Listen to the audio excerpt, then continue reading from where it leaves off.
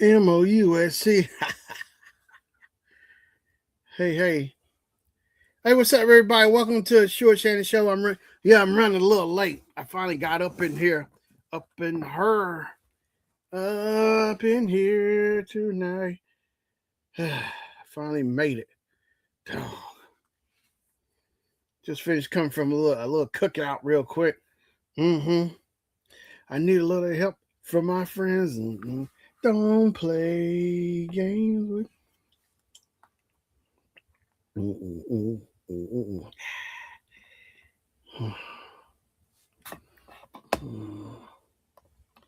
I won't play games with you. Need a little help from my friend.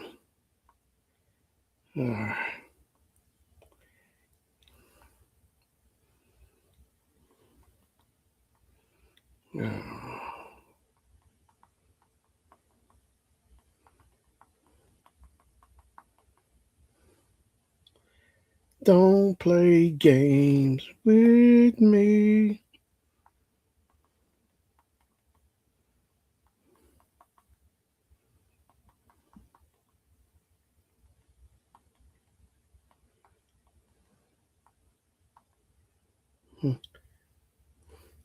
I won't play games with you.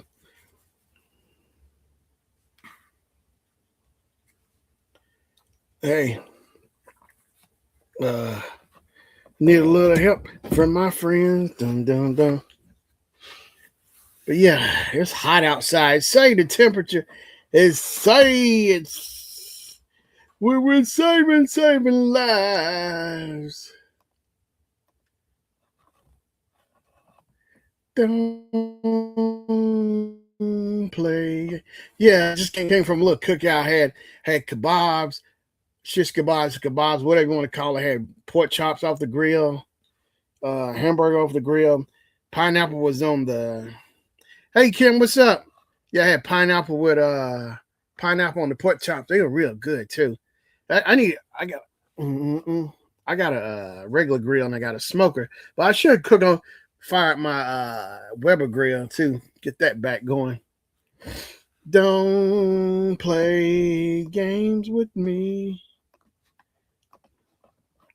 Hope you're doing all right, Kim. Yeah, I missed it last week. Yeah, it just wasn't happening last week. They saving lives.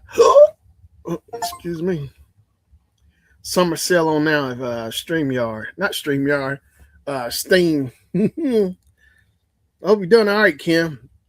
Yeah, they saving lives. I put the clip, not the clip. What you call it? The links, the sausage links and hot dog links. What the links in there? Yeah, yeah, and the streaming the thing. They saving lives. Oh, good. I'm doing all right. Yeah, Tammy hooked it up. Got pork chops. She made hamburgers. She made potato salad, beans. I gotta go. I forgot to get the corn. I'm about to go back and get the corn tomorrow. She hooked up some corn. She did baked beans, potato salad, cucumber salad. She showed me all them peppers and stuff she was growing in her garden too. She hooked it up. I'm good. How about Yeah, yes, Kim. That means come on up so I can finish dogging you about the Knicks. Cause I'm still I got unfinished business with the Knicks, the Knickerbockers. Oh, stinking Knicks, man. Patrick Ewing finally got a ring, that's right. But yeah, that food was good.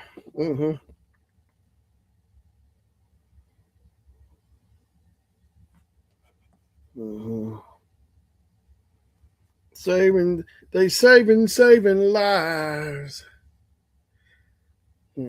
Does that mean you want me to come up on that pound of LOL? Yeah, if I remember, that's my thing. Just remember to put it up there. They saving lives. Look what she said to me, America. She said, don't play games with me. I won't play games with you. That's what that's saying. I'm sorry, the Knicks are not paying. Oh. Now you know you ain't funny. We're saving Knicks ain't saving lives. Good. Mm-hmm.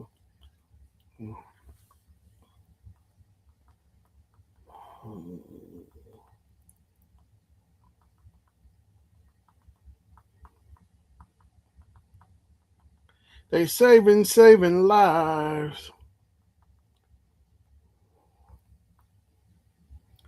I won't play games with you. I need a little help from my friends. Dun, dun, dun. I need a little help from my friends. Dun, dun, But yeah, the food was good. Yeah, corn on the kebab. Oh, okay, Kim. Okay, I'll be sure I sent you. Oh, you ain't right. Since you asked so nicely. Yeah, yeah. I gotta catch up. I'm gonna. I got a video edit. I just gotta do my thumbnail tonight, and I need to shoot for my Captain Shantastic for Saturday because Saturday's gonna be 4th of July. Mm-hmm. Mm-hmm.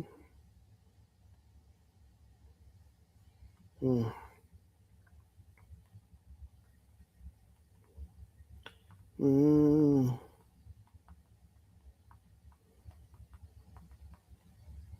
I won't play games with you. Mm. I need a little help. Dun, dun, I need a little help from my friends. Boom, boom, boom. Damn, my wrist hurt. The other day I think I was at Kroger, I think, and I bought some salsa. I forgot the company brand name brand company. I bought salsa and the chips, and usually they're easy to get off, but this one I did everything I could with my right hand. And I switched to my left hand. I mean, I did everything. And I went back with my right, but it really, my wrist, it made it sore from trying to twist so hard. So my left wrist is really sore. Oh, dog, it hurts. Mm-hmm. Yeah. I won't play games with you. But yeah, I sure did. My wrist is sore from trying to get that lid off. I couldn't believe I had to fight. Mm-hmm. I need a little help.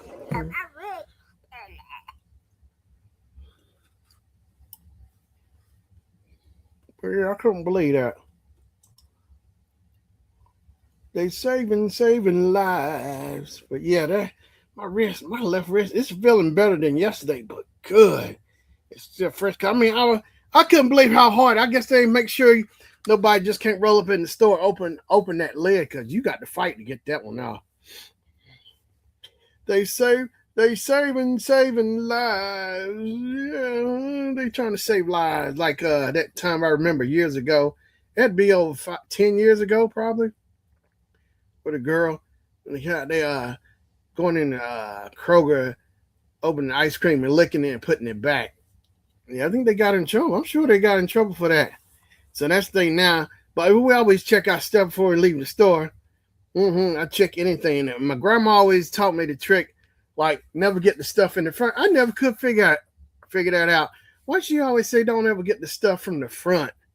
You know, because now I get it. I learned over time. But yeah, I get it from now, because most people they get what's right in front of them. I let go in the back and get, because everybody ain't been touching what's all in the front. So you go in the back where ain't really been touched. Been less people touching stuff. Yeah, yeah, man, I see why, but yeah, it works. But yeah, I remember that from grandma teaching us that at the store. Don't get it in front, no, get it in the back, which makes sense because everybody ain't been touching it. You just, it's like a fresh one in the back. You grab it, fresh one in the back, boom. You ain't got to worry about people that have been handling them, beat up the boxes or whatever. Yeah, just grab it on up.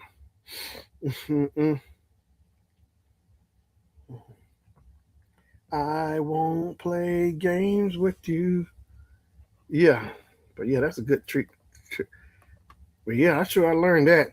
I'm still thinking about what you said the other day, Kim, about that Campbell soup. No, some soup something. You said it's bio engineered something. It was some soup or something, and you told somebody at work, and they were like, "Well, it's too late. We gotta die anyway, or whatever." They didn't really care from what you were telling me. But yeah, bioengineered. Oh, so I need to look and really keep my eye out for stuff like that. Yeah, I used to tell somebody. I said like the hot dogs now, like the Oscar Mayer Wiener hot dogs. I bet they were better back then in the 50s and 60s or whatever than they are now. I think stuff was more real back then. It was everything was real. They wasn't none of this trying to uh, take shortcuts, soybean, all this stuff like hamburgers. I think even back then with McDonald's, I think the hamburgers was Oh, he said that was allegedly okay. What I heard was said okay, allegedly okay. All right, that clears that up. But yeah, like McDonald's, they hamburgers. I think it's the real hamburger meat, everything. Ain't none of this soy meat, soybean stuff, whatever, soy meat, whatever you want to call it. But taking shortcuts. I think everything was much better back then. It was, it was real. What you see was what you get. hmm And the chickens were, I'm sure, were much better back then too. The chickens, like chicken legs and chicken wings, like the versus now, where you got these super chickens. They all beefed up. Super chicken. The chickens go to the gym and work out now. I don't want no chickens that go to the gym. You know, I ain't gonna eat something that can probably pick me up. A chicken in the gym just working out. Super chicken. Lifting weights. I don't want no super chicken meat. No. Because I was in Kroger the other day. I was trying to. I thought about getting a pack of wings or legs, and then some of them look like small, but it's just the way I remember growing up. Me and my mom going to the store. The legs were a whole lot smaller.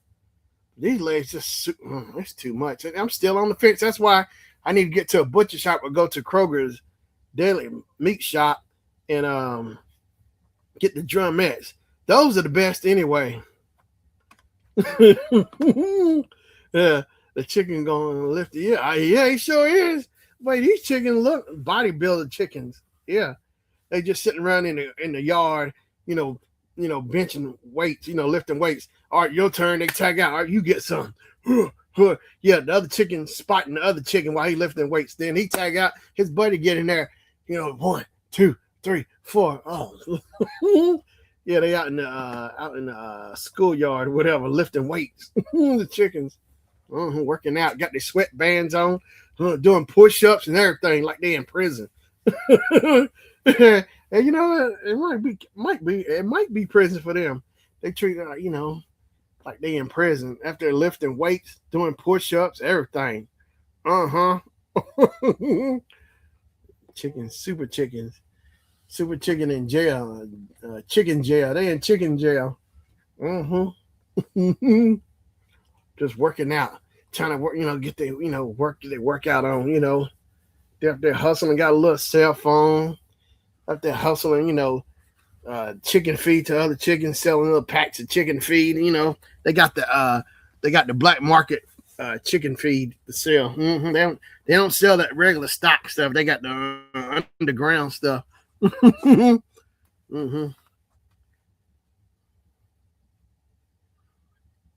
mm. Yeah.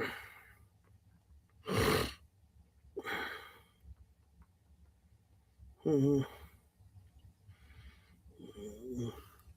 I won't play games with you.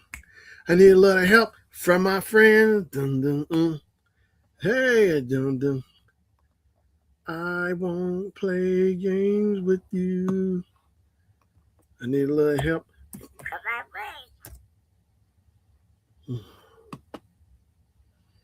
Mm-hmm. Mm-hmm. No fluff, no hype. I need a little help from my friends. I won't play games with you. Should do it. Hit it up.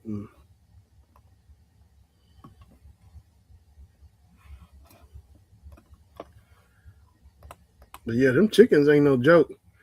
But yeah, I need to go to Gordon's Food Service and get to the butcher shop.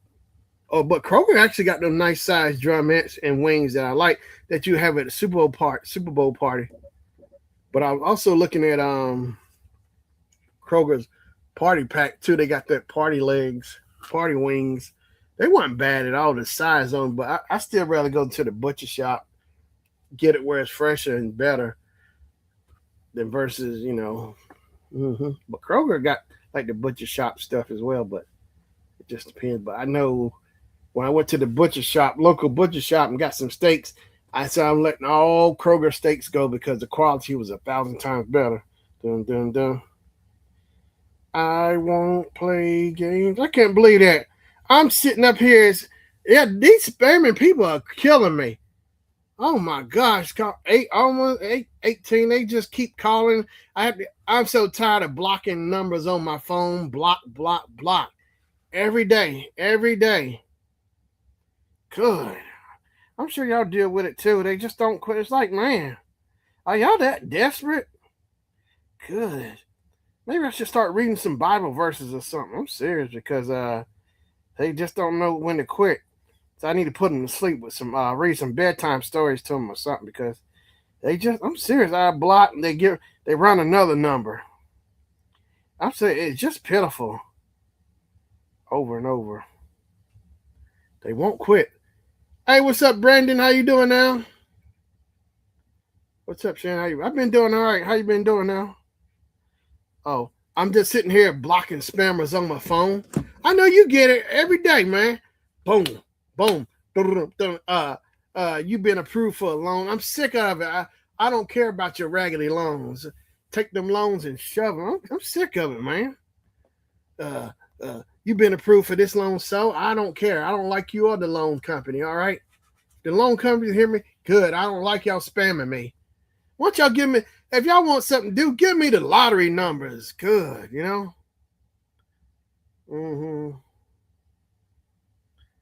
I'm serious.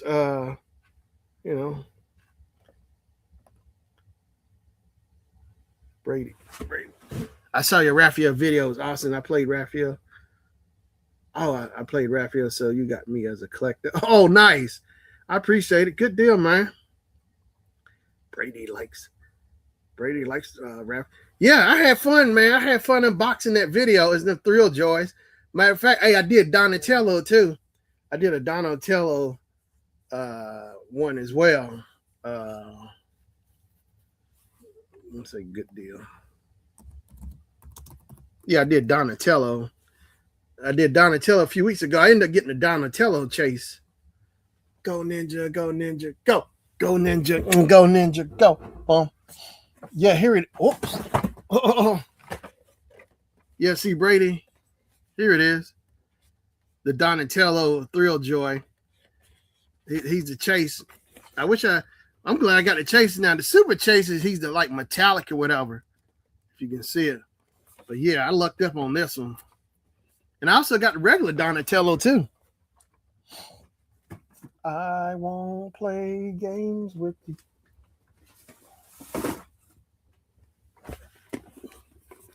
Yeah, here's the regular Donatello. Yeah, Donatello as well. Go Ninja, go Ninja, go. Go Ninja, go Ninja, go. I need to get the Shredder Thrill Joy. You know what? I wish I could have got my hands on Leonardo. But see, that's why I wasn't into Thrill Joy. I was still figuring it out. But something told me maybe I should have grabbed him when I saw him last year at Hot Topic. Yep. So now they need to do Michelangelo. Hopefully Michelangelo. So I know Shredder's already. I wish I got Bebop and Rocksteady as well. But now I'm more hip to the game. I won't play games with you. I need a little help from my friends. Yeah, but I like Raphael. So I think is Leonardo the oldest or is Raphael? Because it seemed like Leonardo or Raphael, then Donatello, then Michelangelo. I think Michelangelo is the youngest one, but they're all, of course, named after famous painters. Yeah, Michelangelo, Michelangelo, Donatello, Leonardo, Raphael. Yeah, they all named after painters. Uh-huh. Ninja Turtle, go Ninja, go Ninja, go. Go Ninja, Ninja, go. Go Ninja, go. Let's see, Ninja Turtles in the second one, Secret of the Ooze, part 2 with Vanilla Ice, Ernie Reyes Jr. Mm-hmm.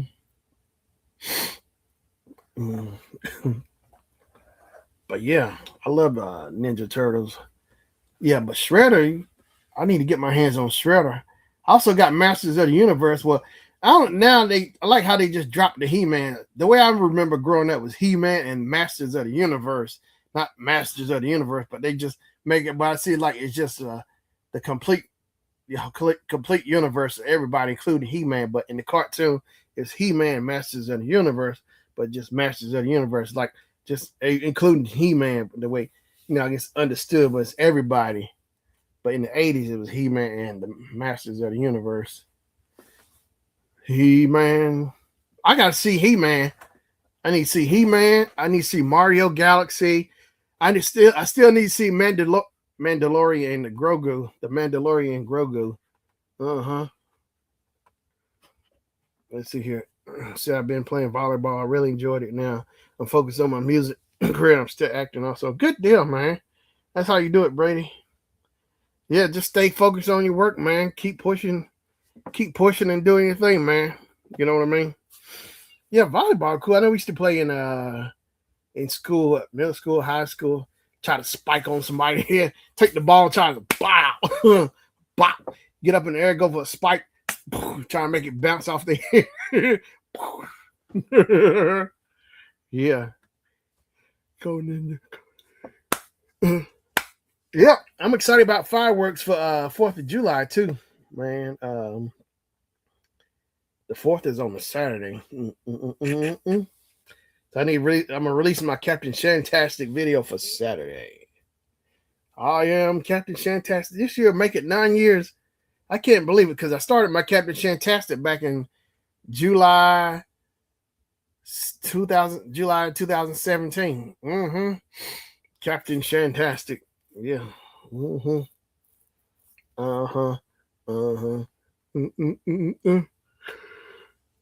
Who are you? Kidding me? Good deal. That's right. Keep on tight. Keep pushing. But yeah, I am Captain Shantastic. But yeah, Raphael, he's a cool. It seemed like Raphael, he didn't get along. It seemed like him and Leonardo never got along in the cartoon, or in the movie. There's always something going on between those two. They didn't really get along. They had beef. Two brothers had beef. Excuse me. But I don't know if you saw the original series of the Teenage Mutant Ninja Turtles, the cartoon. But yeah, Master Splinter, he was human, but the ooze and stuff made him mutated because, I guess it was a rat or whatever was around. So he mutated to a rat. And he taught the turtles how to do karate. So Bebop and Rocksteady were human too. They ended up getting mutated. And Shredder, he was just him and Shredder, not Master Roshi, Shredder and what's his name? The Turtles trainer. I can't think of. Not Master Roshi. The rat for the Ninja Turtles. I just said it too. Kim is speaking to Brady. She said hi. Master Splinter. Yeah, Splinter. Splinter and Shredder were friends, but they ended up becoming enemies. It's always a lot of shows like that, characters. A lot of guys they were friends in the beginning, but into somewhere and end up becoming, one betrayed the other, doing something did them dirty or whatever. You know, that's how the storyline goes. It's always got so the way it always goes. Always got to be a protagonist and an antagonist. Mm-hmm. And like what I remember in playwright class, a good character has strengths and weaknesses. A good character has strengths and weaknesses. Yeah, so that's true. I guess you don't want a character to have all good strengths and no weaknesses, or have weaknesses and no strengths. So it's a balance, like anything else, like the Jedi, you got the dark light side and you got the dark side. And it's a balance, Mm-hmm. Yep.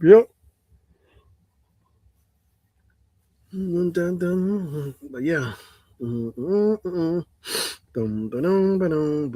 the food is really good. I might get some of those Johnsonville. Oh, no, Kroger. Actually, Kroger got some good Italian sausages. They really do. I like Kroger's Italian sausage too. I like Johnsonville, but I guess it might be a little difference maybe between the two. But I love the Kroger's Italian sausage. They're really good. You can get a pack of like 8 of them or 10 of them. You put them bad boys, them brats or whatever. The brats are good. I don't really know too much. Is there really any difference between the brats and the Italian sausages? Maybe it's because it's seasoning, maybe, but I'll tear both of them up. You got beer brats and regular brats. They got brats with sausage, with cheese in it. I know they started doing that like back in the 80s or 90s. Hot dogs with cheese in them. Oh, man, I don't want no cheese inside my hot dog. Just put it on there. Hey, what's up, Kim? Hey, buddy. You doing all right? Good to see you. Good. Oh, yeah, I'm good. I just took a little longer than I wanted to edit that video. Oh, And I fun. didn't want to have to keep muting, and you know how it is with Yeah. audio. Yeah. So Yeah. it is done, though. So it's a short. I can't wait to put it out. Okay. That's the best feeling in the world. Finally getting something done. It's over. You got it behind you. Like, good. You ain't got to think about it Yeah. anymore. And the way you want it to be. Yeah. Mm-hmm. You didn't rush yourself or anything to do it. You took your time. And matter of fact, I think I took too long. But is this I have this portable AC on in my office. Is that bothering you? Is it too loud? I don't hear nothing. Yeah, I don't Perfect. hear.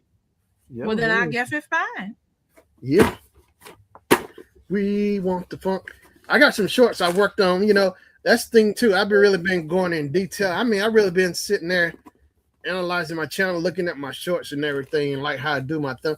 I'm serious. When I have some free time, I'm always sitting there studying, just looking, what I could have did better or whatever, just checking stuff out. But I gotta add some more of my shorts from my videos, where I'm gonna, clip it and make a video from it. So, pull the fun stuff out like I did the other week where I got chases like the Funko sodas. I like to pull that out, highlight it so people can see it. So I got more of those videos. I just got to get them loaded. They're ready to go. I just got to get it in the lab and upload it. Okay. Yeah. Sounds good. But it's like well, I've been working on pins, and I got a show I'm going to Sunday, and I've been selling pins kind of good deal. Like 2 a week, so I'm kind of excited about that. Oh, that's good. 2 a week. Hey, I know. What if you can sell 50? What if you can sell 50 a week? Right? And I wouldn't be able to keep up. But a lot of I have at least 3 people who have been repeat purchases. So that's good. Consistent. I like that. And I was thinking, I was like, man, I know that you sent me the picture of the thermos, the travel mugs that you did. Yeah, the tumblers, and I was just like, man, see, I want Shannon to come on so we can make a run at this, because if you get that together and you have some things to show, Now I'll Yeah. put you on my show and have you come and Yeah. you know. Oh, don't worry.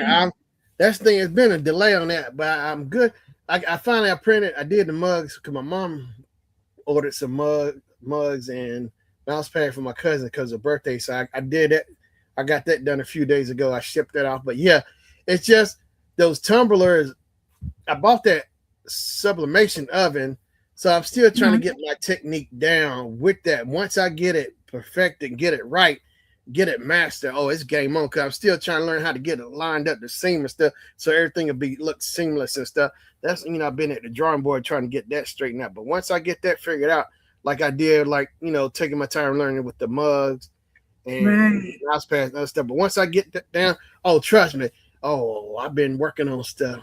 I've been working on. Do you have any that you can show right now? Because the tumblers. Yeah, I got a few. Yeah. Well, hold on. I can come in. Yeah, I got a few. Yeah. Yeah. Let me go and get some of the other things that you make. Because it's good for people to see that. I've noticed that people have.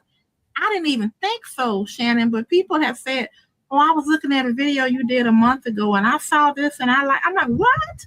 Mm-hmm. Yeah. See, that's the thing. You never know, and that's the thing. I always remember. Always try to put your best foot forward, regardless of whatever you're doing with your work and showing something, because you just never know. Somebody just when you least expect, boom. Yeah. All right, I'll be right. Let me go get it real quick, Kim. Okay. I'll be here. I will be here. Yeah.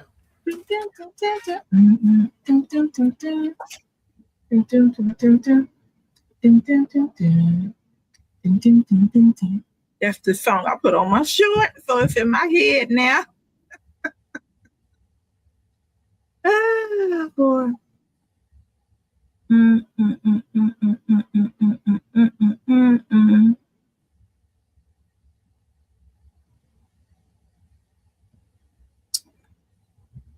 Oh boy, I can't wait to see this. I can't wait to see the new things that Shannon has been working on. Hey, let me cut this down. Ooh, who is that writing me? Sending me a whole bunch.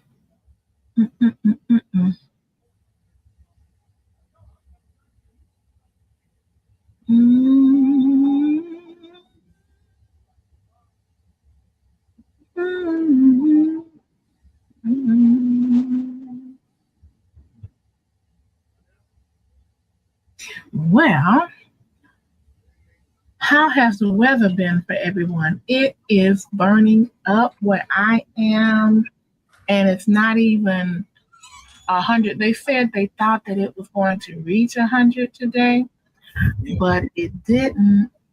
And I'm happy for that because we had more than enough humidity.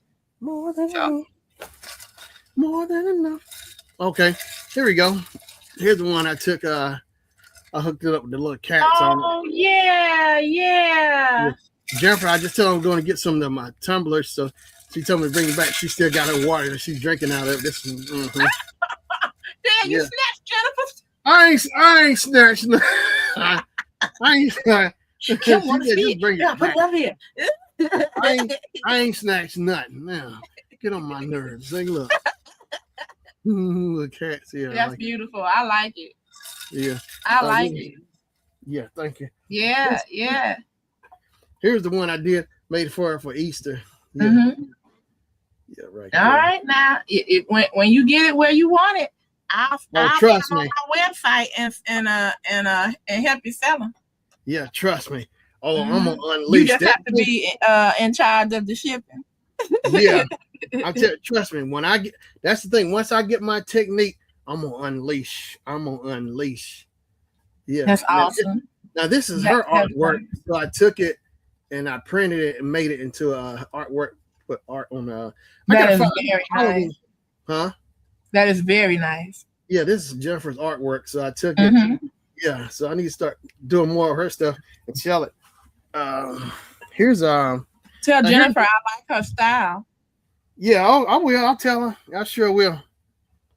Oh, now here's my demo. The first time I did it, using my other. Boo. Oh, Yeah, I'm but sorry. see, it's still it's still kind of fake. I was trying to get it all same, ain't lined up. Yeah, we're trying to figure it out.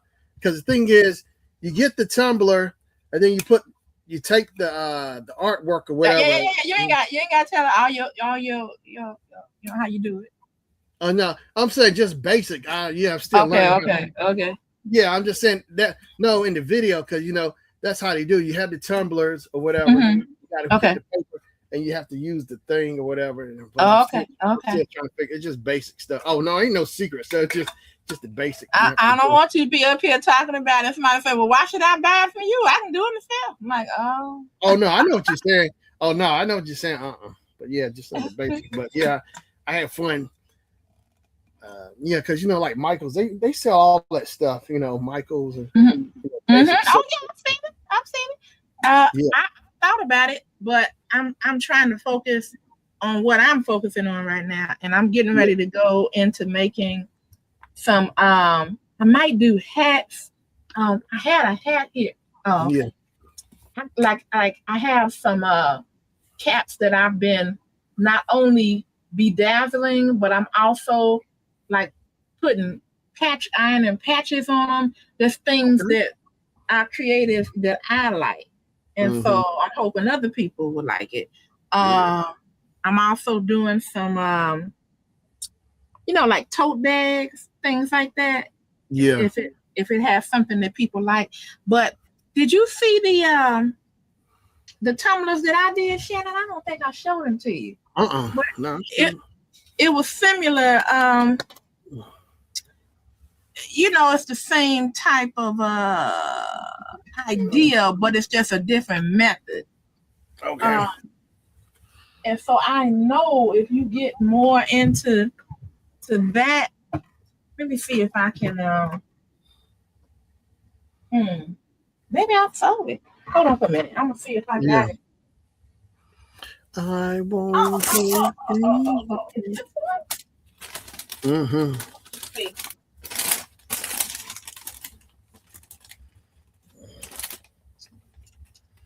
I won't play games with you. Okay. It's not in this room, so okay.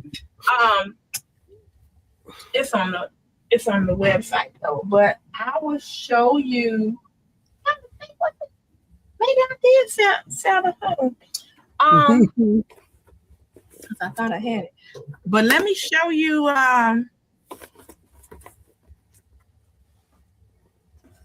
An example of some of the pens I've been working on. And I mean, I've been working hard on this. This one I'm gonna show you is the first one is sold. But let me see if I can get it here. Okay. So take a look at this, Shannon. Oh, I like that. Yeah, Tigger. I like the bowl too. How it complements the color too on it with the nice. That's orange or is that gold orange? Like what's which one? The Tigger? No, the bow on there. Is that gold? Oh, the bow, yes, it's an orange. Yeah.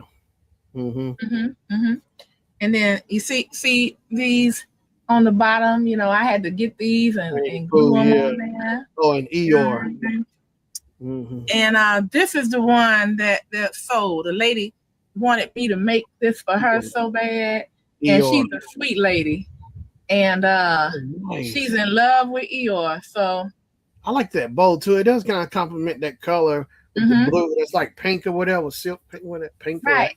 And the reason I chose the pink ribbon is because he has the pink ribbon on his tail. Oh, nice. Yeah. And see, that's the thing too.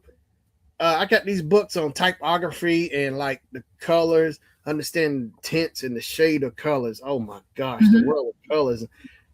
Oh, what's that? Yellow and orange. Yellow and orange is a sunflower, and then I put some green there to sort of contrast it. Yeah, that's cool. And that's the thing is understanding colors, complementary colors. Oh my gosh, I tell you, colors are something else. Oh yeah. I sold it. I didn't know if it was gonna sell or not, but I sold a green hummingbird. And I was wondering, does anybody want this, or am I gonna have to, and so it just depends on when somebody sees it, at the time. This is nice. a dream catcher. Oh, nice. Wow, Kim, And you've been getting it in.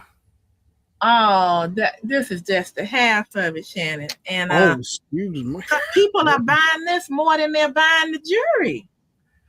Yeah. It's like, I guess maybe if I was around younger, like, let's say like 20s and early 30s, they don't have a lot of jewelry yet, maybe. But the people that's like in their 40s and 50s, they're like, oh, I got so much jewelry. And I'm like, okay. Yeah. Oh, nice. It's like, was the artist sketchboard? What you call it? That not it's a what is it? A pan what do they call it thing? Oh, you done made me forget it. Not sketch. It's an artist board. It's the board where they put their board, cause like they can stick their thumb in there and hold it, and they had their paint on it while they paint. Yeah, cause Bob Ross would use it too, didn't he? Yeah. It's like, it's not an easel. I can't remember. It's a type of board though. And this one is sold. I just have to meet her and bring it to her with the music on it. Oh. So, I like the notes, the treble clef. Mm-hmm. The artist paint board is called wooden. What's that called? Artist boards for paint provided rugged, making them. What's the name? I'm trying to. Canvas boards and panels. I just had it and it slipped. Artist. It's not an easel. It's a palette. Oh, that sounds right. Palette. Like color palette, whatever. That's Snoopy. Oh, look at you! I like that in black and white. I like that. You really that's a telltale sign. If people are loving your pens more than the jewelry, you onto something. Yeah. Because this is different. They don't have it, Shannon, and they can't get it nowhere. It's like you can't find this in a store. That makes sense because you can find jewelry anywhere, but those pens, those like one of a kind. You ain't gonna find. So it's like, you know what? It lines up like what I'm doing with these thrill joys. They like a chase. They're rare. You can't find them. It's like a chase. They trying to find that chase. It's the same thing as just with pens or whatever, and jewelry, same stuff. Yeah. Yeah. So I'm gonna try to sell this one on July 4th. We're gonna go out to a family member's house. So in that yard. That is nice, Kim. I'm telling you, kill it. Because I know you started months ago. You were showing me that pen. I like that one, that butterfly. Didn't you make it for Blue or something? The butterfly. You said. Oh yeah. I made her a butterfly. Yeah. And, I had it, and she saw it and she liked it. But I made her a custom-made pen she requested for her channel. I was so proud to do that. Yeah. And the name of her channel is Journey Mirror. Okay. So I put a mirror on the tip top of her pen, and because she wrote a journal with affirmations in it. The next thing, see, that's what I do. I get to know the person and I look at the things that they do. And so I knew she had a journal. So I found something that was like a book. And so I put the book on there. I just drilled a hole in it and did that. And then because she has the word of God in it, I found something that it was actually, between you and I, a perfume bottle, but I turned it upside down and I made it look like it was a water vessel, like a sepulcher of the living water of God. So she loved it and I'm glad. Yeah, that's cool, Kim. Doing your thing. Entrepreneurship. That's what I talk to a lot of people at work all the time. I said, you ever think, because I see some of the stuff that jumps out at me at people that they're good at. I said, you ever thought about starting a business, whatever, because I see it, because I said I always keep bringing up the thing about entrepreneurship and see that all came I tell Jennifer this, it all started when I remember in 11th grade taking entrepreneurship class. Like, what's this word entrepreneurship? Why are they making me take it? What is it? Right. Yeah, I didn't like it, a big word. And I'm in here and learning about some entrepreneurship. I don't know what that is because it was something that we had to take. And you know what? I'm kind of glad I did. I'm glad you did too. Yeah, because I learned in there. They said like things I remember, keywords like starting a new idea. You take the idea, you put that in the center, and you brainstorm, branch out all the things from it. That's one of the things I remember. And then we had to come up 2 teams. We had the team I was on. We all had to come up with T-shirts. So they split us up 1 team, 2 teams. Like one team come up one idea for a shirt, and another one come up. And what we did was my team, we came up with Malcolm X and Martin Luther King on. I still got the shirt somewhere. And I remember my mom's, Miss Mary, she bought like 2 shirts from me. But yeah, and the shirt is it's like in black and white. I think Malcolm X was on the left and Martin was on the right. And another thing too, and that's when I learned to hustle. So I had all them shirts. And so the teacher got the shirts. So I remember going around in the cafeteria asking people, you want to buy a shirt? I remember just walking around just trying to sell shirt. The first time I actually remember, I told Jennifer my memory, I still go back to that. So, I guess I am kind of glad. So I guess, me too. Consciously. So it's like, that's where all this come from. And like my uncle with his own business and stuff. So it all, so it all, And I took it wasn't a course like you had. I wish I had a course like you did, Shannon. Yeah. But I took what was it called? It was after school, junior achievement. Okay. And they taught us the same thing in junior achievement, how to get together as a team, come up with a product and then a marketing strategy. And I loved it. And matter of fact, I loved it so much. When I was an adult, I think I was a young adult. I think I was under 21 though. And I went to a school in my neighborhood and I tried to teach them and do junior achievement there at that school as well. Yeah. So it's really cool to see the gleam in people's eyes, kids, especially kids, when they can see that, hey, if you have a talent, find it. And I'm sure other people might like it. God gives you gifts in order to obtain wealth.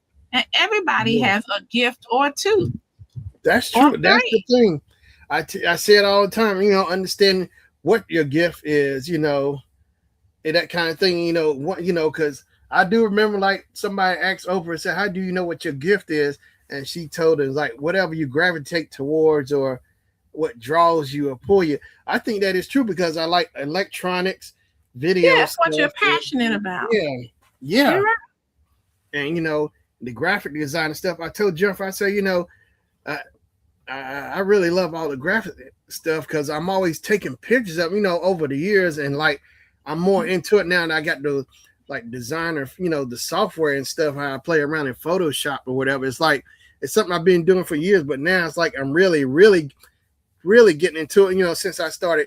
When I got that heat press and stuff, and I went to that graphic expo and really seeing the companies professionally how they did it, and I showed them my stuff I was doing, and I was like, oh my gosh, just being around people, creative people. I guess I'm gonna have to get Donatello and anybody else that you think, if you gotta tell me who's hot, and I'll find it and put it on a pen. Yeah, here's like Donatello, like here's my Thrill Joy, I did unboxing, so yeah. Yeah, so the things is hot right now. He-Man, Masters of the Universe. So He-Man, Mandalorian movie, but He-Man, Masters of the Universe, and of course the Ninja Turtles. People love Ninja Turtles and Transformers. See, maybe I'll start making pins for kids too. The thing is I have to be careful because copywriting. Yeah. Well, no, I can't spend too much on the materials because most people are not going to spend what they will spend for an adult for a child. Mm-hmm. You know what I mean? So like this one, Eeyore. Yeah. That was a $28 pen. And the lady loved it so much, and I'm so appreciative. I told her to send me 28 plus $5 for the shipping. And the shipping is actually going to be $6, but I just told her $5 because I felt bad that I had to increase the price of it because of my materials increasing. Yeah. And she sent me $35, so she gave me a tip. I know. Yeah. That's the thing is your work speaks for itself, and when your work speaks for itself and people really like it, they'll probably pay you more or whatever, ask you to make more because they're so happy with it, so happy with your work and stuff. And when it's stuff like that, those are good signs. People showing really good signs they love your work. They'll keep coming back over and over. Yeah. Yeah. I was thinking wrongly thinking well, how many pens do you need? And it's not about what you need. It's about what you like and what you desire. Because I do the same thing. I'll buy something over and over from the same person, or, if I like it, I like it. Yeah. Ain't no getting around it. Yeah. And I know it's just like people that buy cars, Shannon, you might not, you can only drive one car at a time, but so what? Some people have several cars. I know someone that has 4 vehicles. Yeah. And it's just him. Yeah. I love cars too. Yeah. People love stuff, And Brady said, where did you put me in the collection?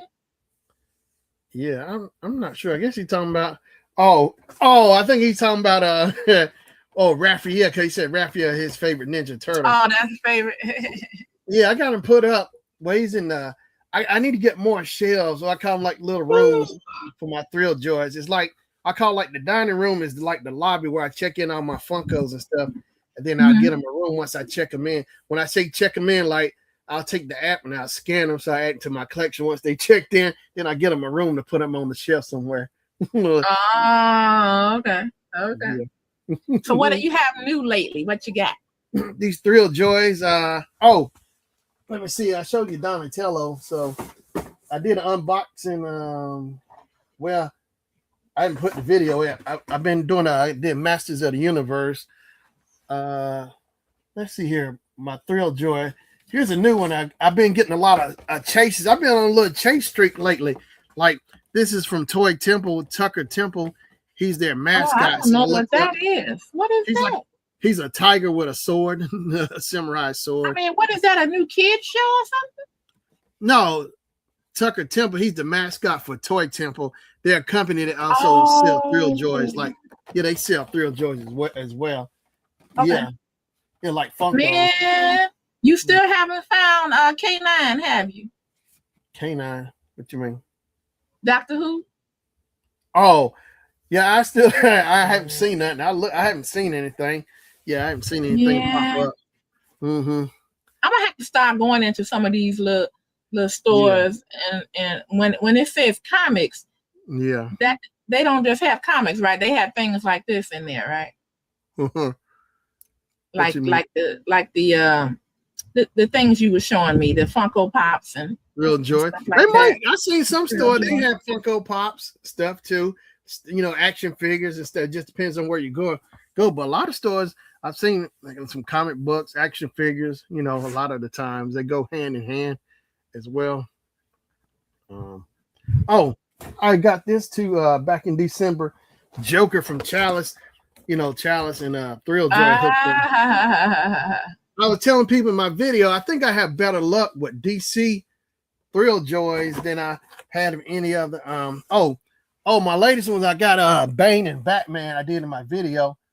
Yeah, I got Bane. He was like the Chase from Batman. Bane.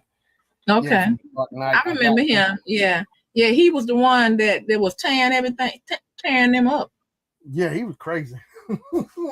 Bane was crazy. Bane. Oh, let me see here. But yeah, so I got a friend at work gave me this right here. He said his uncle gave him. His uncle thought he gave him what he wanted, but he said his uncle goes out every year and gets stuff from like clearance racks or whatever, toys or whatever, and he puts them in the closet and have them ready for Christmas. And so my buddy, he didn't want it because I like Funko, so he let me have this big 10-inch Nightwing, which is Robin. So he let me have this right here. That's pretty cool. That is pretty cool. Yeah, he's a 10-inch Funko Pop. So I thought about start collecting more of the 10-inch Funko Pops than versus the little ones. Start going big, go big. I got a Michael Jordan one, a big one. I got what's his name? Marshmallow Man from Ghostbusters. 10-inch Funko Pop. I got Beast Man. Let's see here. I got Beast Man from He-Man. Okay. He-Man. Oh, I got He-Man. I got the Small World Funko Pops. I got those. It's a small world. I got them. But let's see here. I remember when I saw them at Disney World. Yeah. Here's Dig 'em from Honey Smacks. Oh, that's the Real the Joy. cereal. Huh? The cereal. Yeah, he's the character. I got the Thrill Joy character. Dig 'em. Let me cut this air conditioner out. Yeah, Dig 'em the frog. Yep. Let me see. But here's Beast Man, the 10-inch one I got from He-Man. Beast Man right here. Yeah. Oh, okay. Yes, I think I'm gonna really start getting into these 10-inch. I think they got ones bigger than 10-inch because I think Batman was the biggest one I saw. He's much bigger than Beast Man from Masters He-Man. And I say He-Man and Masters of the Universe. They just say Masters of the Universe, but growing up it was He-Man and Masters of the Universe. It sure was He-Man and the Masters of the Universe. No universe, Yep. not just Yep. Masters of the Universe. Why they trying to play? I know, why they cut that out? It's He-Man and Masters of the Universe. Sick of that.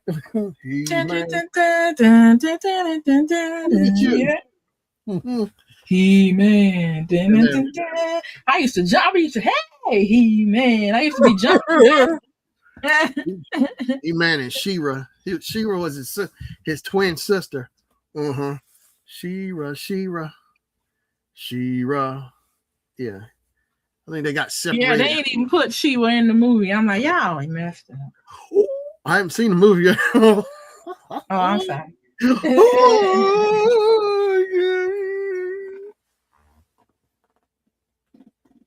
But having said that, movies, the new Dragons is on. It's House of Dragons. Yeah. They got Thrill Joy mystery boxes of House of Dragons and the ladies on there. Because I got to get it because somebody was asking me the other day when I was at Box Lunch, did I see House of Dragons? Some lady down there, but I saw something else. But I know they got those Thrill Joys out, so I need to get my hands on make a video of the House of Dragons Thrill Joys. Yeah.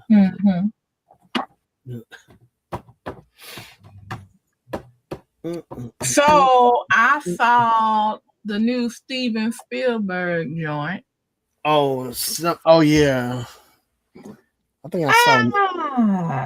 I'm a fan of his, but I was slightly disappointed. Oh wow. Okay. It was. You would take ET over that? Oh man, ET. What is it? Close Encounters of the Third Kind. Yeah. Well, you would take all his older stuff over this new movie. Yeah, and I think probably because I wanted to see more action regarding the beings, but I do have to say that the title tells you what it's going to be about. And, that's Disclosure Day. So they disclosed it. And that was about all they did. And it's disclosing. They didn't show enough as far as how they led up to Disclosure Day for me. It was more of a chase movie, like when you chasing behind the people who was trying to disclose it. And I was just like, I didn't want to see. Anyway. You want your money back, don't you? No, it wasn't that bad. It wasn't that bad. Hot dog. It wasn't that bad. You know, it's got to be bad for me to want my money back. Yeah. I want to see. I think his first movie was THX. Steven Spielberg movie was THX. It came out like in the early 70s or something before all the other stuff came out. THX. I think it was no, it was that was George Lucas's first movie, THX, I think it was. Yeah. That's how it goes, movies. But I was telling somebody the other day, I said I remember like back in the 80s when it was just movies, it's like when you saw a trailer, you knew you wanted to go see it right away. It's like I see stuff now, like I want to go to the movie to see Joe. I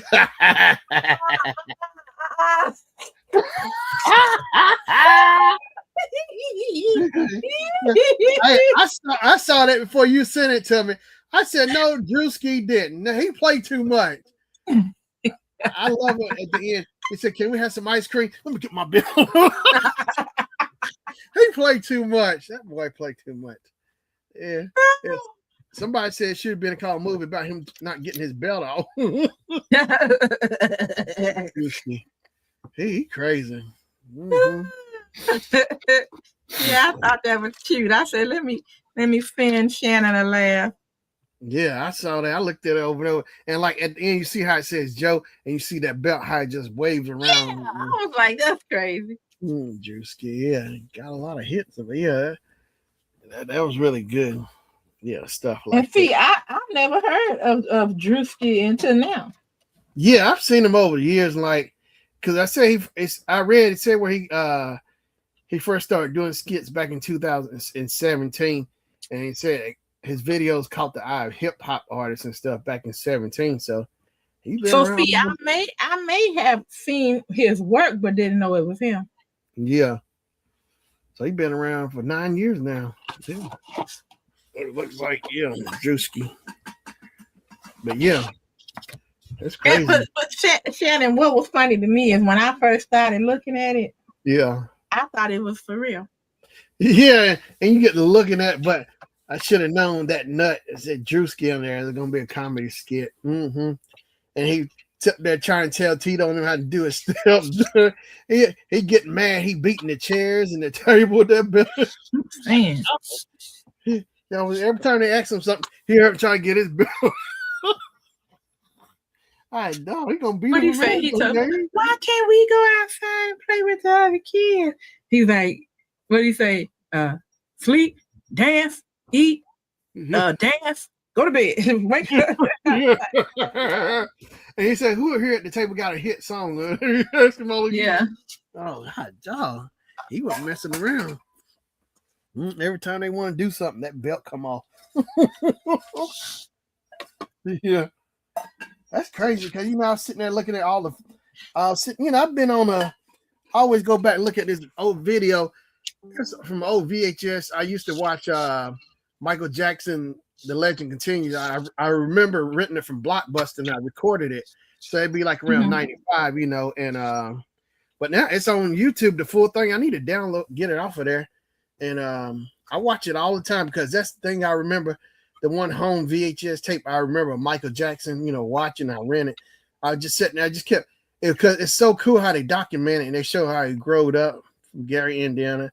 Then him with his brothers and all, just transition. Because what really blew my mind was like you see Michael, he's little. You see on the clips from the Flip Wilson show, and then they show like the timeline. It say 1972. He's singing Ben. And he's on American Bandstand, About that rat. Yeah. And then next thing you know, what blew my mind, because James Earl Jones is the narrator for the whole thing, for the video. And he said after 1972, you see singing Ben. He's saying, you got a friend in me. Then it goes from next transition to dissolve. Then you just see a picture of like them from Dancing Machine, their clothes on. And then like he said, then they did something like then they show like the Jacksons really how their music really really leveled up. You see it go from 1972, then you see the transition switch from 1972 to they don't share, say 1976, but that date is wrong. It's 1975. But it was just crazy to see how little Michael was, and then how big he was with his afro and all of his brothers going from 1972 to 1975. How he, it's like, oh my gosh, he was. I got the actual episode share. You can find it on YouTube because they got actual share episodes on YouTube. The official.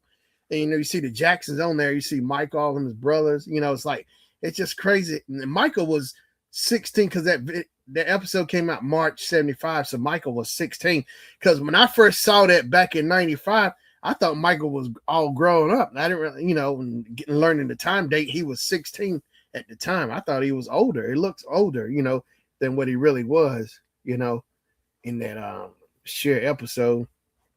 Because they do Dancing Machine. They just do a medley of songs, and you see Cher dancing with them on her show, because, Cher had her own show, Sonny and Cher, but she ended up having her own show a few years later, and Sonny had his own show, after they were divorced or whatever.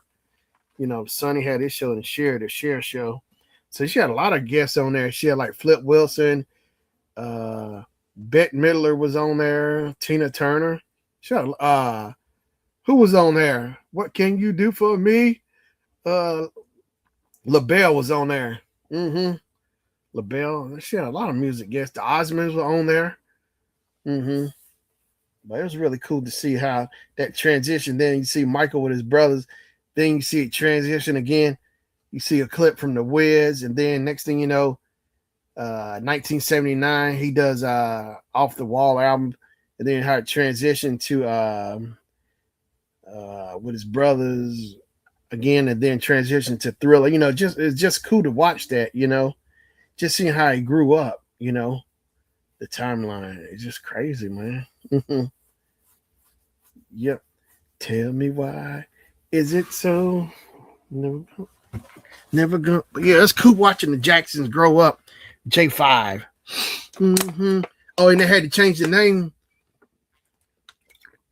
from J5 to the Jacksons after they left Motown because J5 was still copyrighted with them, but so they changed it to the Jacksons when they went to CBS Records.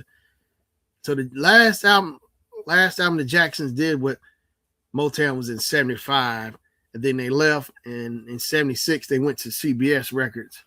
Yep.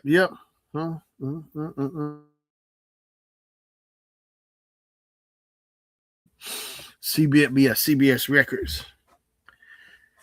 You got a friend in me, but yeah, CBS Records, which at Epic Records was like I guess a subdivision of CBS Records. But yeah, all night. But yeah, the Jacksons. So their first album did all right. Then their second album did all right on CBS Records.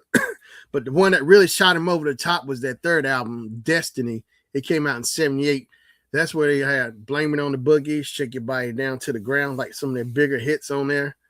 Those, and the thing about that is they had more creative control when they did the Destiny album, because Gamble and Huff helped producing their albums, but they got creative control in 78, and that Destiny album, that's the one that really shot them over the top. So they had a lot of good hits on there. Yeah, shake your body down to the ground. But yeah, so Jackson's always been one of my top favorite groups of all time because they were the first show I ever seen. So, it all plays, everything goes, I guess, hand in hand. Why I like them so much. The Jacksons. J5. Dun, dun, dun, dun. The Jacksons. Yep. The Jacksons. I got so much video of the Jacksons. I got the Jacksons on the Mike Douglas show. I gotta get my hands on those tapes. Oh gosh, them tapes. My tapes. Oh, my tapes. Oh Lord. I got so many tapes of video. Oh, hey Shannon, I'm sorry about that. I had to talk with my son. God bless you. Yeah, close my door. Don't be sneezing in here. Okay. Get the Lysol.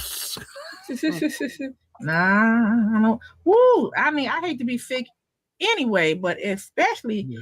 in the summer. Ah, Yeah. Oh. Mm-hmm. But yeah, the Jacksons. So Jacksons had like my top first group because I tell people first concert I went to was the Jacksons. I say it all the time because that memory's still there.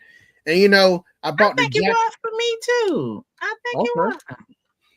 Yeah. But they was in in Chicago when I went to see them. Oh, okay. And he was young. They wasn't off the ground yet, Mm-hmm. you know. From Gary, Indiana. I need to get there sometime. Check it out. Check out the Jackson's house.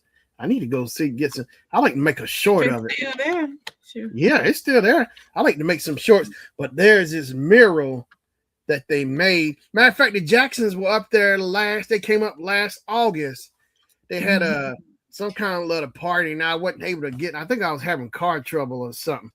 Oh, but there's this mural that an artist drew. I said, "Oh my gosh, I got to get pictures of it. I got to make shorts of this mural." And when I looked at it, because I knew what I was looking at, I said, "Bingo!" It hit me. It's from their first album. When they went to CBS Records. It's if you open the album cover, it's the Jacksons on the outside. You see like the artwork, but if you open it up, it's an actual picture. All of them. Michael's in the middle, and everybody else, the rest of them are just spread out on the side. Two on one, another side, two on the other side. And you see how afros like they kind of covering up the whole picture. Afro was so good. The artist made a mural of that picture. I said, "Oh my gosh!" I mean, he hit the nail on the head with that mural too. Because I saw a video they were talking about it on from the news or whatever covering. Yeah, he really did. He hit that on the nail on the head with that picture from that album cover. Mm-hmm. But yeah. But that's the thing is too. It was cool to see that Michael Jackson, the legend, continues. It's on YouTube. I sit here and watch it every other day or every day, over and over. I don't get tired. And the thing is, I never get tired of watching it. I can watch it from start to end. You know. You know. I think the first time I remember somebody watching something over and over and over was my cousins. I was up at their house. It was summertime, so I think it was like around summer, 8th grade, and so they had a VCR in the living room at my aunt's house. My cousins, their mom's house, in the living room. All they kept doing was they watched the movie over and they rewind it back over and over. They're watching the 5 Heartbeats over and over. Oh my goodness, yeah. They wore that movie out. They started after the end, they started back over, rewinding from it. Oh Lord, they wearing the 5 Heartbeats. That's a good movie, though. It really is. Because is there a heart in the house? I suppose that's when I first got introduced to Lenny, whatever his name is. Lenny Williams. Somebody go, oh. The one that was making everybody mad. Oh, you talking about Leon? Yes. He was in Cool Running first, I think, before the Heartbeats. Cool Running with John I remember Candy. that. Yeah. It was Jamaican bobsled. Yeah. But yeah, that's where I kind of first saw him. But no, I saw him in Madonna's video, Like a Prayer or something. That's where I first saw Leon. Leon was tripping. They was flipping out. Yeah, that's where I first saw Leon. Cause she was yeah, that was kind of weird. Just like a prayer. But yeah, everybody definitely remember him from 5 Heartbeats. Him and Robert Townsend were brothers. Yeah, but that movie was something else. Yeah, Red. I like Red in the movie. Red. I think I remember him. Red. But what else? Then you saw Leon in of course, the Temptations, memorable role. People still say, "Ain't nobody come to see you, Otis." He said he wish you would never would have said it. It was improv. It just came out. It wasn't like intentional, but so people always still recite that line and stuff. What was it? He said, just unforgettable. Yeah, it is. Ain't nobody come. Well, I guess it is kind of true. How many people actually come to see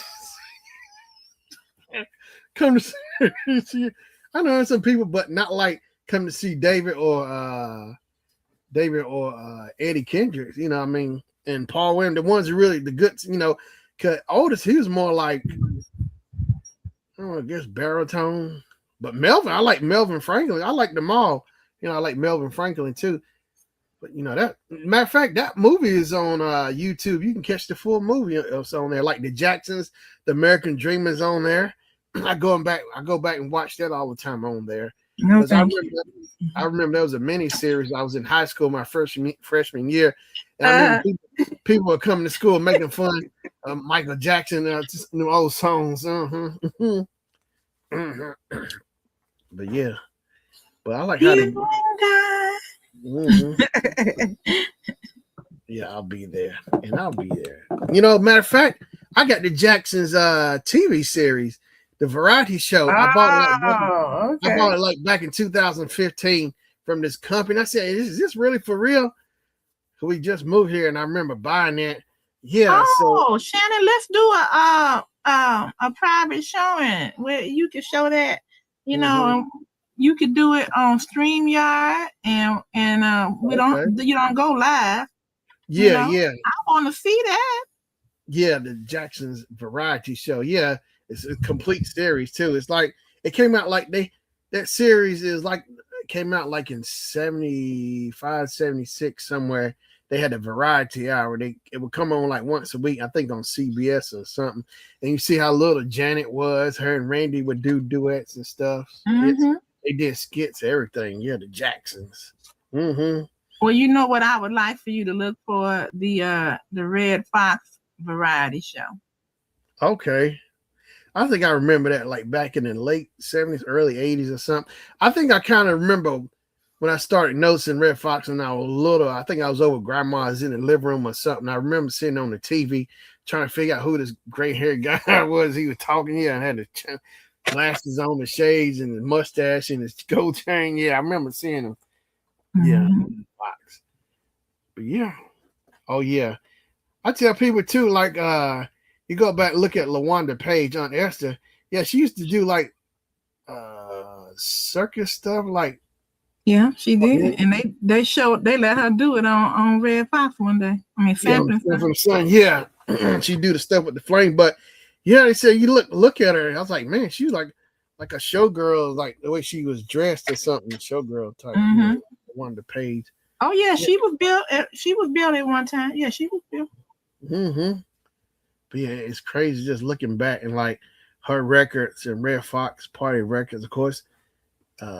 Just looking at, going back, looking at that history with Red Fox and how he grew up and everything. How he and it makes sense with those two, LaWanda Page and Red Fox, that chemistry, because how they were just cracking hard on each other so hard because they were childhood friends. That explained that chemistry because they was always at it. So it's like, what is it with these two? Because it worked so well. So that's the only way they could pull that off, because they are friends and they know each other, because the chemistry was so strong with them, Right. And they knew it was, it wasn't going to be taken hard because they was just cracking, they was friends. Yeah, friends, yeah. So I know it may work easy for them going to work every day, I'm sure, doing that. Oh, and I think said Red Fox, he fought for her. He said, I remember it was saying, Red told the studio if they couldn't get her on the show, he was going to quit, walk away, because that was his friend. He wanted her on there. And they said it took a while to get her lines down, but once she got her lines down, she was hitting home runs with it, LaWanda. Yep. Good. Glad he fought for her. Yeah, he sure did. But yeah, Sanford and Son, because I remember starting watching like reruns like in the third grade. See, it would come on TBS at the time. I still tell people about this. Some might know it, might not know it. They used to call the TBS the Superstation. Oh, the Superstation. TBS, Ted Turner. But I remember TBS was channel 13 back home. It would come on. TBS was 13, but WRL TV5 was channel 12. And I remember it would come on, like the reruns would come on like around, I don't know, 4:35, I think 5 o'clock or 6 somewhere, because Judge Wapner would come on around 5, I think, and the news come on at 6. Because I remember being in the living room with Grandma, and yeah, she would catch Judge Wapner at 5, I think, the People's Court. Yeah, and then Sanford and Son would come on. But yeah, I remember watching those reruns starting from, I think, 3rd grade on up. Yeah, it had to be because the memory I got also, I remember I was at home watching Sanford and Son around December. So it'd be like December 85 because I was in the 3rd grade. Yeah, December 85 because I remember like a few days before that, we went to Radio Shack and I was playing this radio remote control car and I know how much I liked it. It was silver and I played with it. And then the next thing I know, I was sitting there watching Sanford and Son. And I think I remember seeing Fred in the chair. And then my mom said, like, come on, we go. So me, her, and my dad, we all went to Radio Shack. And then I started playing with the car again. And then she said, actually, I liked it. Then she asked if I liked it or something like that. You know, I was playing with it. Then she said, happy birthday. Yeah, I was like, dog, I wasn't expecting that. But yeah, but I remember that memory because I was sitting there like, what she want? I'm watching Sanford and Son. Yeah, that's the way I remember it. We went over to Radio Shack over there. Yeah, and I was so happy. But yeah, but that's like the earliest memories of like 3rd grade of watching, Sanford and Son. And Give Me a Break came on around that same time too when I was in the 3rd grade. Give Me a Break with Nell Carter. Yeah, like the beginning of the fall season for school. Give Me a Break. Mm-hmm. Give Me a Break. We used to watch. You ever watch Sale of the Century? It would come on. It seemed like it would come on during the summertime. We watch all the reruns. Because I think Sale of the Century would come on after Silver Spoons. Silver Spoons would come on and go off. Then Sale of the Century would come on. Yeah, Ricky Schroeder and Alfonso Ribeiro. Mm-hmm. Silver Spoon together. Mm-hmm. But yeah, Silver Spoons. Yeah, so Sale of the Century come out. I think Facts of Life would come on then. Silver Spoons, Different Strokes, all that, and then Sale of the Century would come on last after them. And every day they would show reruns. Yeah. And then, of course, you see, I remember seeing good reruns of Good Times. So I think Good Times would come on first. What's happening? Good Times, What's Happening, and Sanford and Son will all be in that lineup. I think Good Times is at 4 o'clock. What's Happening at 4:30? Because I remember my mama asked me what time Good Times would come on, and then Sanford and Son, I think, would come on. I had to answer a phone call. Oh, okay. But yeah, but I just remember the old shows coming on every day, like 3rd grade, Sanford and Son, What's Happening, and Good Times. Every day they were showing them reruns. I couldn't wait to get home, watch TV to watch them. Mm-hmm. It was all good lineup too. But yeah. I remember that. I got the complete series of What's Happening. I got season 1, then I also got the complete series as well of What's Happening. Cool. Yeah. Cool. Yeah, I was telling a friend of mine, I said, I never really thought about it like my friend Shannon does, but in the case that there's something that you want to see that they just don't have it available anymore, or they crazy about allowing you to see it. They want to charge you insane prices. I say anything he likes, he gets it on DVD. Yeah, because there's plenty of stores around here. They sell so much old VHS, DVDs, Laserdisc, Blu-ray. It's like, hey, I just go for it, get physical media because I ain't gonna be forced to buy something on TV when I can go buy a DVD with my favorite show on it. So regardless if I look at it or not, I ain't gotta worry about no subscription being paid or something or missed it or keep, I can look at it anytime I want. So I ain't gotta deal with none of that. I'm subscription free. And that makes sense. Cause you know what? Somebody I knew wanted to see this show that I used to watch. It's called Yellowstone. And and so I told him, I said, well, it's on Paramount. And she went to Paramount and she found the new like spinoff of it, but they didn't have Yellowstone. And I'm like, what? And it's messed up. And any place that had it, Shannon, they was trying to charge for it. And that's crazy. It's like It's like I got lucky with that WandaVision because I'm so glad Disney released it on disc to buy, and I got to finish getting the rest of the Mandalorians. I wish they released the Boba Fett on disc. Now they won't release that, and see that's the thing. I think the trick is because they want you to get that subscription. So if they release it on media, they probably can't get you to get that subscription. I think it's like that's what I'm thinking because they don't want to give you that option because if you buy the disc, you can care about the rest. Yeah, I don't want all the other stuff. I just want this particular thing. I don't want to be stuck having to have a subscription just to get this. I gotta have all this other extra. Right. So like if you ever want to show your kids or anybody something you used to watch and you go there and you got to pay for it, Yeah, like, hold on, let me get a subscription. Or what I can do, I'll just revert back to VHS. VHS, I know be solid. So I'll go back to VHS. It makes me no difference. And that's the thing is, I would have no problem reverting back because I still got VCRs and actually I actually enjoyed I remember a few years ago I put the VHS tape in, like my home movies. I can have just as much fun with a VCR than what's out here, digital. Everything is digital, this and that. I have more fun doing that, putting the disc in. Yeah, because it's just more enjoyable to me because I have control of it. I ain't gotta sit here and worry about doing the updates or downloading. Oh my gosh. I just want to put it in and go straight forward. Got to go through all these humps just for one little thing. That's what like you're being squeezed into that. Because you know what? I heard somebody, YouTuber or some lady was saying you should start buying up all physical media, buying up books and stuff because everything is digital, like reading online ebooks. Now I get it, but I like to have an actual book where I'm not stuck looking at a screen all the time, where I can actually just look and damage your eyes. Mm-hmm. Yeah, because if the eyes need a break from that, let them eyes rest sometime. You gotta switch it up. Where you're looking at a page and it's not electronic, a screen looking at you, just paper. Mm-hmm. Yeah, I hear you. But yeah, that's what I try. That's what I want. I still get physical media. I like if I can get my matter of fact, I was at the other day looking. Yeah.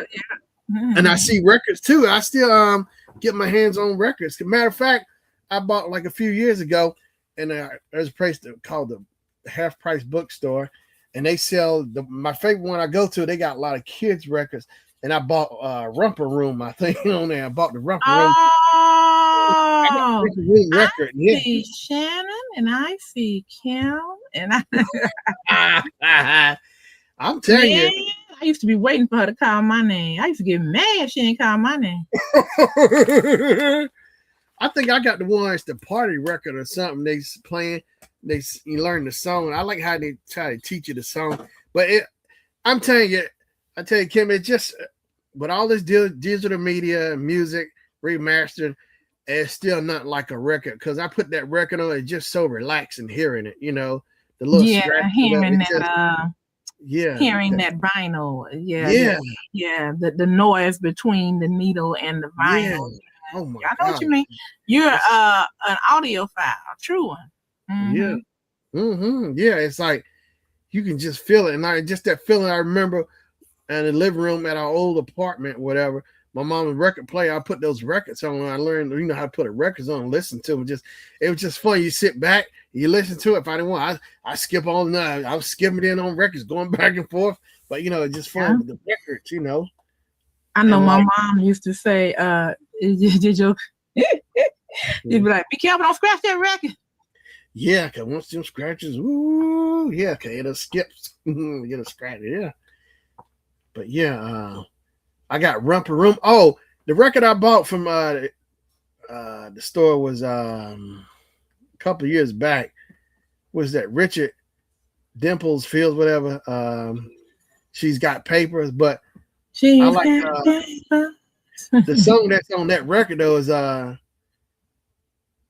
if it ain't one thing or another, if it ain't one thing or another.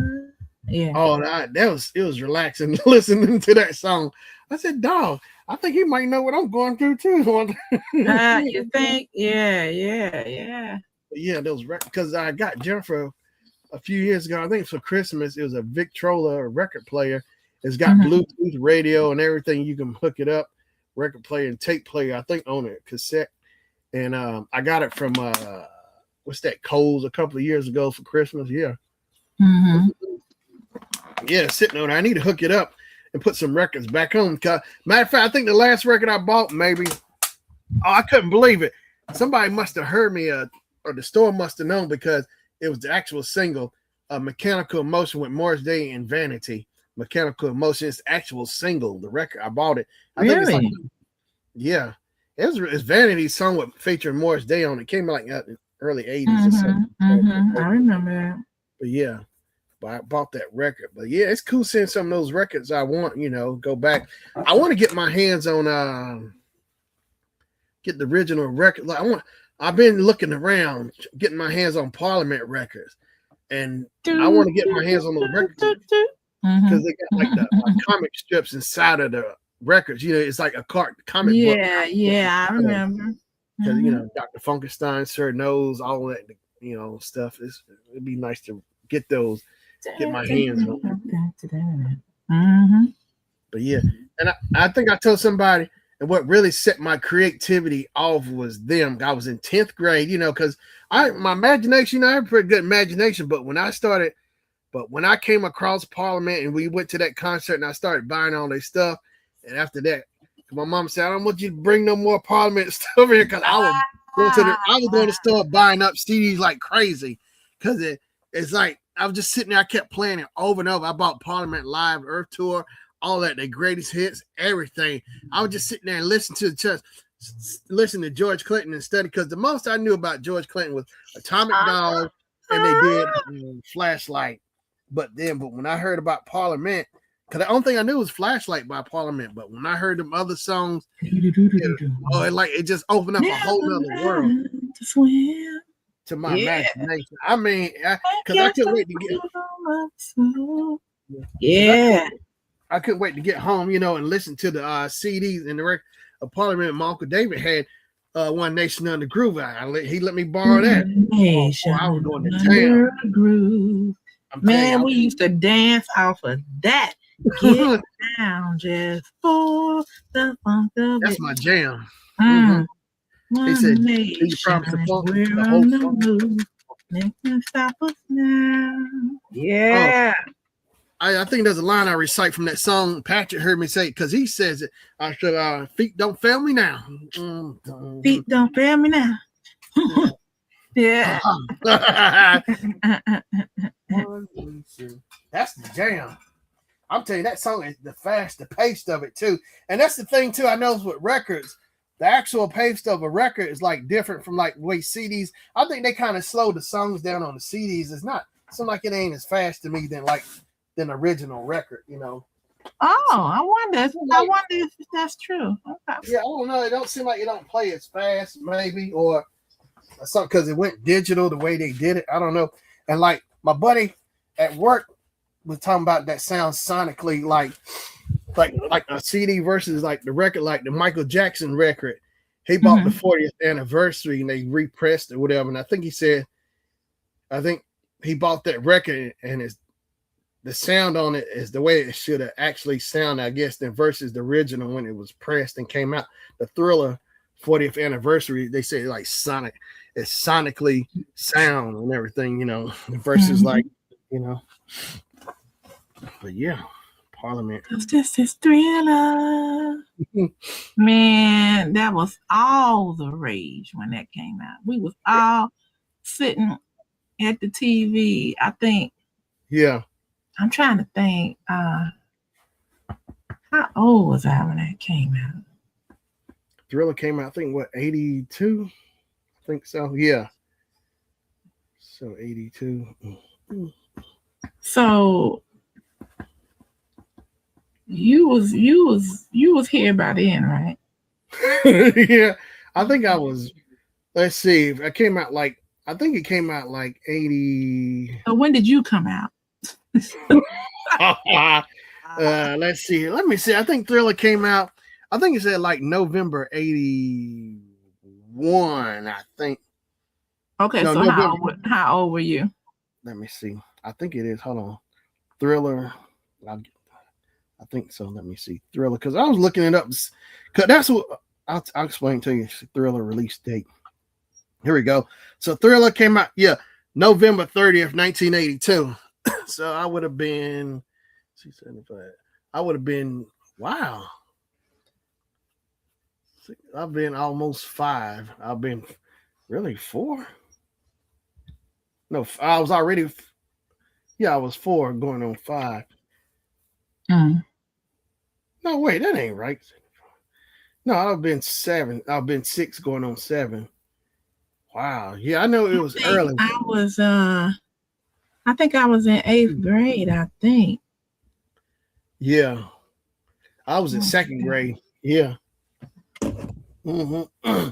And see, what made me look up the release date on that, I did it like a month or so ago.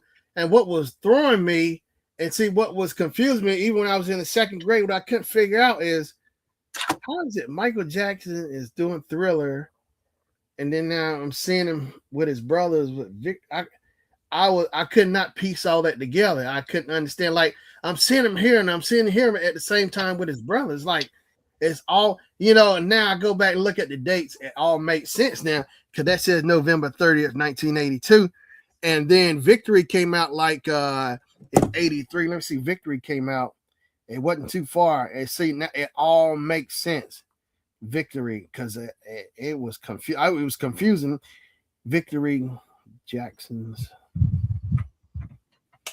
Here it is. So Victory came out July 2nd, 1984. Okay, so basically it was like a year and a half. It came out after Thriller. And see, that's where I could not piece that together until I went back and looked this up because I couldn't figure out why was Thriller out. And then the Jacksons, they Victory, it was all over the place. And it makes sense. And see, it goes back to that movie, Michael. That's what made me do it. They showed Joe in the movie, where how Michael was still hot off a Thriller. It was, it was smart wise, marketing wise, do that, use that steam, he got from Thriller and take that and use it and do a Victory tour. It was smart, but I think it's just the way he went about it, like in the movie, forcing him, going wrong, the way he went about it, forcing him into it, then versus, you know what I mean?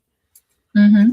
But yeah, he used it, and that all makes sense. That explains why all that stuff ran together. The Thriller was just fresh out coming in November 82. But then, the year start leading up, building up to the year 83, and then Victory comes right behind that. So all that explains why all that was together on the Victory tour. See, they actually did that when Michael was on his Destiny tour, and they went on the Destiny tour, his brothers, and they were doing Off the Wall, and they did a Triumph, and they had blended off the Wall. So it was like it was already, the pattern was there. So he had Thriller, and then they blended with the Victory tour. That's where he ended it. But yeah, I tell you what. And that was important for you to know that. Yeah, I had to. No, I'm saying I had to really. That really helped me sort out that, because that was like the answer came to me, because it's like I could never understand why was I seeing him all over the place like that with Thriller, because I was like, he just came out with Thriller, and now I'm seeing it with his brother. It was confusing. Now they cleared it all up, dates and in the movie and everything. It all leads back to now that. You got it. Yeah. Yeah. I was like, oh gosh, it's like, I know I was having fun the whole time, but a little confused. Why I'm seeing him here and there? I don't know, but I was having fun. Yeah. Right. We all were, right? Yeah. Because they were selling out sold out tours, stadium tours. Yeah, stadium shows. And the cool thing about, I think they call it Victory because Jermaine was back. All the brothers, all of them were together. All 6 were back together. That's why they call it Victory. They were all back together, coming together. And the reason they call it a Triumph tour, I think because of Randy celebrating. It was a triumph for Randy because he was I remember hearing Kate Jackson saying he was in a bad accident. She said it took the jaws of life to get him out that car. And luckily Randy didn't have I don't even remember that. So they're celebrating Randy. That's why they call it the Triumph album, and dealing with Randy. Yeah. But yeah. But yeah, I think the album that really shot the Jacksons over the top on CBS Records when they left Motown was Destiny, because it was the Jacksons, then it was the Jacksons Going Places, then the Jacksons Destiny. That's the one that really shot them over the top, because had Shake Your Body Down to the Ground, Blame It on the Boogie. That's what Mhm. you get for being polite. Um, uh, what's the other one? The Things I Do for You. Oh, that was a bad album, that Destiny. And see, on top of that, they had creative control. That's why they left Motown, because Motown wasn't letting them have creative control, because like Marlon was saying on that tape, the Jacksons, Michael Jackson Legend Continue. He said there come a point in time where you want to branch out, try new things. Then the clip comes in showing Blaming on the Boogie. That's the first time I saw Blaming on the Boogie was in that on that from that tape. But it makes sense because they've been doing this since they were little, so they were professional. It's like they've been held back, been held back against their will, because they're creative artists. They want to try different things. Stevie had to go through that same thing at Motown with Barry Gordy, because they already got people who write and stuff, but Stevie was an artist too. He can write and sing all of that too. He was just as creative. It's like, man. So Stevie said he pulled a prank. He called and act like he was Barry, saying like, give Stevie like all such and such and such. Yeah, to get some, whatever he wanted. He pretended he was imitating Barry Gordy over the phone, telling the secretary or something. And yeah, but Stevie had to fight too. Mm-hmm. Oh, matter of fact, we was in the car, and Jennifer said she never heard the song. Well, she heard it by Bob Dylan, "Blowing in the Wind." But I told the first time I heard it, I think I heard it through my mama. It's Stevie Wonder, and I didn't realize he had just turned 16. And I told her on top of that, he had as his background singer in the song with him, Jerry Butler. I said, how cool is that? Jerry Butler in the back as a background singer in your song, Jerry Butler. You remember him? I guess. But Jerry Butler, he's the Iceman. But yeah, he was singing "Blowing in the Wind," because I remember hearing my mama sing "Blowing in the Wind." Yeah, "Blowing in the Wind." But yeah, it's just cool to hear Jerry Butler sing that with him. Yeah, "Blowing in the Wind." How many roads must a man go walk? Blowing, blowing, blowing. Said the times are gone by now, Stevie. Blowing, blowing, blowing in the wind. Let's see when that blowing wind coming. Stevie Wonder, "Blowing in the Wind." Stevie Wonder. Blowing, blowing in the wind. How many roads must a man walk? Said the years are gone by now, Stevie. Released 1966.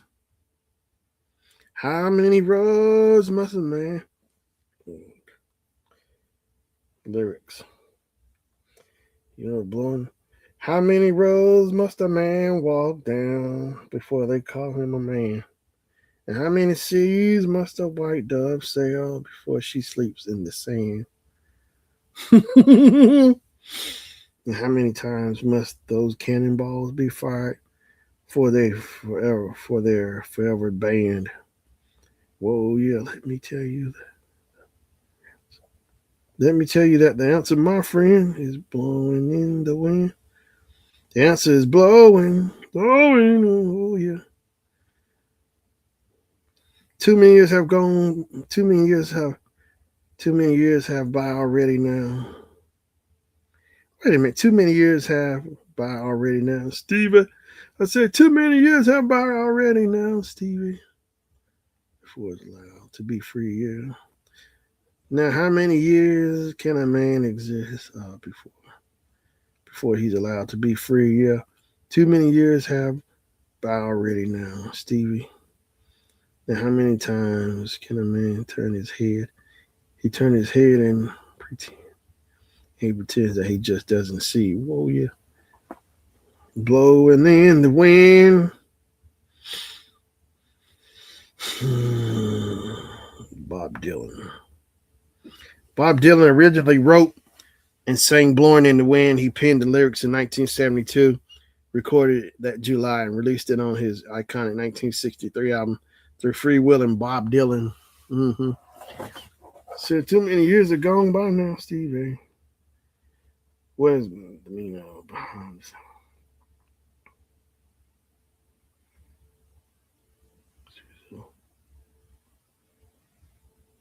Rather than providing easy answers, it challenges listeners to reflect, to tolerate injustice and suffering. Blowing in the wind, blowing, blowing. Hmm. Is that too many years?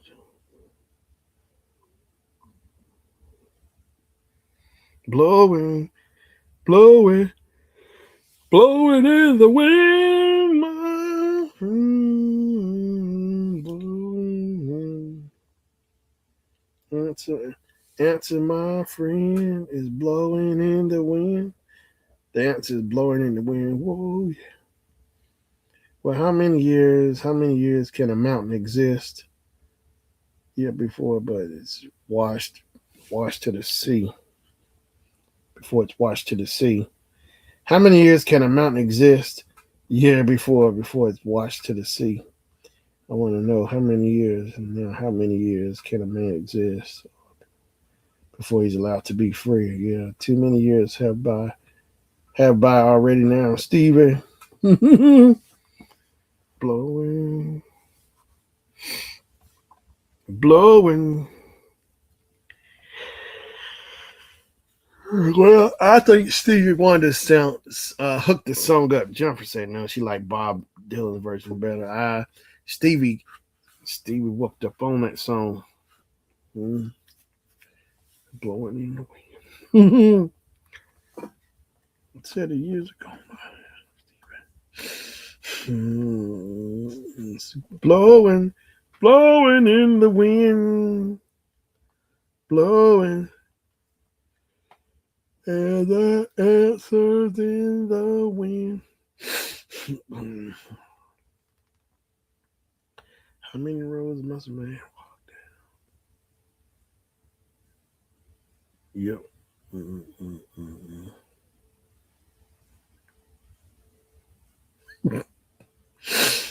Mm-mm. Blowing, blowing, blowing, yeah, blowing. Let's see. But yeah, y'all, Stevie Wonder, y'all should check him out. Stevie Wonder also redid "Try to Do Things My Way." Hey, dun dun dun dun, hey. Try to do things my way. Hey, he redid the Beatles. What is it? Stevie Wonder. Stevie Wonder's here. Try to do things my way. Try to do. It's a Beatles song. Yeah, we can work it out. So Stevie Wonder redid a Beatles song. We can work it out. I think Stevie hooked it up. We can work it out. Yeah, but the Beatles had a lot of songs. Uh, Lakeside kind of covered the Beatles song "I Want to Hold Your Hand." I think they really hooked it up. Mm-hmm. To the Beatles, "I Want to Hold Your Hand" was a fast-paced song, but Lakeside took it, slow R&B music. They took it and slowed it down, made an R&B jam. They put a serious twist on it. Mm-hmm.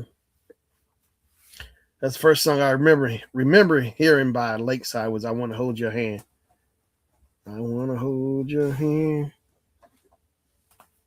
I want to hold your hand, and together we'll fight. I think I want to hold your hand. I think that's right.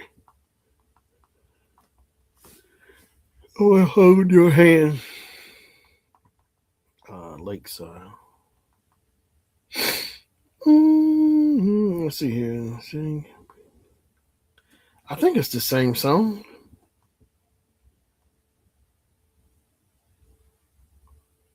I want to hold your hand.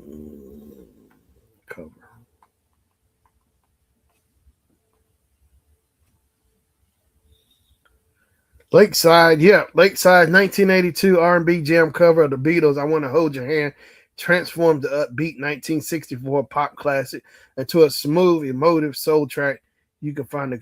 I know it. Yeah. Lakeside hooked that song up. That's Lakeside song, I Want to Hold Your Hand. They tore it up.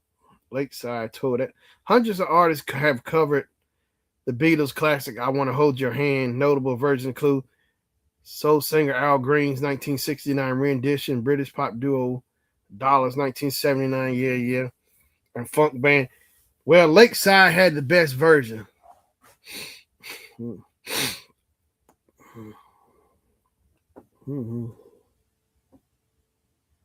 What's considered the greatest cover of all time? Jimi Hendrix 1968 cover Bob Dylan's All Along the Watchtower. Hmm. Mm-mm-mm. I wanna hold your hand. Lakeside. I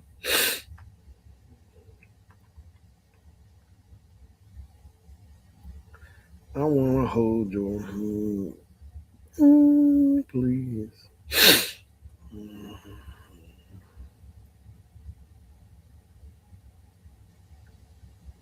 Oh,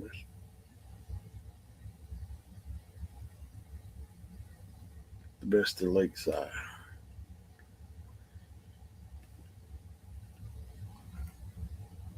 Lakeside, your wish is my command. Magic moments.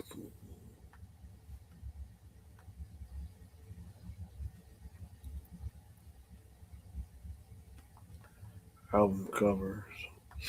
Lakeside album. But yeah, y'all should you ever get a chance, check out Lakeside. They got some of the best songs. Fantastic Voyage. I Want to Hold Your Hand. It's all the way live. Shot of Love. Turn the music up. What else Lakeside did?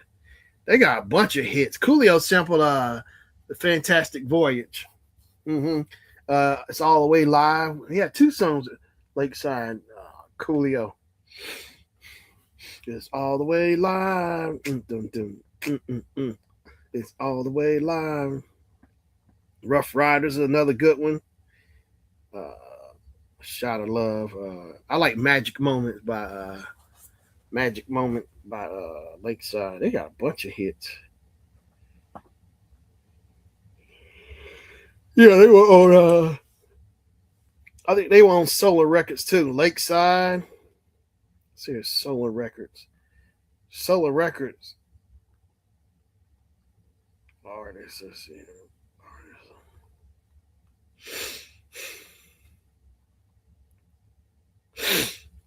Let's see here. Who was all on Solar Records? Artists. Here we go.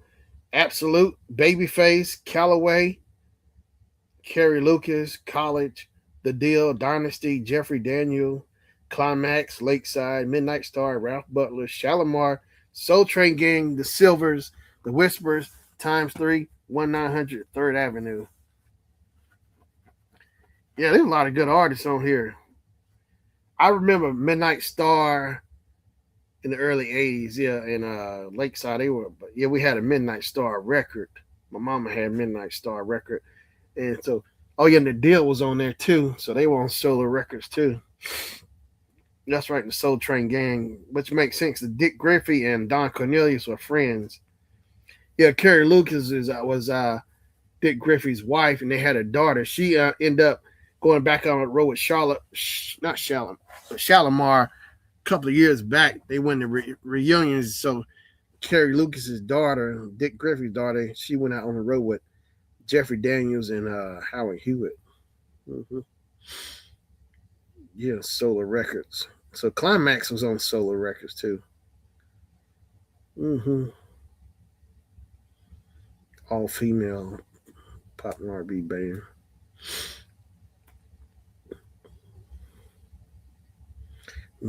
Cinderella.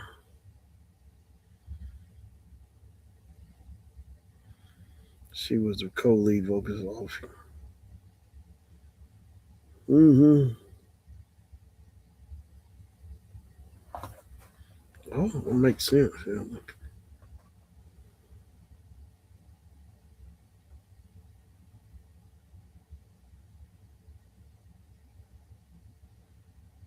Mhm. So Climax was on Solar Records. Of course, Shalimar, Jody, Jeffrey, and Howard. So Howard had a solo career.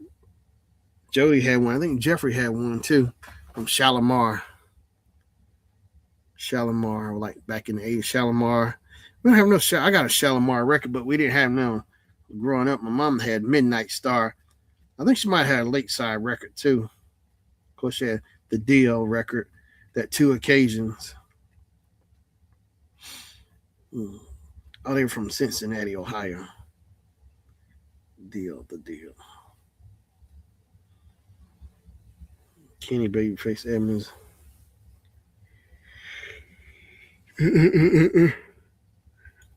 Tony L.A. Reid, Carlos Satin, Green, Darnell D. Stanley Pittsburgh.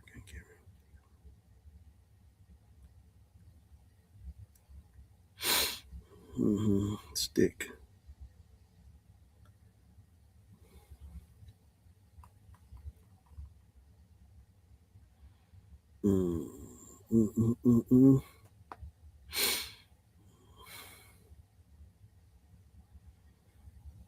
Featuring Babyface and they take more permanent of the classic deal lineup.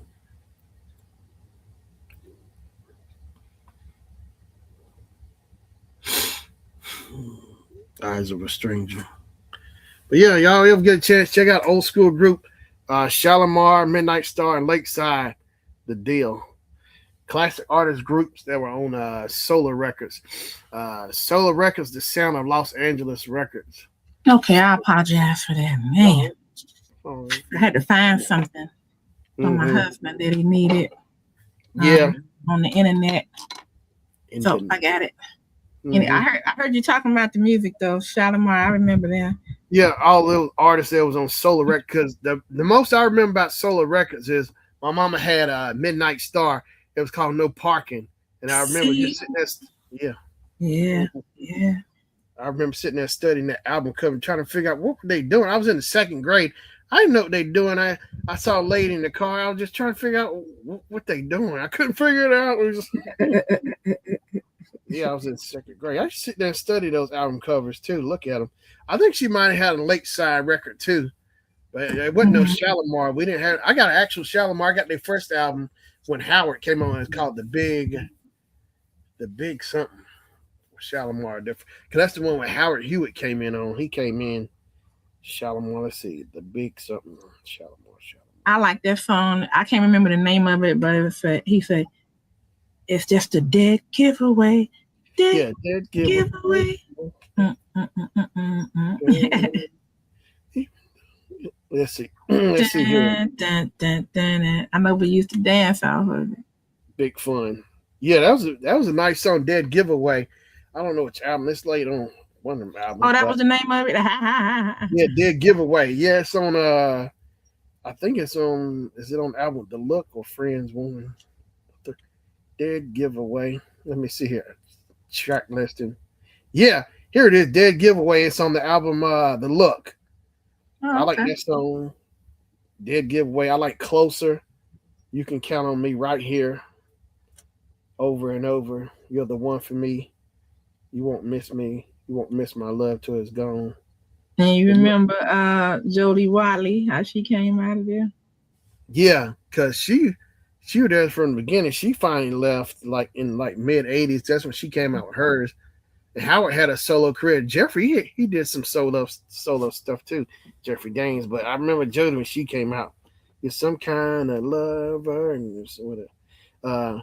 Let's see, what did she do that I liked?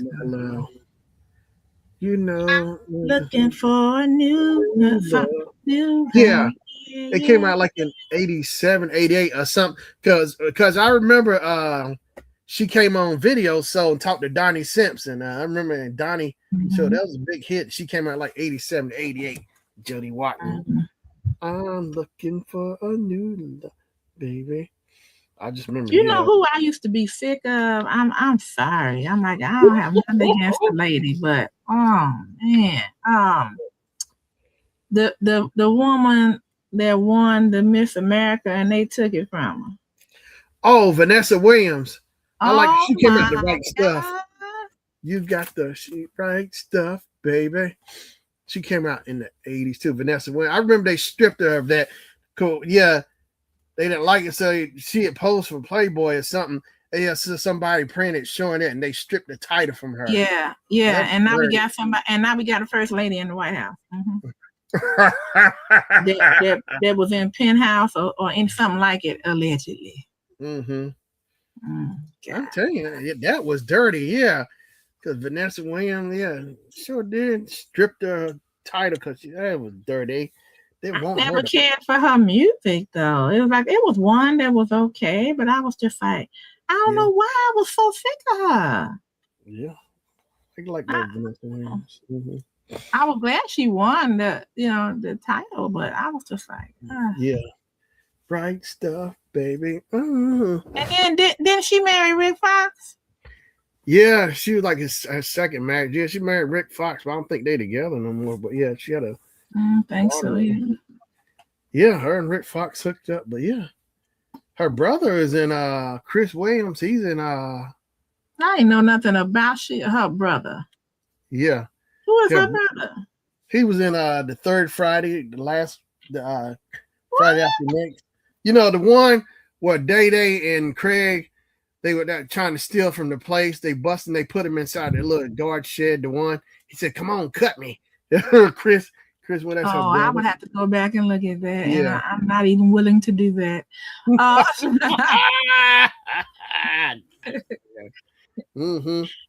think Friday after next, it didn't. I don't remember it, so it probably didn't catch my attention. I don't think it was as good as the first.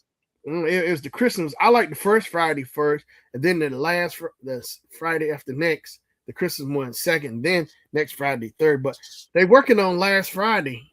Yeah, they're working on that. Yeah, they can keep working on it. I want to see the A Different World. Oh yeah, that's coming out in the fall, September. Perfect timing. Yeah, you know, it makes sense because the new seasons always will come out in the fall for A Different World. Like the next season, they started just like school in the fall. I love how they matched it up. That was a cool thing I loved about A Different World. School, a new start. You would see everybody come back from over the summer. It's like I said, wow, that was smart. Whoever planned it that way, you know. Yeah, probably Bill Cosby. School same, yeah, in the fall. On NBC. You see the new promo, NBC. Yeah. Now I was reading somewhere, somebody said if Lisa Bonet hadn't left or something, it might not have been if she hadn't gotten pregnant, it might not have been a season 2 of Different World or something like that. I was reading somewhere.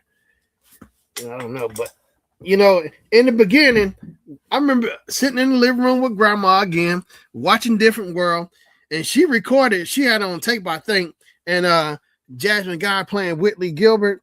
And I remember Grandma was saying I didn't like her comment. That's right, I didn't like her comment. She said Jasmine Guy said she's a better actor than Lisa Bonet. I'm like, wait a minute, why are you saying that, Grandma? I didn't say that to her, but I know I didn't like her comment. She's saying Jasmine Guy is a better actress than Lisa Bonet. What's she saying? Who made the comment?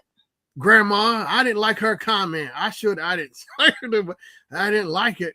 Oh, you didn't like her comment? Yeah, I didn't like Grandma's comment when she said at least she said that Jasmine Guy is a better actor than she said she's better actor than Lisa Bonet. I'm like, everybody like Denise Huxtable, Grandma. I'm like, because I didn't like Jasmine Guy, that character she was playing Whitley Gilbert. Yeah, everybody couldn't stand it. She got on everybody's nerves. Her grandma. Well, that was her character. Yeah. Yeah. Well, I didn't know I was in 5th grade. I don't know. I just watched it. You know. Oh yeah, I was in 5th grade when I well, I showed it. I didn't say that, Grandma. I was like, oh, why'd she say that? Oh, but you know, as I got older, you know, maybe some years back, I started thinking about that. Cause like when Jasmine came into the second season, thought it was her and Dwayne. They started focusing on them. But looking back, yeah, you know what? Grandma might have been right. So Grandma might have been right, Jasmine Guy, because I like Jasmine Guy. I like Lisa Bonet, but I think I like Jasmine Guy better. Yeah, that character, because she really played that character. Because Jasmine, she said she went to school, she studied, she was little, she went to school. I think she might have went to Juilliard too. So it's like, man, Jasmine, yeah, because that character she played, oh Lord, got on everybody's nerves. Mm-hmm. Dwayne. Whitley Gilbert. Mm-hmm. And they didn't even like each other at first. I like that. That's in the beginning, in the first season, because he got on everybody. She got on everybody's nerve. But when that second season came around, it was game on. They were I wonder if they wrote it like that, intending for that. I just wonder. I don't know. I'm not sure. They might have. You never know, but it worked because I think what it was it season 2? No, it was season 3. I think more season 2 they got into, starting showing them getting closer, but season 3. Right. Season 3 was when it took off. Yeah. That's the game changer. Season 3, because what it was, I think at the Kamiko or somebody. Go ahead. No, Dwayne Wayne and Whitley. I think. Oh, I know what you're talking about. Her. Hold on. Let me get back. So Dwayne and Whitley at the end. I think season 2 they were stuck in that car and it was cold. They started kissing or whatever, and then they came back. Then season 3 came, so they were hot from off of season 2 going into season 3, and then Whitley was at the computer in the computer lab. They showed she was fantasizing, I guess, about her and Dwayne or something. And I think Kim was trying to get her attention or somebody. Yeah, so that's when it really between the end of season 2 and the beginning of season 3 was the game changer. But I know you're talking about she made a fun of Dwayne's girlfriend Kilo Lolo. What's the girl name? Lolo. Kino, yeah. I know you're talking about, yeah, Kino. Kino was her name because Dwayne he was on a summer intern and he met Kino. She was from Japan, whatever. So she moved into the apartment. And so Whitley had her apartment across the hallway. So she came by to see Dwayne. And then she didn't know he had a girlfriend, got a girlfriend over the summer, whatever. She was disappointed because Dwayne said, I think he said he kept writing her letters or something, but she never got back. But I think she was playing a game of something, trying to lead him on or whatever, so they ended.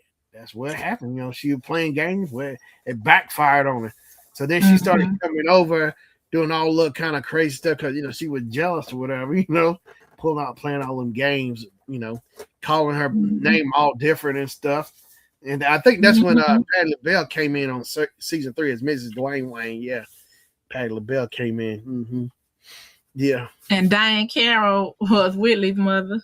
Yeah, she was there. They had me cracking up for the getting ready for the wedding. Oh my God. Oh, Patti LaBelle and Diane Carroll just fighting over Miss Thing. She would call her Miss Thing. Miss Thing. Mm-hmm. Miss Thing. Mm-hmm. You better do something, Miss Thing. Ooh. Oh gosh. Then she say, we're gonna have a prune cobbler. Yeah, eating that prune cobbler. She'd call it, Dwayne Chipmunk. She'd bring him prune cobbler. Mm-hmm. Yeah, Miss Dwayne Wayne. Oh yeah, I think Patty Crack said, "Look, Miss Thing need to eat or something." Hey, how you doing, Alex? How you doing, Alex? Hi, Alex. Yeah.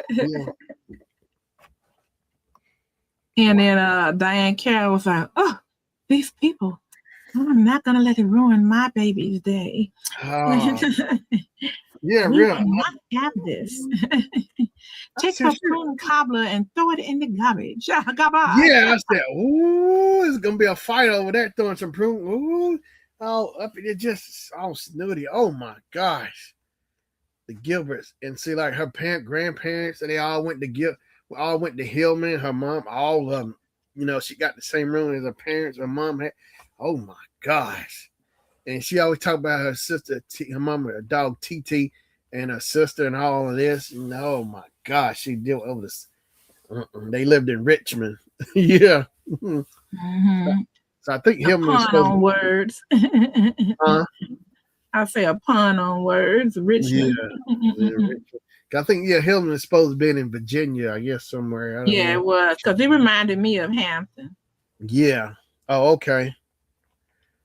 But yeah, ooh, that but they wedding. couldn't say Hampton.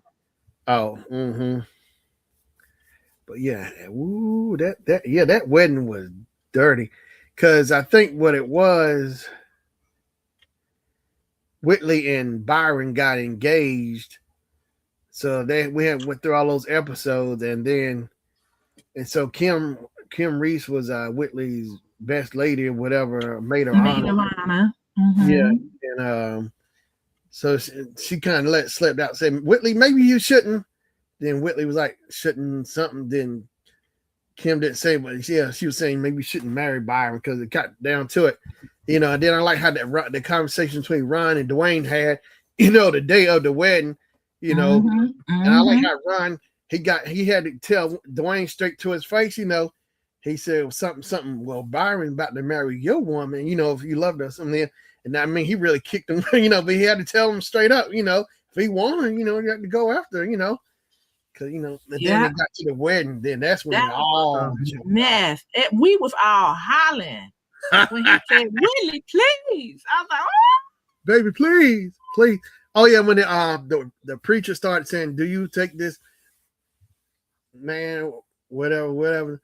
Then Dwayne, that's when he stuck because the preacher said, if anybody needs to step up and say something, Dwayne said something. So it's come on in, brother. And he's saying, then they start saying his vow. I like how they staged that, how he started walking down the alleyway, said, "Do you, Whitley," or whatever. Cause I like how Whitley started freaking out because she didn't know she wanted to marry Byron because she kept seeing Dwayne as the preacher, and then turned back to Byron. Then she saw her mom and oh Lord, yeah. No, that thing with the blow. That was scandalous. But I feel like this. That was a bad situation all around because you mean to tell me that you love somebody else and you about to marry somebody else? And people say, well, she didn't know. She like, oh, wait a minute, hold it. For her to turn and run like that and leave somebody, then that means she didn't love that man the way she thought she did. That was terrible. He was like, really? He really was gone. I think maybe she was. I think they were dealing with pain, like she was hurting the stuff. Cause they went through some stuff too in that series, and like maybe they were mad at each other. So she saw Byron. So is it her way of rebound, just going with Byron since her and Dwayne, I guess, wasn't getting along or whatever. So she just started talking to Byron or whatever, and all it led up to that, So, well, Byron was important. You know what I'm saying? Sure. Yeah, he was a politician or something. Yeah, I think or whatever it was. But yeah, and I think she liked that about Byron or whatever. But it all and she just got caught up in it, I guess. But and of course her mother was crazy about it. Yeah, she kept pressuring him like, good man. Her mama, was the key factor in this mess. She was pressuring her, Byron, because she didn't like Dwayne anyway, She didn't like Dwayne anyway, so she kept pushing and pushing. Well, not that she didn't like him, but she didn't like him for her baby. Yeah, yeah. It wasn't good enough for Whitley. Yeah. So Whitley listening to her mama got all in her head and stuff because she didn't, I guess she wasn't listening to her heart. Well, her heart was saying and it got caught up in her head, emotions, but her heart was telling that she still loved Dwayne. Also, Dwayne wasn't coming forward because he was tired of the games too, and so he wasn't saying nothing. So she was like, "Well, okay." Yeah, so that too. But I like how the climax, how it all came down, the showdown at wedding. Showdown. Well, coming down the highway. Yeah, because he said, Dwayne said, "Do you?" or whatever. You make it sound like it's a shootout at the OK Corral. Well, it might as well be because Byron, his boys, Dwayne was coming down. Byron's boys grabbed him like they was about to throw down. They grabbed him up, trying to keep him away from messing up the wedding. Yeah, that's right. It's gonna be a fist fight up in there. They're getting ready to go down because Byron boys grabbed him, actually cussing at Dwayne. Said, "What are you doing?" or whatever. He said, "Byron, I love her." Yeah, Whitley. Yep, they sure did. It was ooh, but yeah, that was the climax. But yeah, I like how they built them characters up to that point from the first season because who would have ever thought Dwayne and Whitley would be hooking up together because they didn't like each other in the first season, but well, no, he used to always try to get with her, but he tried to get with anybody during the first season. No, I think he wanted Denise more. I think but then he thought, no, he liked her too. He liked her too, but Denise wouldn't. Denise was just, stringing him along. They was just friends and stuff like that. Yeah. But I've seen him look at Whitley. Anybody that would have gave him the time of day, he would have checked out. But he did. He was crazy about Denise. Yeah, because I just know he didn't like Whitley because I know she got on his nerves. So he didn't want to do nothing with her. He had nothing to do with her.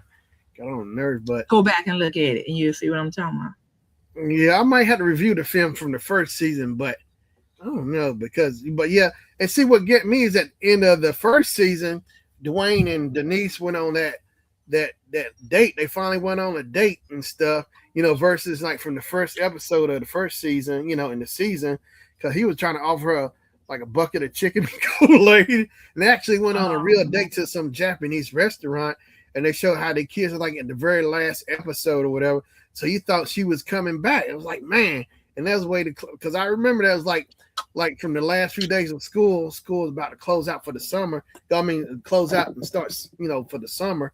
And I remember how everything was ending. I was ending, elementary school, about to go to middle school. I was just, everything was all the time parallel for me. I remember that as well, 5th grade. And then that was it. The last episode of A Different World. This is my last few days of school for elementary school. And I just remember all the transition. Yeah. And then she didn't come back. And that was the thing. I couldn't figure out what happened to Denise. She didn't come back in the second season. Because next thing you know, you saw Jasmine Guy, you saw Whitley, Dwayne, Jaleesa, Walter. But you thought it didn't come back either. Marissa Tomei. Yeah, she sure didn't. And Whitley's buddy, she likes to boss around her assistant, Millicent, whoever her name was. She didn't come back because she was like Ron's girlfriend. And see, Sinbad, he was coach in the first season, but then I think maybe the second season he came back. He was Walter Oates. He came back like as a dorm. Oh, okay. I was getting ready to say, I don't even remember him in the first season. Yeah, he was like coach or whatever. And him and Ron, they were like guests on the show or whatever. But yeah, But yeah, Millicent or whatever. I'll tell you who I was surprised to see because I forgot she was on there. Loretta Devine. Yeah, she was the dorm director in the first season. Yeah. I remember that. Yeah, she kept kicking Dwayne out. Yeah, Loretta Devine. And then that second season, it was Mary Alice or something. It's like, I could. Oh, yeah, that is a good point. Yeah, Alex. Yeah, Tupac was on there. Good deal because he sure came was. on that. And that might have been the time when him and Jada Pinkett. Yeah. Yeah, because they were friends. They went to school together. They went to School of the Arts, whatever. So Tupac had already known about doing acting and stuff, Tupac and Jada. Bill Cosby gave a lot of people an opportunity to shine, and it's amazing how Marissa Tomei, she became an Academy Award winning actress. Yeah. Bill Cosby gave her that opportunity to be seen. Well, look at Adam Sandler. He was on there too in the Cosby Show. Sure he was Theo's friend. A lot of people. Yeah. And I don't know if you ever saw I Spy, but Robert Culp and Bill Cosby were the co-leads of that. And Bill Cosby actually gave Robert Culp a opportunity to play on the Cosby Show, and he did. I remember that. Yeah, he came back. Yeah, he was on there. He was like on an episode or so. Yeah, Robert Culp. Yeah, I Spy. And I Spy was good. I enjoyed watching that. Yep, Bill Cosby, like one Bill of the Cosby was no nonsense in that neither. Shoot, that was not no joking matter. I should look for that. See if that's on DVD. I Spy. Dun, that was That was a classic. True. Works through Spy. Let's see, I Spy DVD. I want the movie Eddie Murphy. No, I want the classic. I Spy for the FBI. Here it is available. It is available on DVD. You can purchase the individual seasons. You should look at the I Spy. Get it on DVD. But yeah. Oh yeah, you know what? Me and Jennifer were talking about this the other day because I've been on a different world kick a few weeks ago. And like, what's her name? Jamila Hill and the other guy, they used to have their show called His and Hers on ESPN. And I remember it said over 10 years ago, they recreated a different world. I remember when that came out. Oh, it blew me away. They took all the sports and anchors, people from ESPN. They recreated a different world from the season 2, you know. Yeah, how they did it. It was, you gotta look it up. ESPN redoes a different world. Oh, okay. Yeah. What they do that for? It's just, just doing their rendition of doing their version of it. But yeah, the scrolling camera. And that's the thing too. We were talking about the theme song. It was Phoebe Snow who did the first season, sung the first season. The theme was the same, the words and everything throughout all the season, but Phoebe did the first season. And then the second season, Aretha Franklin on for a bunch of seasons. And then, and then what? The last few seasons, it was yeah. And I think it was Debbie Allen's idea to have that scrolling camera, on season 2. Yeah, that was the bomb. Yeah, you see it scrolling, like you see Whitley at the window door, then it scrolls. Yeah, I think that was and Debbie. You see at the end, the graduates run in. They throw their hats up. They showed ROTC. They showed everybody. They showed the Greek organizations. Mm-hmm. Yeah, it was cool how that was a nice highlight. Yeah. What college life was all about. And they chemistry, biology. Yeah, they showed all of it. And the cook, Mr. Gaines, what college was all about. It's all, I like that. Is perfect how they did that too. You got to see from all sides, yeah. And then where are you coming from? Different. I love. And it said Don Lewis. She wrote the song. She wrote that song. Really? Yeah. And I remember seeing somewhere the other day the video saying why she couldn't sing it. She said because she wasn't the star of the show or something. That's why they wouldn't allow her to sing it. But yeah, Don Lewis, she's a musician too. But that's cool. No, she wrote that theme song for A Different World. Okay, I didn't know she was a musician. Yeah, I mean, she was well versed in music. I don't know. Yeah. But yeah, Aretha killed it. Everybody, when you hear that, you hear Aretha. Oh, you can hear her all in it. Yeah. It's a different world than where you coming from. Oh. But yeah, I still remember the first time waiting on at the Cosby Show to get ready for A Different World coming out. I was like, I couldn't wait to see A Different World. Denise, goes to college. But it was good. Everybody was on there. Ted Ross, who was the lion from The Wiz, he was one of her teachers on the show. Ted Ross. Okay. Who else was in there? Yeah, Ted Ross, but I can't think who else. But he was like one of the faces I remember, the lion up there as Denise's teacher. Ted Ross. Claire. Oh yeah, and Claire Huxtable. Her maiden name was Hanks. Claire Hanks. Hanks. Before it was Huxley, it was Hanks. Claire Hanks. Oh yeah, because I think what it was, Cliff went and talked to Denise's teacher, Ted Ross, and he said my wife was Claire Hanks. Then Ted Ross was like, oh, she was a very bright, brilliant student. And he said she married you. Yeah. Claire Hanks. She graduated top of her class, all this and that. It's funny how they used to make jokes, and he let it be so it could be funny. But I'm like, well, he ain't done too bad himself. He's an obstetrician, don't you know? Yeah, Cliff Huxtable.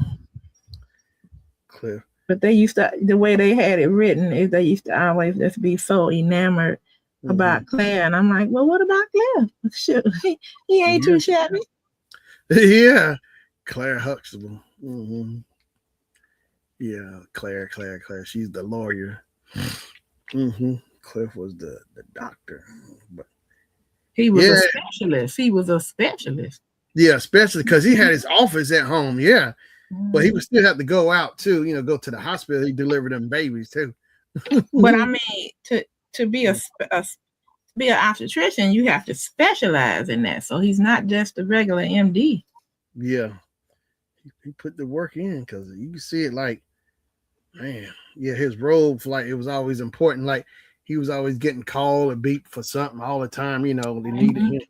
I liked when they showed those episodes when he was, being helpful to the parents to be, and everything. And how he would get called in. I like that part.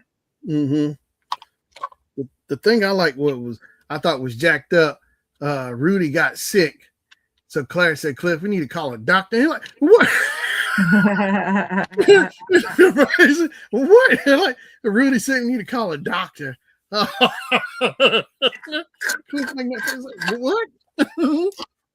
Okay. Yeah. I was telling my sister-in-law the other day, I said, the Bible tells us a prophet in their own home is not honored. And I said, that's just the way it goes. I got a girlfriend who been a registered nurse for 30 years, and her sister didn't tell her and asked her no advice when they took their mother, when she took their mother to the hospital. She was like, you didn't think you to call me? Oh, wow. I didn't think you. What? Yes. Wow. Really? Sister, 30 years and what is that? I mean, like say, because you grew up with that person and you're like, yeah. Just, yeah. I'm going to call. It's just because they not trust him. It just, like you said, I guess they do it, but they don't really, I guess, take it serious with them. Like, Right. And, it's because in the Bible, it talks about that when Jesus came back in town where he was born and raised, and where he was raised rather, and they was just like, it, I'm pretty sure. Who are you talking about? Ain't that Mary boy? Ain't that Joseph? Ain't he talking about all this yang? That's probably what it was. I ain't trying to hear what he got to say. Mary boy. I used to babysit that boy. Yeah. Now he trying to tell no, he trying to think he what is it? What they call him, a rabbi now? Dismiss him quick. Don't even. God damn. Oh, Jesus, yeah. I mean, I couldn't figure this out. I meant to look it up. So, like, after Jesus came back to life, resurrection, did he go back and visit and see his mom, Mary, go back and talk with her, or? Well, it says that he spent, I can't remember how many days now. I want to say 40, but I can't remember. But he did spend quite a lot of time on earth. So I'm sure he did. It didn't, I don't remember them saying it in the Gospels. Just skip over mom. Yeah. No, I did not say that. The disciples definitely saw him. Mary Magdalene saw him. So that he saw his mother. You know that. Mama, give her a big hug. Mama,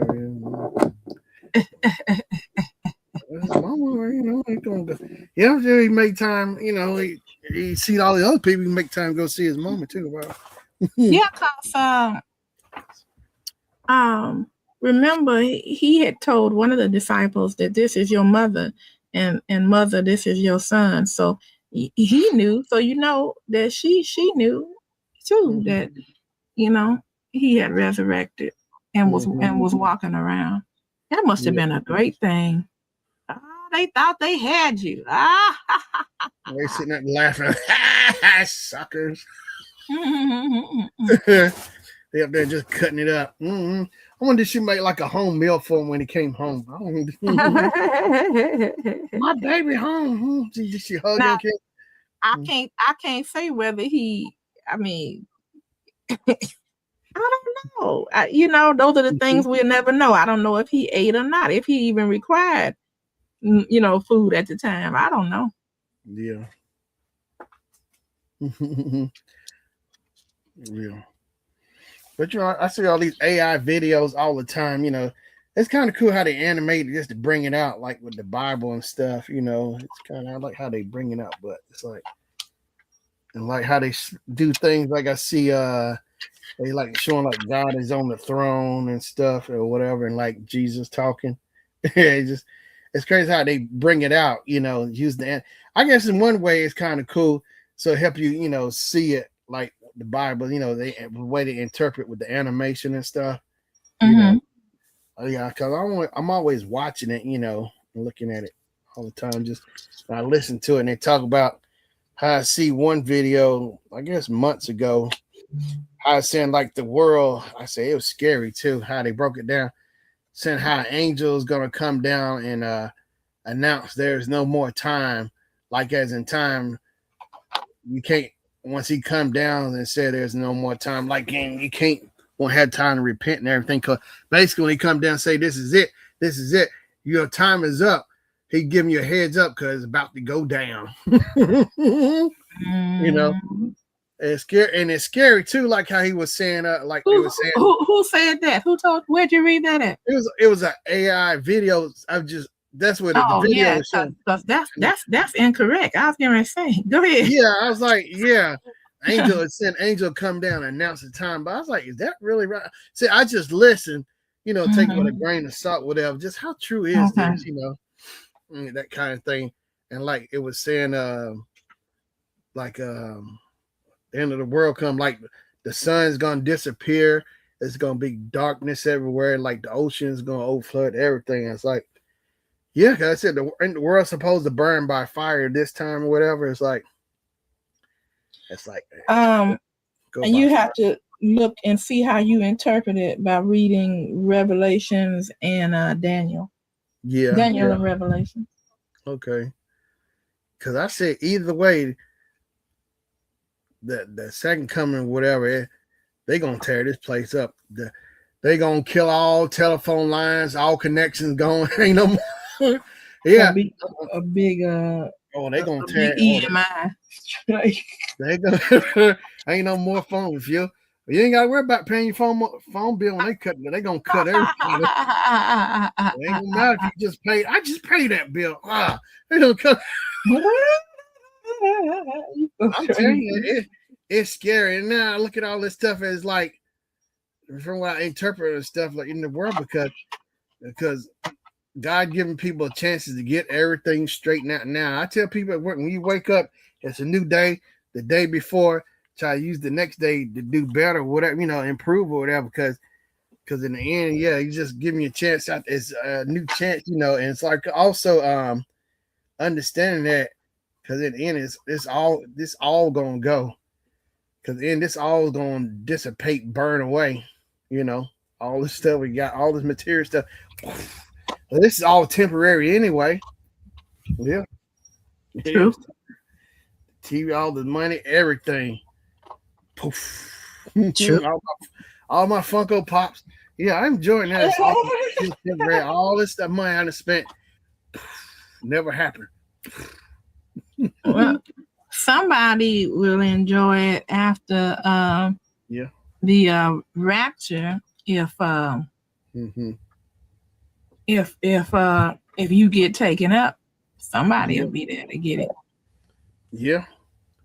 Well, that's things like, man, because you see God, and he gonna Oh, he gonna this world bad because everything has to take place, and when he come through, he gonna tear this place. He gonna burn it down to the Gonna tear this month. Oh, okay. he gonna turn this mother out.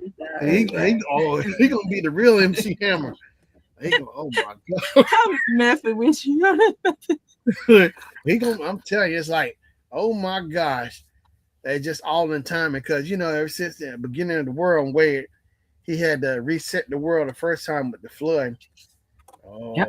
boy, the world's in trouble. Oh, deep, deep, deep, deep, deep, deep. It's gonna go. It's all gonna flip this. Alex laughing. Yeah. He gonna turn his mother out. He gonna turn like nobody. This gonna be the remix. Yeah. And the thing is, you can't run from it. When No, you cannot. Nowhere to run to, baby. You can't go in the cave and hide to the deepest, darkest cave. Hot dog. Yeah. I mean, I'm real good at hide and seek, but I don't care how good you at hide and seek. You know how scary that is.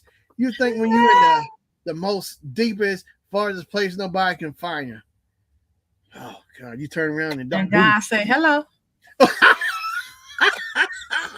Run again! I go hide and seek. Oh Lord, my son. Yeah. How'd you find me? I'm in Put his hand on your shoulder. I'm in the deepest and darkest part. Nobody can in this world find me. He turned right around. Boom. No, that's not. No. I mean, not scared, but it's like, how'd you find me? I thought I found in the deepest. Somebody trying to even you find the person who think they can hide the best. You trying to sound like the Grim Reaper? No, not like Grim Reaper. Not. Come on, I got you. I'm like what? Nah, but it's like playing hide and seek from guys. Like, man, he could. That's the one person you can't hide from. I don't care how. It's like, man. No, you cannot. He knows everything. So it's like, why even lie? It's like, why you sitting up here lying? Yeah. And that's the thing. I said, only God can handle all these billions and trillions of people on earth. It's like God has his TV monitor. He sees all these billions of lives all going at one. Oh gosh.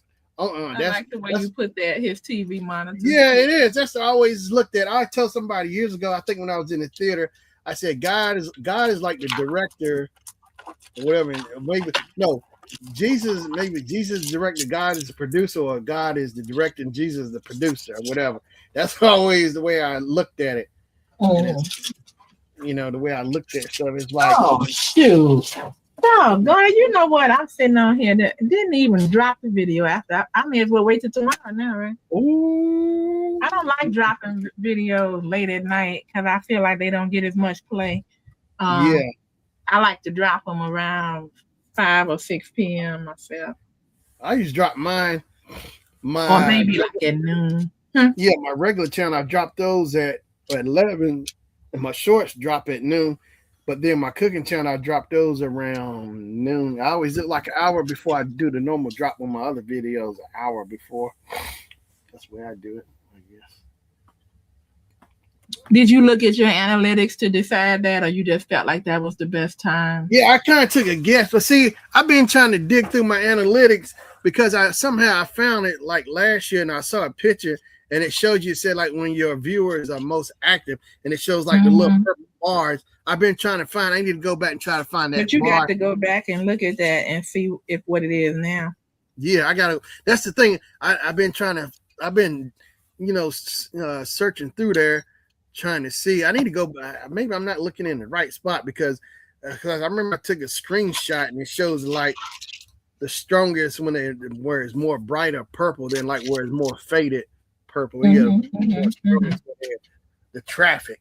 I need to see that because of the timing, because I drop my videos on Tuesdays and Saturdays, but I've been wondering, are those the right days? I need to go back and look deeper somewhere else and find it because I wonder if those the right days. If I can go and find those bars it'll tell me exactly where they most active, and maybe I just need to start switching around, putting them on those days, where I can get more Mm-hmm. hits, Mm-hmm. But during the pandemic, I learned it don't matter. It seemed like videos are always popping up at noon every day. I know it's like most traffic, just in general, people alerts it will come around noon. I started learning that noon was a time when videos was just dropping. People were dropping videos every day around noon, like the busy time in general. I would know noon. But yeah, I gotta So go see. see, for me, I look at it as the Yeah, people that normally watch what I have yeah, is more active, like the evening hours, like 5, 6. yeah, Um, and I got to go back and look at it too. yeah. I need to find my chart because I just wondering because I drop twice a week, and then my cooking channel. I need to go see if I have any analytics yet. That I gotta do. I have enough of videos out that can Mm-hmm. tell me. I just decided to drop it on a Sunday, and I don't know why I picked Tuesday and no Thursday and Saturday. I used to drop them 3 days a week. I used to just drop on Tuesday, Thursday, and Saturday.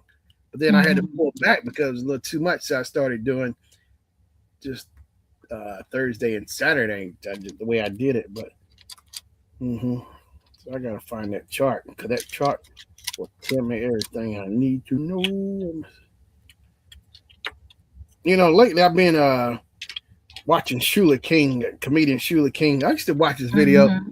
You Mm-hmm. heard of him? Yeah, I know about him. When he first got started, I was telling my husband, "See, you do this anyway. You need to go ahead and let me get you a channel up." And he wouldn't Oh do it. yeah, And look at where this man is now. I they said, got all another. he's doing is doing the same thing you doing, which is you see something and then you crack a joke about it and talk about it. Yeah, that's cool how he does it. People always sending him stuff into. It's just cool.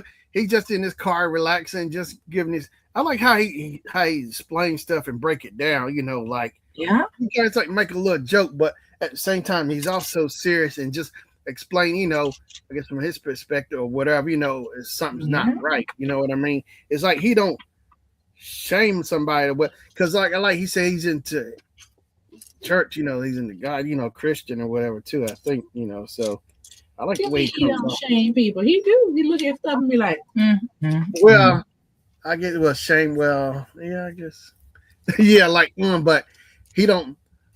Well, I gonna He say don't he. go all the way in. Yeah, that's yeah, like that. He don't. Yeah, he don't just dog him, dog.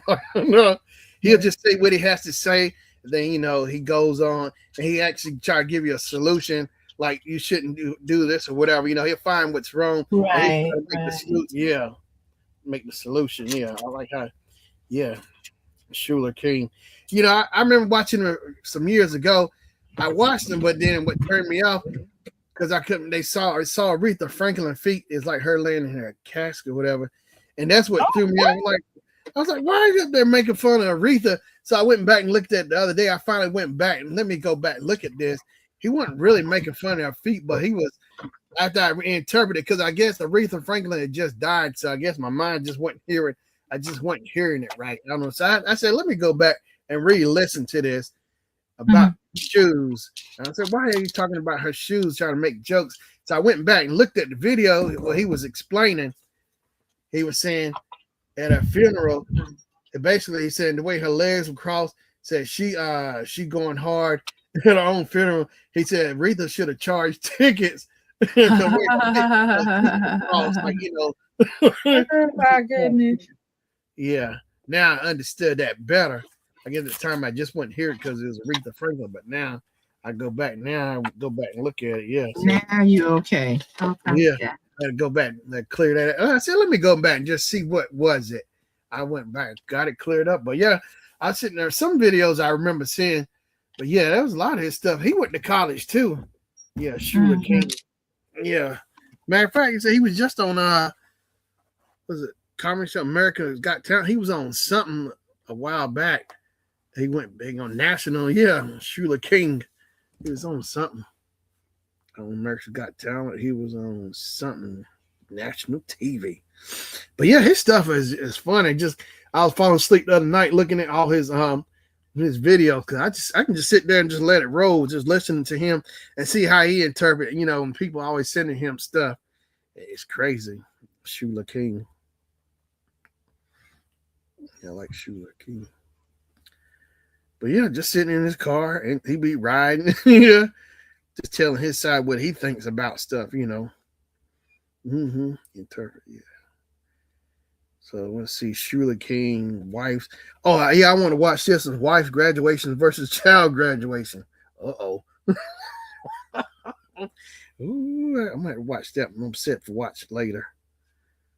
Watch that. Yeah, Shula King.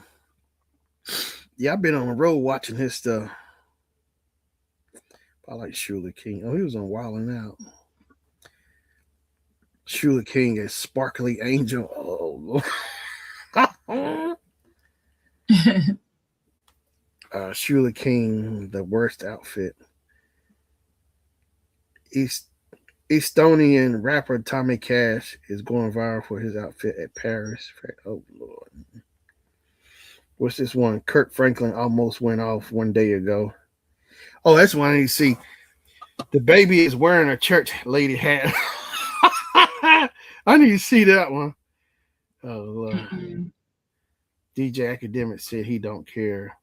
Shula King, the church tried to get her for $800. She got arrested for her bucket list. In 2017, the police arrested a 99-year-old woman, so she crossed it off her bucket list. Police arrested her.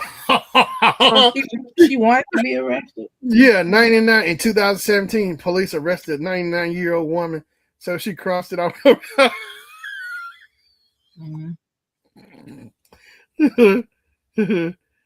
Y'all better build fences. What's this? He got tattoo bangs. Oh, Lord. A man got hairline tattoo to hide his baldness and immediately regret. What is that you read? It's the title. Yeah, Shula King. I'm just going down. Oh, okay. Said he got tattoo bangs. That's the name of the video. But in the little video on the side, he talking about, it says on here, from the man got a hairline tattoo to hide his baldness and immediately regretted it. Oh, Lord, you see the bang. Oh. See, this next type, mother and daughter caught stealing. Mother and daughter arrested after police said they flaunted stolen Louis Vuitton bag in the video to Young Miami speed that. Oh, Lord. Spin that. See, Shula King, I'm going to be on Comic View. Oh, that's 2 days ago. Shula King body count back to 0. He served 15 years for nothing. He's on Dr. Phil. After spending 14 years in jail, a woman meets the man she's falsely accused of. Oh. Here we go. Oh, yeah, Twister is facing $440,000 in taxes. Mm-hmm. I always wonder how people do that. It's like, I don't want to meet you. Mm-hmm. Shula King, when I did Willie D's podcast, I think I saw that one. 2 ankle monitors and dirty feet. 2 ankle monitors and what? Two ankle monitors and dirty feet. You see a girl on the couch, she got an ankle monitor with her feet. Oh, Lord, they're dirty. See, and you talking about he don't try to shame people. Yeah. No, it's right. It's right. They got it right there. Don't shame somebody talking about they got dirty feet. It's right. Yeah, and somebody sent him a picture of a lady. I say it wasn't right. Her feet, like, oh Lord, how she go out in public? Her feet was all cracked and jacked up. Oh God. Well, Shannon, maybe she doesn't have a pumice stone or able to get a pedicure.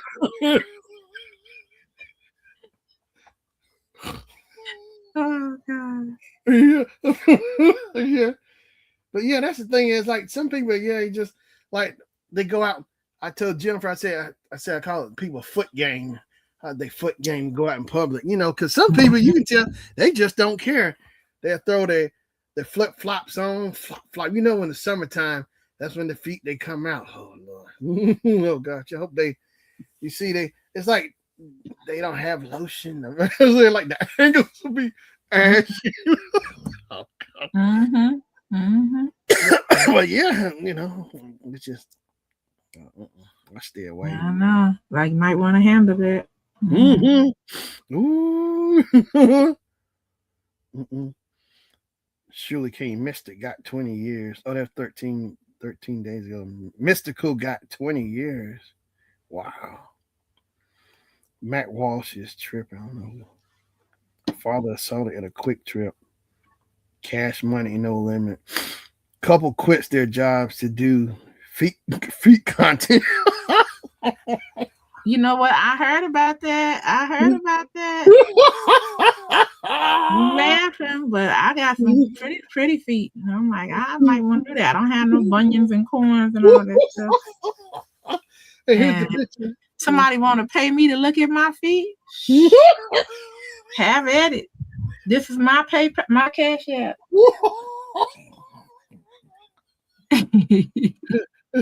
Pretty toes. Here it is. Look, my husband don't even have a foot fetish, but I know somebody whose husband that does, and I'm like, ooh wee, but and he keeps her at the pedicure to get pedicure. I think she go, if not weekly, every 2 weeks or something like that, and shoot, he suck on her toes, so she cool. Oh Lord! Here's the thumbnail that said black couple quits their jobs after discovering man will pay $250 for photos of honey on her toe. Honey, what? On her toe? Honey on her Oh shoot! Let me get that information. $250 for photos of honey. Now look, how they gonna quit their job? See, that's so stupid. All that stuff is so fake. I'm like, okay, so he gonna keep you send him a photo of a toe with honey on it every day. You only got 10 toes. They cleaning up. I be like, dude, you want to see something? You want to see something? Corn. I got corns on. How much they? Wait a minute. As a matter of fact, guess what? I heard that they paying people that's got jacked up feet. So they want to see that. I'm like, what? They watch him put a sandblast. Yeah, like on Martin. Remember? Yeah. I want to pay so you get your feet sandblasted. Alex say that's crazy. I think we caught up. I don't know when he said that. Yeah, he said that's crazy. I gotta catch up. So you got really new stuff. You can see my feet. See my feet. Oh God! Pay the woman. Gosh, they quit their job. They must be cleaning up to quit their job. Oh God! But I'm just like, wait a minute. I'm trying to make sure I got a nice, paint, like toenail polish color on, and looking at it, I'm like, I want to see ragged. I want to see. I'm like, oh, something wrong with you. That's what I would lose my job there. Like, something wrong with you. My feet look like concrete. The side. Oh God. With bunions and corns and hammer toes and. Ooh. Oh wow! Here's another one. Says Jay-Z partnered with Target 2 weeks ago. I gotta see that one. Skip him. Says I'm not buying nothing from Target. Trader. Here's one that said they found heaven. I got to see this one. They found heaven. Yeah, that's what it. Shirley King, they found heaven. It said 2 weeks ago on this one. It says here's another one. Did a she did a split at graduation. Oh God. I can talk about that I one. can just imagine what happened. I'm telling you, it's fun. I like how you interpret this stuff. He said, not stealing Lego. Said repeat offender sentenced to 45 years after 50-day Lego stealing spree. Oh gosh. I gotta see that one.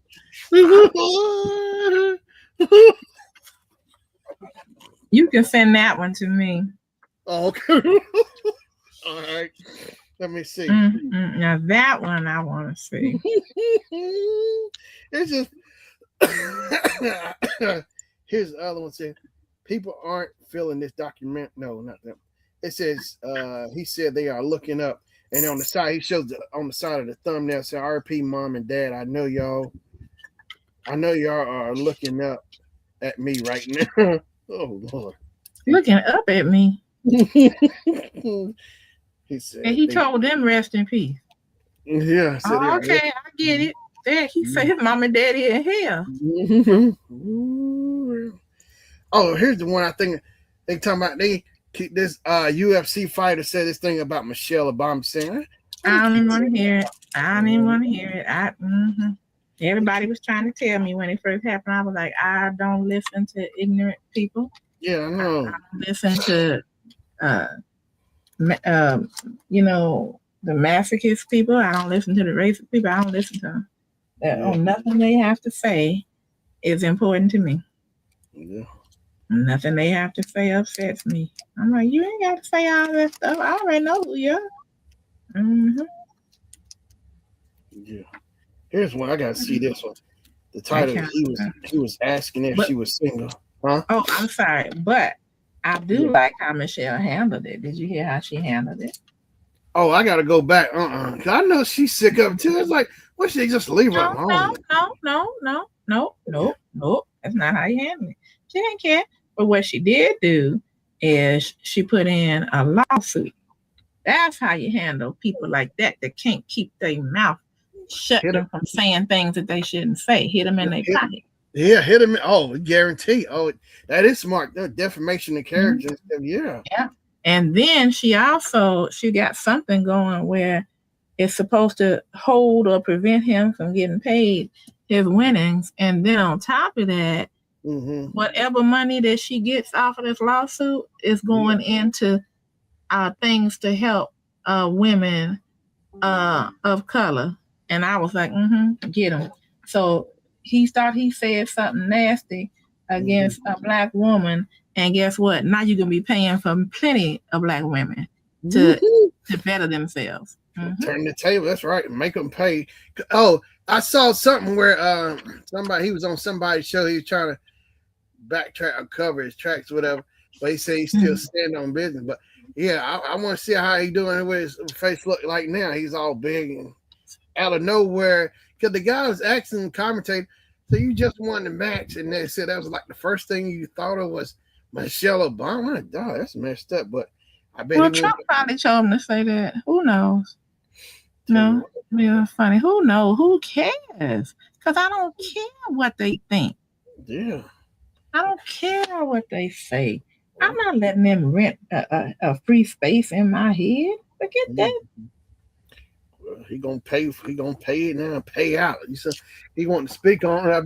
Is he still standing on 10 toes now? Right. We know better. Here's something he was asking if she was single. Oh, so in the thumbnail it says cop arrested woman after high-speed chase and asked if she was single. After she was what? After she was arrested from a high-speed chase, he asked her if she was single. Stop laughing! I can't hear you. Huh? They asked her what? I'm sorry. Yeah, on the thumbnail it says cop arrested woman after high-speed chase and asked if she was single. It's all in the thumbnail. Oh, my goodness. It was hard.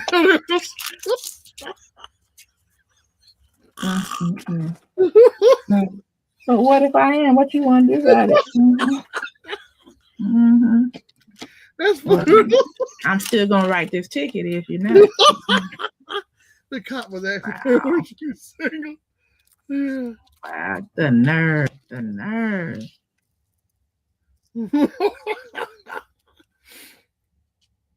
Shannon, you just get too tickled. Yeah. Some stories like that. The sense of just I because know like it's, this really it's happening. I'm telling you, yeah, the people it's I see. insane. And that's why I like and see my husband can do so well with it. I had to tell him. But before Shula even got started, well, before we knew about him, I put it like that. Yeah. But I'm glad that he's, doing well because I've seen him. He's got tour dates and stuff. Yeah. Oh, here's one. Shula King. You gonna like this one? Tracy Morgan crying after the Knicks game. Oh, no, you gonna like it. I don't like it. Rick Ross spotted at the airport. Okay.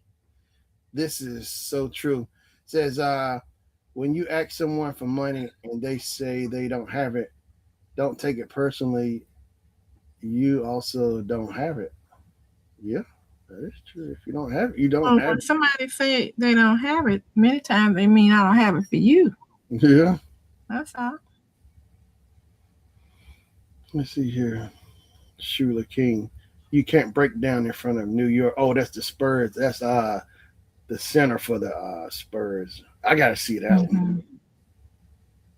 The fence was working undercover for. This is a true friend. There aren't any pictures of dinosaurs. Wait a minute. Rico Nasty doesn't believe dinosaurs ever existed. People didn't even draw pictures of them. It's just some of the stuff like the people that send stuff to him or Because there wasn't no people around to draw it at that time. They was yeah. they got eaten and stuff. I'm just talking crazy. Oh wow! I like to see. Let's see here. He lost 26 million. NBA player Terry Rozier must forego his 26.6 million salary for the 25-26 season due to his role in sports betting gambling scheme in which he was paid $100,000. Arbitration judge rules. Wow.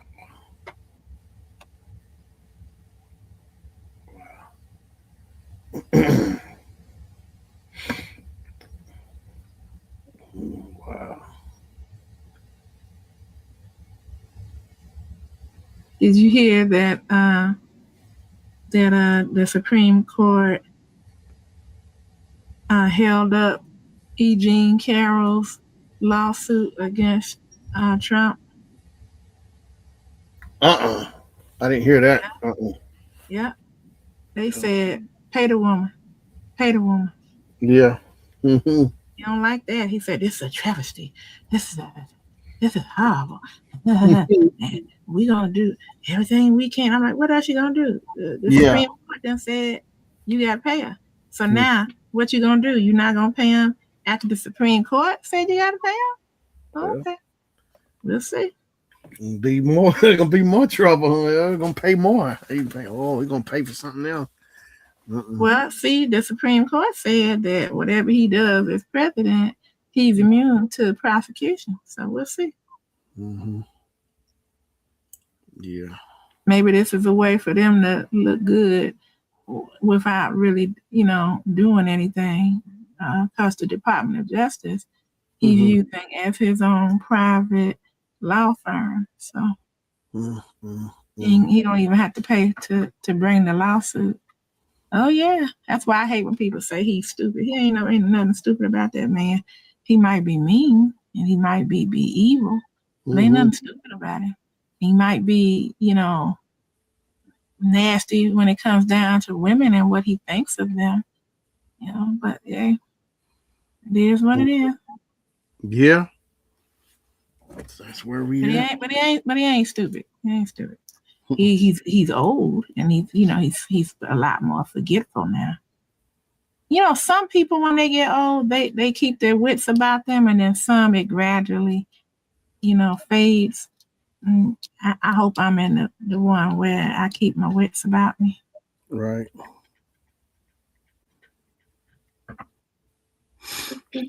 So, time to work on that now.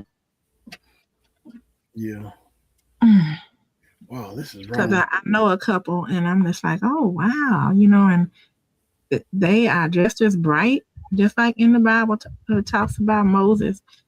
Moses, was not dim. He was still the same old Moses. Yeah. Hmm.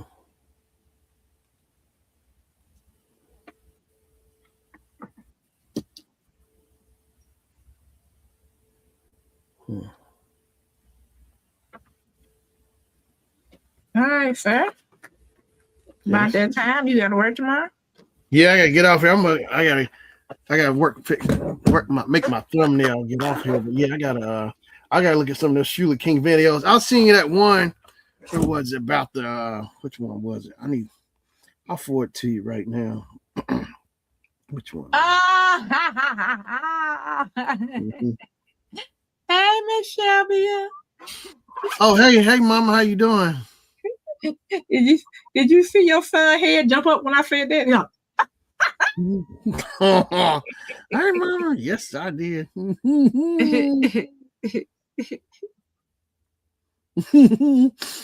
that Shula, he crazy.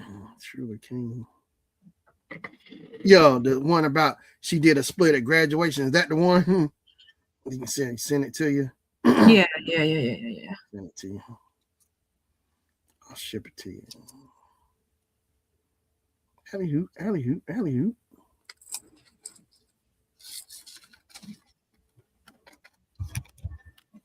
Sure. How you doing, Mama? Yeah, I'm sitting here looking at you. Yeah. How you doing? Uh-oh, it's either the cat at the door or my husband's about to enter. I hear something moving out there. Boy, my cat is something else. And that cat, if the door is not fully closed, do you know he'll try to force his way up in here? He'll put his whole body weight on it. He knows how to use his body. I've seen him. I wonder how they learn all of that. It's smart animals. Yeah, because I've seen him like use his body like when he's scratching on his post, he'll put his nails, like his claws, like into the post, like right here, and then he'll lower his butt down, and then he'll like get leverage and pull on it. Yeah. And I'm like, look at this. He knows how to get leverage. Yeah. I told you he talked back. Didn't you say Gracie talked back to y'all? I be sitting there saying something, but she like you can tell she don't like it or tell her stop or do something. Yeah, she'll go. Mm-hmm. Oh, she'll make some little noise. Yeah.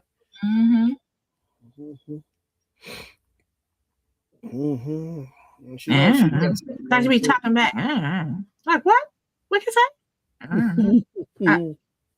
Say it louder. Now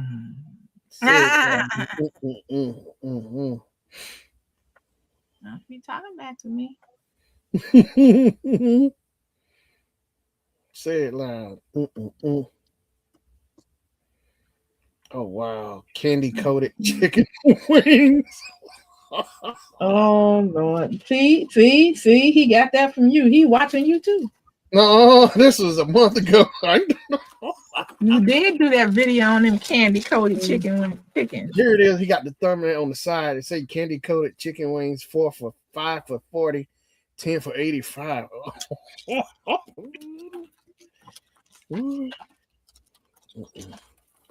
Yeah, see, people just send him stuff. He cannot sit up there and see. This helps him because he doesn't have to spend as much time trying to find some information, some content, and all he do is sit there and just talk about it. That's Yeah. that's perfect. I know the Yeah. people that I hope he was able to quit his job, but it'd be funny. I know the people that his old job is probably like, you know what, he made me sick. You know, he's a funeral director too. Mm-hmm. Oh, Yeah, oh he's a my funeral. goodness, he cracking jokes. He a funeral director. Yeah, and see that, and there was, oh gosh, there was one video I saw, and he was explaining about a funeral or something. Why people, Oh no, I don't want nobody. Oh, say what? Say it again. why they're acting up like rolling around on the floor, like he was just. Oh my goodness. Mhm. I've never been at a funeral where they do that, although I've heard, Yeah. you know, about it. Mhm. You know, like I think I heard it from Tyler Perry. I think people that are full of guilt might start acting like that. Or Yeah, people he that, brought stand there. Yeah, some people were full yeah. of guilt and they didn't, they start acting up and yeah, and showing a clip where the auntie or whatever, she just up there rolling all on the floor and all. Yeah. And some of them say, "Yeah, I want to go with you." And I'm like, yeah, jump down there in that casket then before we close it. Yeah, acting just. Now I get it. People are missing when they're gone, but but well, I think did I hear it right somewhere?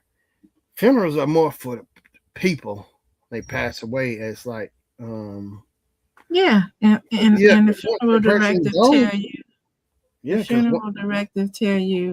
to try to get more money out of you that you paying your respect. I'm paying my respect. So people go, because if people didn't go to the funerals, people wouldn't spend a lot of money on a funeral. yeah. Think So once about the it. person go, it don't matter because once the body soul is gone, it's just it's Right. for the people who are mourning. For them, I guess closure or whatever. But Yeah, and that's nice. yeah, But I just don't think it should be as expensive as it yeah. is to do that. Mm-hmm. Because they do make a lot of money off of people like that. Oh yeah, they clean up good. Yeah, funeral director, mortuary.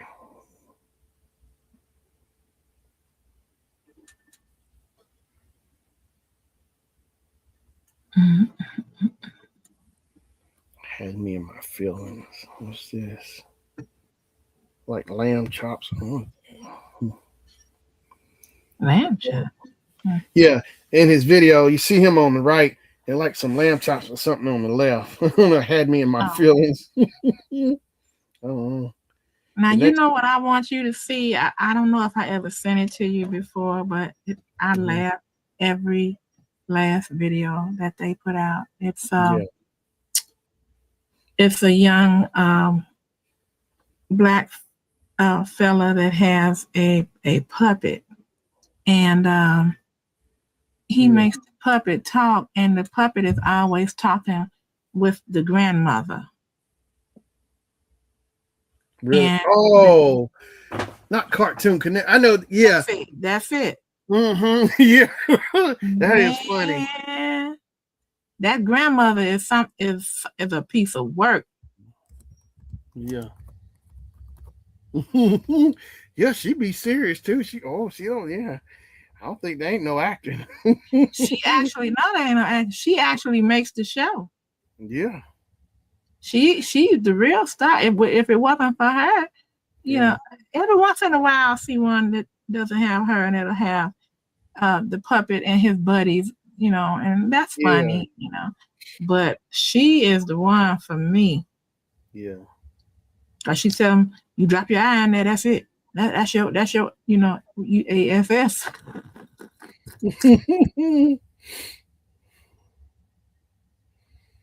Yes, Waffle House might lose many money. On the sign showing on here, we will not serve or seek guests who smell strong of marijuana. Mm. Mm. Yeah, Well, you shouldn't worry about that because they're gonna go in there and eat. They're not gonna start no trouble. It's the ones if you could smell cocaine or heroin. Those are the ones you got to be careful of. Yeah. Somebody that's on that's smoking weed just want to eat.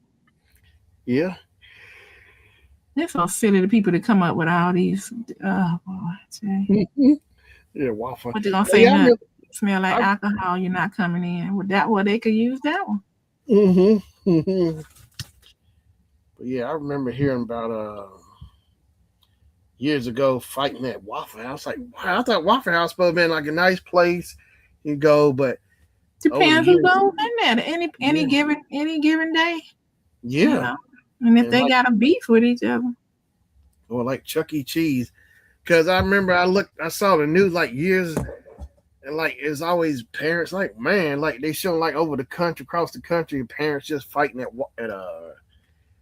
Chuck E. Cheese. Now I get it, it's a lot of parents and a lot of kids, and maybe somebody child, I don't know, that's a might something. shame. That's a Yeah, I know, shame. but yeah, it's like the parents just mess it up at Chuck E. Cheese. It's like, man, kids can't have A nothing. brawl at Chuck E. Cheese. Yeah, I'm sure. Yeah, they just throwing down over at Chuck. Melee. Chuck E. Cheese melee. Tonight at 6. They beat Chuck E. Cheese down. I would be ashamed. I would be ashamed to have my face shown in that.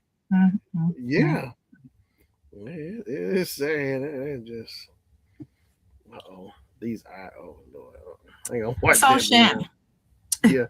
what are you and Jennifer gonna do for the 4th? What you have planned for the weekend? Try to maybe catch some fireworks because I still got some fireworks from last year. I want to try to shoot them off too, and maybe hit the grill up too. Throw some stuff on there. I can hook it up. Of course, get all my videos out the way because I got to work too in between. Try to work before the 4th. I'm gonna try to squeeze in a few days after rack up some hours. Mm-hmm. Yeah. Anybody special?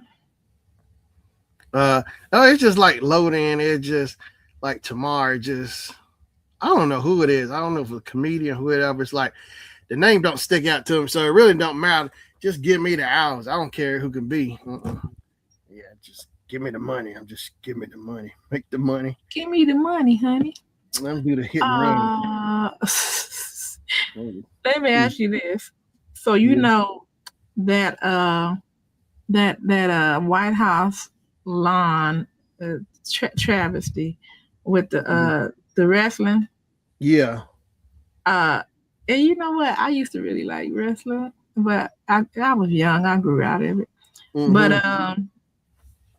of course, I love The Rock. But anyway,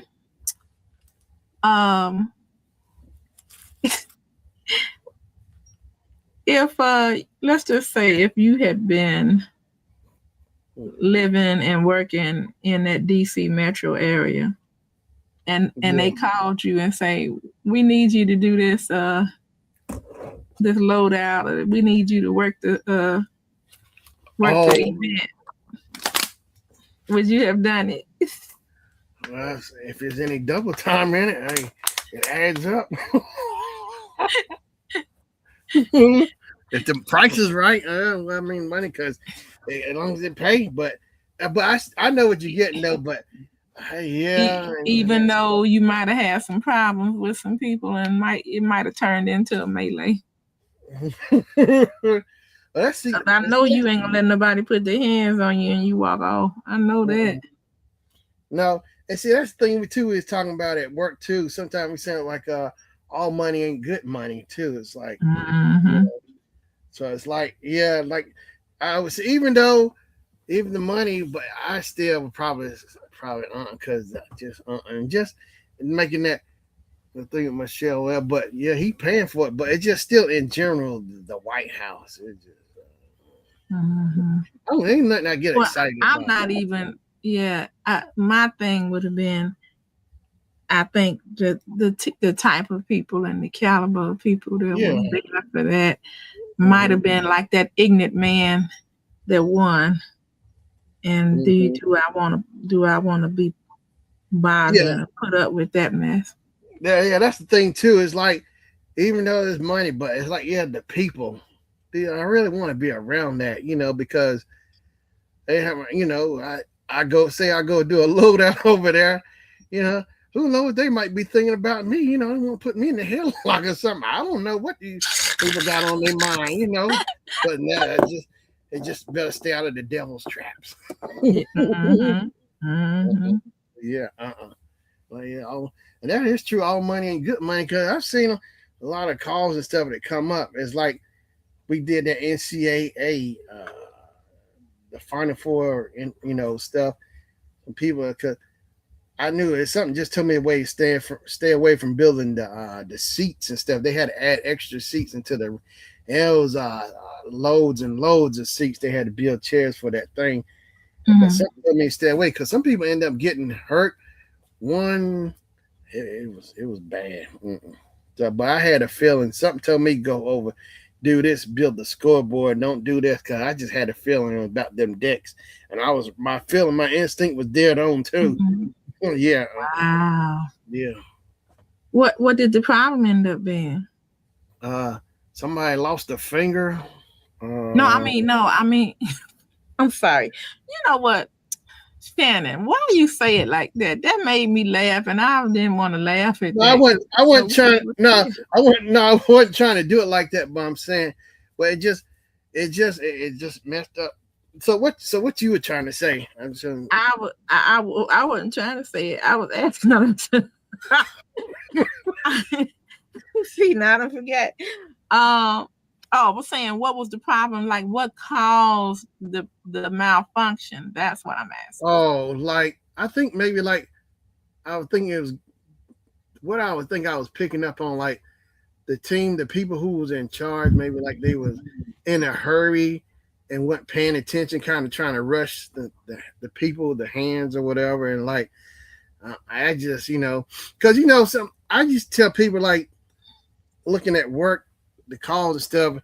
I just can smell it. I don't know how because it worked out Mhm. because somebody because my buddy at work he said, "How did you know not to take this call?" I said, "You know what I do? I look at the call sheet, or whatever. I look at it, and I can just, I don't know, bro. I always think I can look at stuff, and I don't just flags. Just I don't know, flags went right off. I don't know. I never Mhm. seen this company, Your but spidey sense start tingling. yeah, I can smell it. And sure enough, me and Patrick, whatever, we took the exhibit call, and the other ones took the breakout rooms, Oh, so and Patrick went with you, huh? yeah, he know that we both we Mhm. just I told him my buddy or the buddy at work, I said, man, I just looked at the sheet and for some reason, I don't know, red flags, something said no, don't take the breakouts, just go to exhibit. And sure enough, long and behold, yep. And they had it bad with the company, the AV company, everything was bad from start to end. It was a Mhm. disaster. Yeah. And my Maybe it was the Holy Spirit. Mhm. I'm telling you, I listen to my instinct. Like I told somebody, like in my videos with those thrill joys, I was saying my instinct was telling me to pick these particular thrill joys. I said, okay, I don't know. All right, I'm gonna grab them up. Yeah, and I listened to it too. Yeah, and it worked out. I ended up getting those chasers because I mean it was strong too. I mean it was something strong, a feeling, whatever it was. It was saying grab Mhm. these, and that one I did with Green Lantern. Something was saying maybe I should go back and get that Green Lantern. And sure enough, I ended up getting the chase too. I sure did. I couldn't believe it. Yeah, but yeah, it's like, and that's the thing too. I was understand like I don't know a video or something like or like when things are quiet, yeah, you can hear God better or whatever, just talking or something. But no, you have to tune your ears in to hear Him and listen. Mhm. What He's saying to you. I said maybe sometimes Mhm. maybe I do be listening, and don't really realize, but I actually am listening. It's like Mhm. you have to hear Him, really tune your ears in to hear Him speak to you because He's talking. You just got to hear Him. And like I said, the best times he can talk to you is like when things are quiet, and versus where there's a lot of noise or something, you know. Mhm. So yeah, maybe I do. It'd be something because sometimes I just be somewhere I don't know, or yeah, I'm looking at the call, looking at work. something. I just have a feeling. I can just something say. I can just look at it. I look at something or where am I at? There's always something. Something don't feel right, or just yeah. I can. And I have a feeling too that the companies that come through, I see they might end up being good, but it's sometimes just an instinct. I still listen. I don't know. I can't. Yeah, Yeah, you should. yeah. I get my instinct, but yeah, it was dead on about that AV company too. It was dead on. And I Well, told Jeff, huh? go ahead. Go ahead. No, I was just telling Jeff. I said, a lot of times, sometimes I don't listen to my instinct, and then when it happened, I said, dog. I said I get into an argument with my instinct. Dog, he was right. Dog, I said I should have listened to him. Yeah. Dog. I remember when you was talking about that one call that you didn't go to where all them people got, hurt. Yeah, yeah. Some people got unalive, didn't they? Yeah, it was that fairgrounds back in 2011 because I was still in far in Bloomtown. I said that had to be meant the way it meant for me where I was at because I was still working my other job, but he was just calling because I started working a few calls with the union. And he said, "Could you get here?" I said, "No," because I told him where I was at. I was like an hour or so away. So then, they were needing people just to come, So I guess it was meant to be where I was at that exact time, Mm-hmm. Yeah, I'm telling you, yeah. Like the timing with stuff, Mm-hmm. So there was people that actually expired because of that, right? Yeah. Yeah. But it's When I saw the video, I remember seeing it, and then when you was talking about it, I was like, "Wait a minute, you was associated with that?" And you was explaining it like I was gonna be, but yeah. Because he asked me to come up there. That could I make it? I said no because I was here and I was still working, but I was too far away, And so he needed people to come. He was just looking for more extra hands at the time. So, and then all that happened because then I got calls. Like my mom, everybody was calling, seeing was because it was big on the news. Yeah, about that. I know Yeah, she was. So I said, if nothing else about that town, Bloomington, that's the one big thing that always stick out at me. It's like that town where I was at the time and being in that place is what saved me from all that crazy stuff, the timing, being in that spot where I was at. So I guess I was in the right spot where I was supposed to be at, for me, I guess. Because yeah, I was like, well, it was crazy, but yeah, I still couldn't believe it. And like over at the fairgrounds, they got like this plaque or this section, and they like it's in memory of all the people that happened, went down. They got their name on the plaque or whatever, in the, like a little memorial site, Yeah. But yeah, it's crazy. So that happened in 2011. So this is what 26, so 15 years ago. So so it was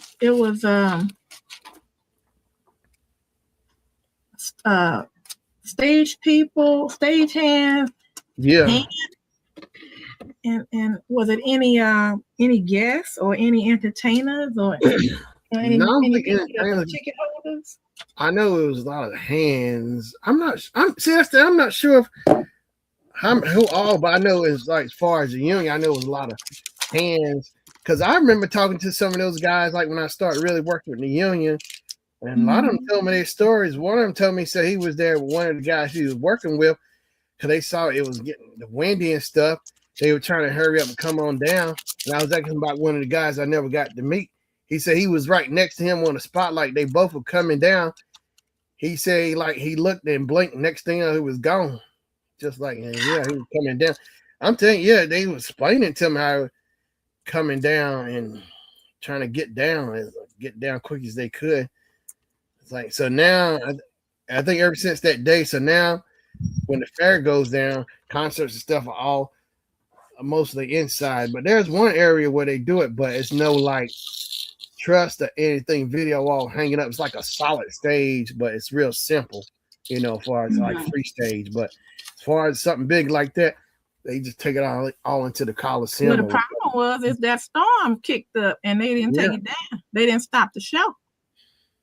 Yeah, because those winds would pick up. Shoot, I remember I had a gazebo that I just bought, but it was one of those ones that you can put up yourself, and we staked it down and everything, screwed it in. Shoot, honey, a big wind showed up. I think I had it for 2 weeks, and I came out there. That the metal that was holding it was bent. The top of it. Because that wind went up in there and did its do. Yeah, I learned that years ago how serious the wind was, because I think I was maybe like in the 3rd or 4th grade. Grandma had it on the news channel, and they showed like coming up next. They showed this cruise ship and how it was on land from a hurricane. Had put it up on the land. I was like, oh, and that was a big cruise. I was like, that really blew my mind. Like, I just saw how serious a hurricane could be. The wind, it put that cruise ship up on land. It was as big as that wave, blew it right on. I said, oh wow, that's the first time I saw how serious a hurricane could be. It was down in somewhere in the islands or somewhere in that cruise ship, and that how big those cruise ships are too. Yeah, put it right on the land and like the tonnage. Yeah. Yeah. The wind say that don't mean nothing to me. Nothing. That's when I learned just how deep. And I think it was also in that same news session, because they were showing coming up about that hurricane, and the lady was saying on there coming up, the lady said she's one of the 7th angel or something. Yeah, I was like in the 3rd or 4th grade. Lady saying she was an angel or something in the news. And Grandma was sitting there explaining to me then. She was like, saying no angels or something down on earth or something. Like she was explaining something to me when she heard that about the lady saying something about she's the angel on earth or something. Grandma said, Grandma came back and said something about that. Yeah.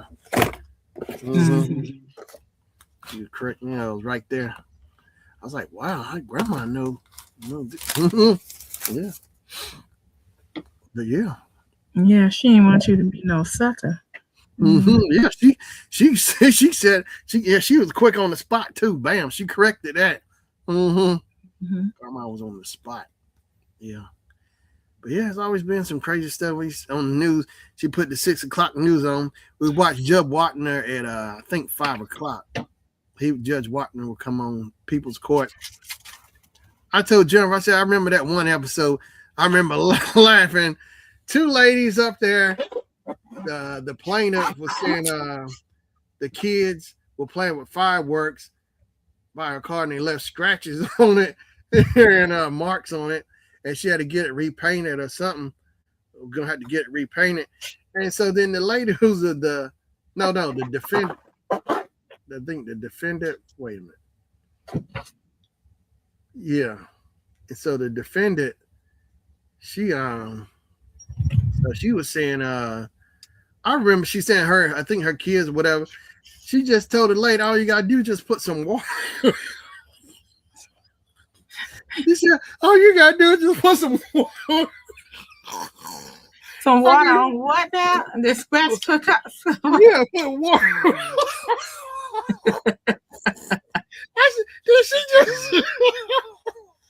I remember laughing, sitting there. All you gotta do is just put some water on it. I never heard nothing like that. Yeah, because she was saying that to the guy too as well. At the end, she go out and talk to the guy. Something was wrong with her. I said, did she just say all you gotta do is just put water on it? I heard it clear as day on her. Your grandmother was laughing because she cracking up. Yeah, we all said, well, I know it was funny to me. Maybe Grandma might did laugh, but I know it was funny to me. Did she say put water on it? She sure did. Yeah, buff it out. But yeah, no, she said water on it. Get rid of them scratches. Yeah, because the kids are playing with fireworks and left some scratches. A mark took the paint off, whatever. But the lady, so the mom of the kids would tell them, all you gotta do is just put some water on it. I never heard of. I'm telling you, I know some of them cases, but that guy got to be like the funniest one from People's Court, Judge Watner, and then the guy, they always talk to after the case over. I forgot his name, but they talk to him at the end, and they come out. I ain't like him. Huh? I ain't like him. I did not like him with his little smart smart ass. I'm like, them people done just had something, bad happen to them. So sometimes I think that they got judged incorrectly. And then he talking about, well, what did you think about such and such and such? They should have just walked past him and didn't say nothing. But I've seen them do that too. Okay. But what did you think about something? And they're like, well, so and da. Well, the judge said this, so okay, have a nice day. I'm like, you know what? Yeah, it was kind of how he talked to them. I do remember that, and maybe somebody did walk past him, but I do remember he always had the question. It was like, I'd be sitting there just watching, see what they say. But that lady, she said, I think that's the funniest one. I gotta see if that I can actually find that episode. I'm telling you, she said that. All she gotta do is just put. I'm telling you, you can't make that up. I know my ears. I was close enough to the TV. I had to hear that right. And then she said, all you gotta do is put water. Look, you a child, and even you know better. Yeah, I was like, wow, water, get water off of scratches and come. Tom, I didn't know you could use it. That's what blew me right. Wow. I didn't know that. Let me go out and take care of your car. But you can tell, like, she had some bad kids. Like, she was like a little heifer. I'm telling you, kids, you got to watch them kids. You got to. Yeah. They'll get into so much. Mm-hmm. I think the lady was a neighbor or something who was taking her to court. Yeah. Mm-hmm. But yeah, to this day I never heard nothing like that. Yeah, to this day I hadn't heard no shows like that, judging shows. Somebody saying that. Yeah, but they were outside. Well, I tried to talk to her. I tried to tell her, all you gotta do is put some water on it.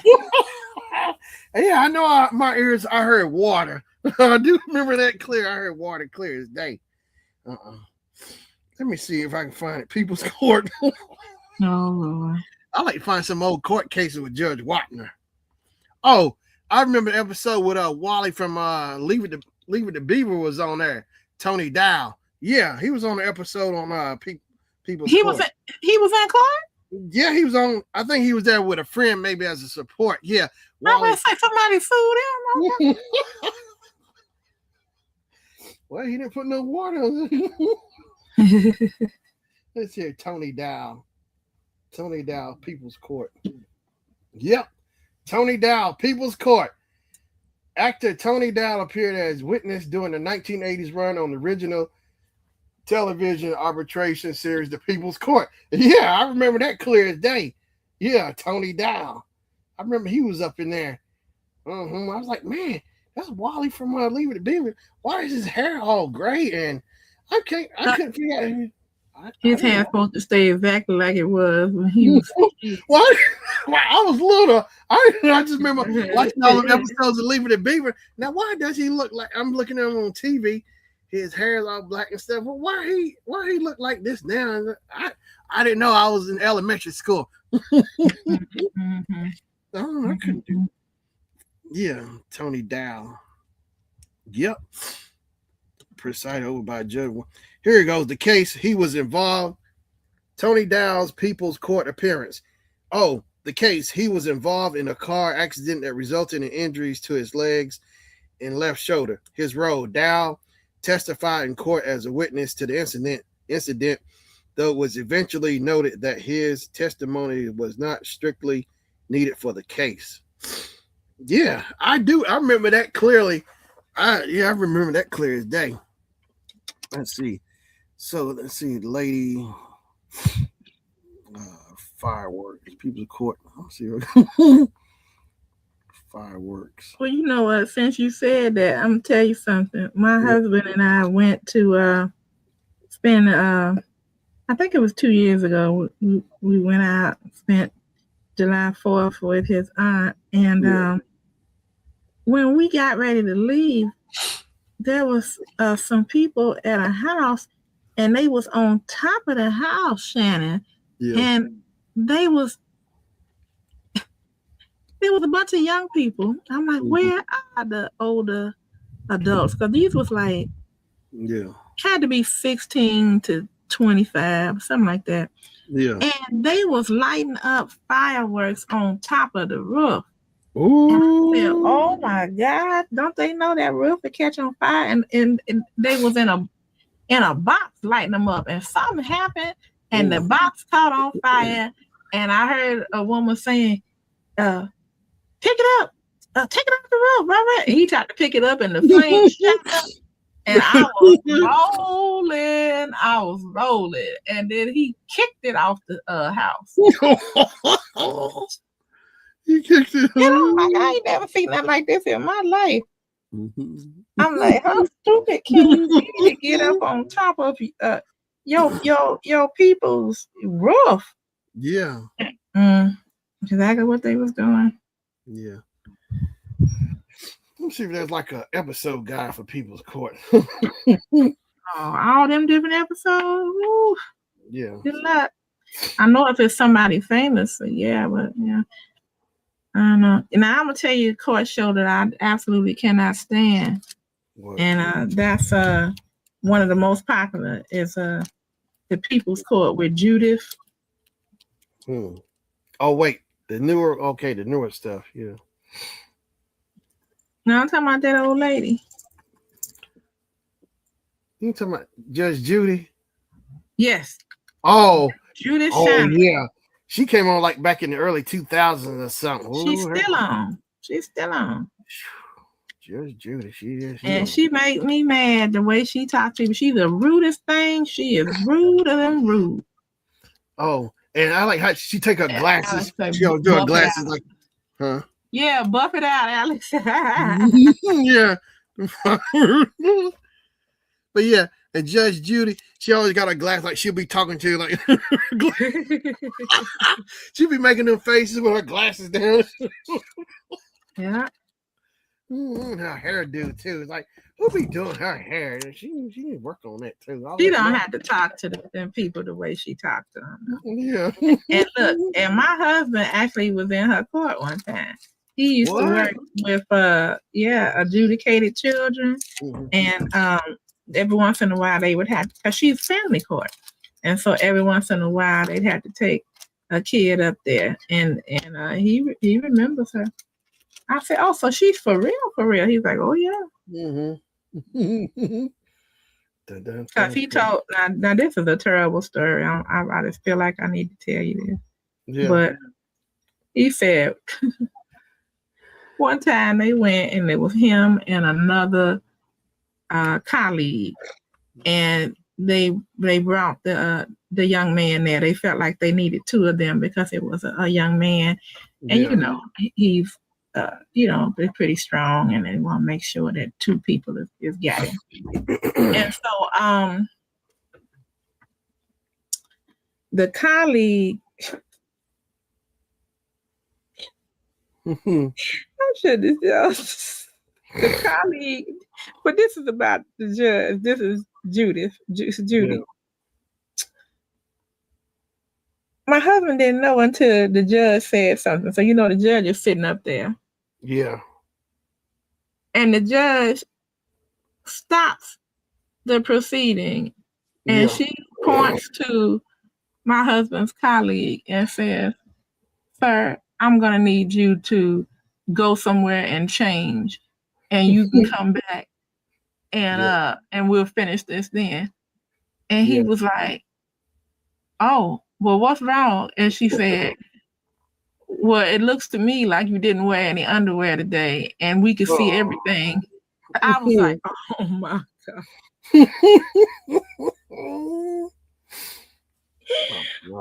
I said, oh my God. And my husband was like, man, you came out here and you got shorts on? And That was ridiculous. That was ridiculous. And so they when they found out about it, because that the state is gonna find out or something like that, they read documentation, whatever. And they asked my husband, well, why didn't you? And she was like, man, I'm not looking at the man. And there's no way on earth I would have known that he, Yeah. Oh my God. I said, oh, these people, Shannon. Yeah. Oh.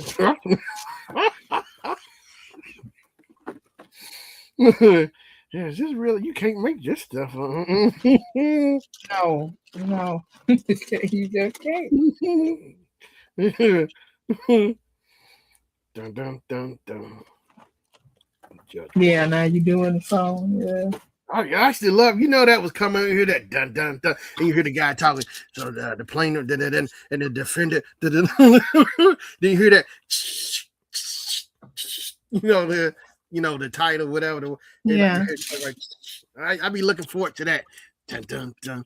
And I be looking how they come in the courtroom. They open swing the little door. They be walking in. They come to the microphone ready. Some might have their hands behind their hand or whatever position, ready. I used to watch them, their presentation, how they come into the court. Dun, dun, dun. You hear the guy talking to commentators. Dun, dun, dun. I should have that homeboys court. Now, I like Judge Wapner, and I like Judge Joe in Houston. Yeah. Was it Joe Harris? I can't remember what his name was, but I liked him. And then I liked the judge from Detroit. Okay. And then I liked the one who was Judge Maybelline. Oh yeah, I like her. Mm-hmm. Oh yeah, she didn't take nothing. But I like the one from Detroit because he was like, see, you come up in here thinking you know how to afflict somebody. He was like, I know the streets. So let me tell you what really happened. Judge Mathis, yeah. Yeah. I like Judge Mathis, yeah. Oh yeah, he was serious because he said he was from the street, so he knew what it was all about. He turned his life around. Yeah, he was from the street. Yeah, he knew what was going on. Yeah, he used to do all that, but he turned things around. Judge Mathis, Greg Mathis, yeah.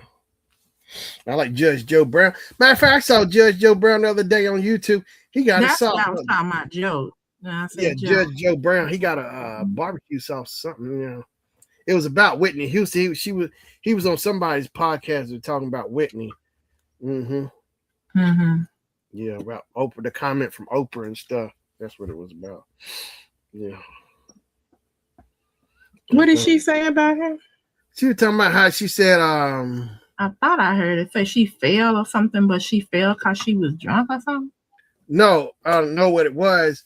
Oprah was saying how she protected, kept the media away from about Whitney Houston backstage or something. Maybe thinking that they wanted to think maybe she was high because Whitney was doing something.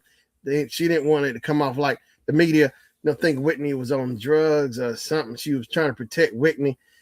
So it's like if she was trying to protect it then. So why the thing was like, why is she coming out saying this now? And somebody's pointing out too, well, how much of it is it the truth from Oprah saying that since Whitney is not here, Whitney can't defend herself because why would Oprah bring up something like that? It's not fair. Then Monique got it, but some other celebrity and Judge Joe Brown was talking about that too. But man. Yeah, it's crazy. But yeah. And I know how then Ricky Smiley commented about it too, just like certain things you don't do, and here's another thing that I was seeing people pointing out too, like how Michael Jackson brought Oprah to his home like back in 1991 too. Remember that Michael invited Oprah and all that. Then like how she would go and do this thing with Neverland, those people who were victims or whatever that she brought, and then and then the stuff with Oprah, with Whitney, if she were really friends, and like Oprah, hearing like saying Oprah's out of touch with the black community, her and Gail, all of this and that. And like what got me was it was with Gail did an interview with I think Lisa Leslie right after Kobe passed, because Lisa and Kobe were friends. It's like this is still fresh, and she getting I said, dog, she wanted to get an interview. I want Lisa should have told her no. Yeah, because Gail wanted to interview with Lisa Leslie right after Kobe just passed. She trying to get the story. I see where she was going with this. Wow, Lisa. Yeah, Lisa Leslie. Gail. Wow, Gail King interview. Yeah, so it happened here back in 2020. Yeah, Gail King faces backlash for asking Lisa Leslie. Yeah. What did she ask her? Yeah, she was asking because Kobe just died in that airplane, crash, and she up here asking Lisa all this stuff about Kobe after all that just happened. Oh, I do remember that now. Yeah, it's like, really? You really want to get an interview after? Oh, wow. Yeah, she made a fatal mistake there. She did.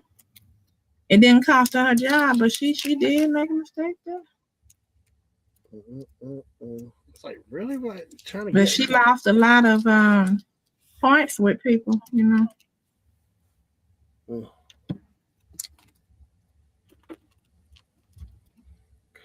Yeah, I don't know why she felt like she had to do that. That was crude. Yeah, that's like, my gosh, he just passes, and on top of that, his family, his wife, and the kids, and plus Kobe and his daughter in that crash, and then his wife, they already dealing enough because they had to deal with the raggedy cops and stuff who were taking pictures.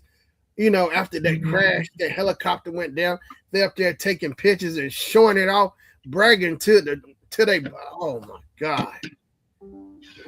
Yeah, I said, wow, they see, and that's another thing.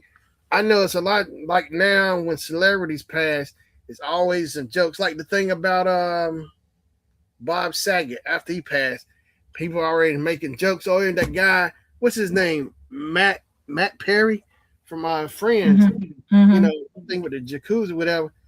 Jokes already. I was like, wow, really? What is that? It's like people can't wait till celebrities die so they can, they're ready to make jokes. And here's the thing now I see all the time. Somebody passed, somebody quick to say, they'll say a joke, then they'll come behind and say, oh, wait, too soon. It's like, why? Yeah, it's like you knew it was too soon before, because it ain't never no right time. So why would you, It's like, I don't get that mindset. It's like, what is that? I just don't care. They want to get the laugh so bad. And it's just like, is this what you really want to be known for? Just like that guy who was on that roast with Tony Hart. What is his name? Somebody Hart. Kevin Hart. Yeah. I saw that weeks ago. Watch it. Tell me about it. Yeah, well, I know they were talking about how Kevin was letting it just go. Like, why didn't he stop it? And I think Kevin was saying, how he gonna stop? It's live on the air. He just let him do it because he like. Well, you can comment about it and say, that was uncalled for. But the thing is that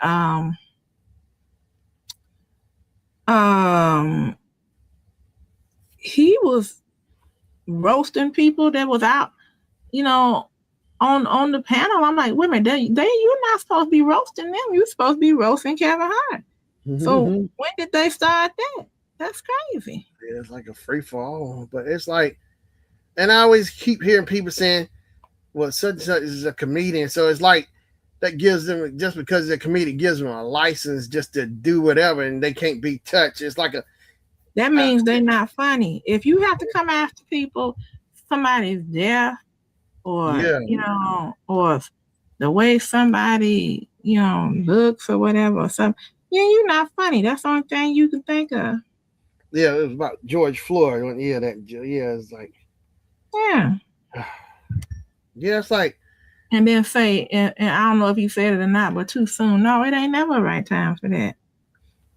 yeah, nobody's there. Oh, yeah, Yeah. especially Nah, something like that. But yeah, that yeah. shows you, yeah, if you're willing to, I get comedy and bold, you're gonna have fun, make jokes and stuff. But somebody definitely, especially something serious to that degree, with that way that went down during the pandemic. Wow, yeah, that show you. Nah, that's somebody I wouldn't call them. Because if they doing that in the open, imagine what's going on behind closed Oh doors. yeah, You yeah. bold to do that in the open. Yeah. Well, now some people were saying, well, you know that that's his type of comedy. That's what you should have expected. Well, maybe so, but I don't know. I don't follow him, so I don't know if he makes jokes about people's death, and things like that. I Yeah. don't know. But you do that type of person, the kind of comedy that he has. You do know that he's Mm-hmm. gonna do some uncouth jokes, and he's going to push the envelope with that. He just is. Yeah. Yeah. It's like, man, really? You wanna And that that? made him even more famous, and that's what they're Yeah. looking for. That's what Yeah. they're looking for. I like how somebody, I think Jamila Hill pointed it out about that, saying he probably just kicking back, sitting back, laughing, enjoying it. Yeah, getting their ratings exactly. He know Yeah, exactly what he was doing. because I Yeah. didn't even know who he was until they showed that. Yeah. Too soon. I get tired of that. But yeah, it's like the joke's like, man, really? Now let me ask you this. Yeah. I heard somebody was telling me this now, so I didn't read it myself. Mm-hmm. That Dave Chappelle's one of his cousins said that wasn't Dave that came back from Africa. He said that's not my cousin, that's a clone. I don't know. Yeah, I Have haven't you heard. heard? You haven't heard anything about that? I check it out though, but yeah, I haven't heard anything like that. I'm just like, oh boy, because they was, and then I heard somebody else talking about it that was actually trying to make sense of it, and this was somebody who's like, Yeah. in show business, and they were like, now he went there thin, and his voice was always kind of average to sound more like a woman, kind of like Mike Mm-hmm. Tyson, just not as bad. Yeah. That's why when he came back, he was heavy, and then his voice had changed and got real deep. And they was like, "That how is that? You can gain weight, but men after they pass puberty, their voice don't change anymore." Mm-hmm. So that's what they said. I know Dave's been working out. I think he actually looks like he's lifting, going to the gym, hitting the weights too. I mean, he started buffing up some, but I know. But I guess when your own cousin says something like that, it makes people think about it. yeah. I Unless know. you got a crazy cousin. I know he smokes a lot too. Smokes cigarettes a lot too. So Yeah, he never did stop smoking. yeah. So that could affect his voice too. Yeah. I know the what you call it, the polyps on. I think because I remember I was in speech class in around '96, and the teacher was saying like with Whitney Houston, her voice is not the same because like she smoked so much. So by her smoking, I think she say polyps or something on the vocal cords? Is that right? I don't It know. could be. I know Yeah, there's polyps that are in the large intestine, so it's possible. yeah, we're affecting her voice because the smoking. So her voice, she couldn't sing as high like she used to because she said she smoked cigarettes, that stuff. So it affected her voice. So, and that made me think after you said that about his voice was high, but he smokes a lot, so that could affect his voice. The cigarettes, the smoking, yeah, be a lot to it. Yeah, yeah. No, but my deeper question is, Mm-hmm. why do people think that he's not himself? Sound like That I David don't Lee. understand. Well, I know over time too, people, even though they tend to get older, sometimes maybe their voice might get deep. It can change. Cause I know I looked at Ralph Tresvant from over time. Mm-hmm. His voice like is deeper. It's something. His voice has changed over time. It's not the same like the way I remember it growing up. But Mm-hmm. get older, Well, yeah, when they was young, they had them high pitched yeah. voices. But as they get older, time, yeah, because people can still keep changing over time. You know, maybe the body's on everybody's DNA and everything is different. Because people maybe get to a certain age, maybe there's like a certain button or switch that might go off and activate at a certain point in time when they get older. Can make Wonder Twins activate. Mm-hmm. but yeah, you know, Hey, you know what? Now I know what video you can find that would make me laugh. What's that?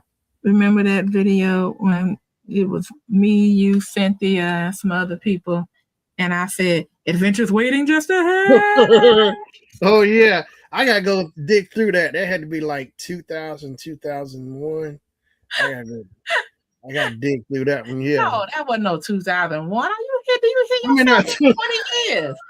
I mean 2021. I always keep wondering, hot dog, that's a long time. That's Have we almost been on 30 years. YouTube that That's a long time.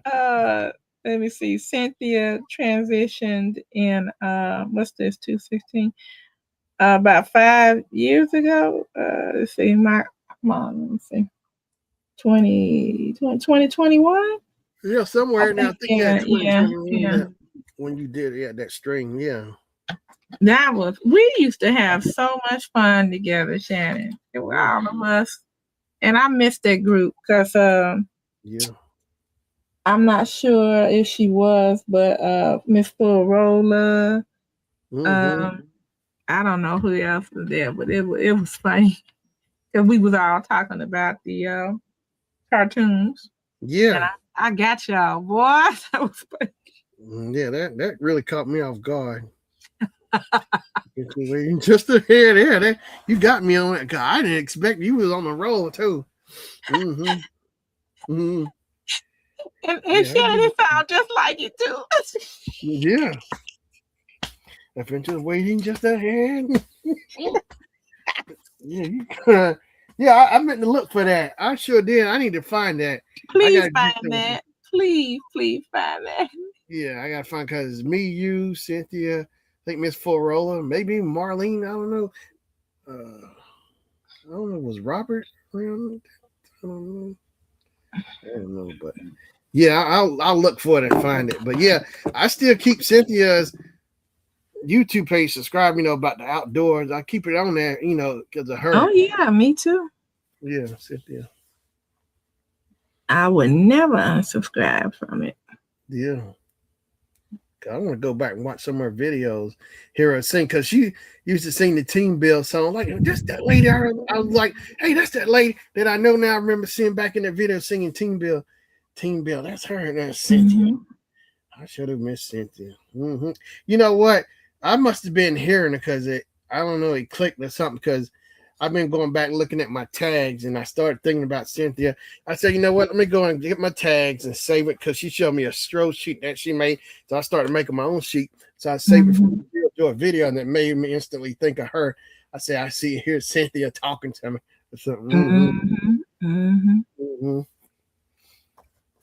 Yeah, because she sure did. She sent me a list and she told me how to go, search and look for videos and see what tags to put. She would help tell me about how to do tags. I didn't get it at the time, but she was explaining it to me.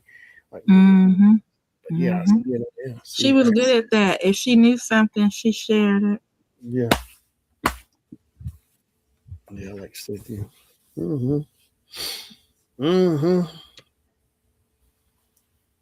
Yeah, I remember y'all.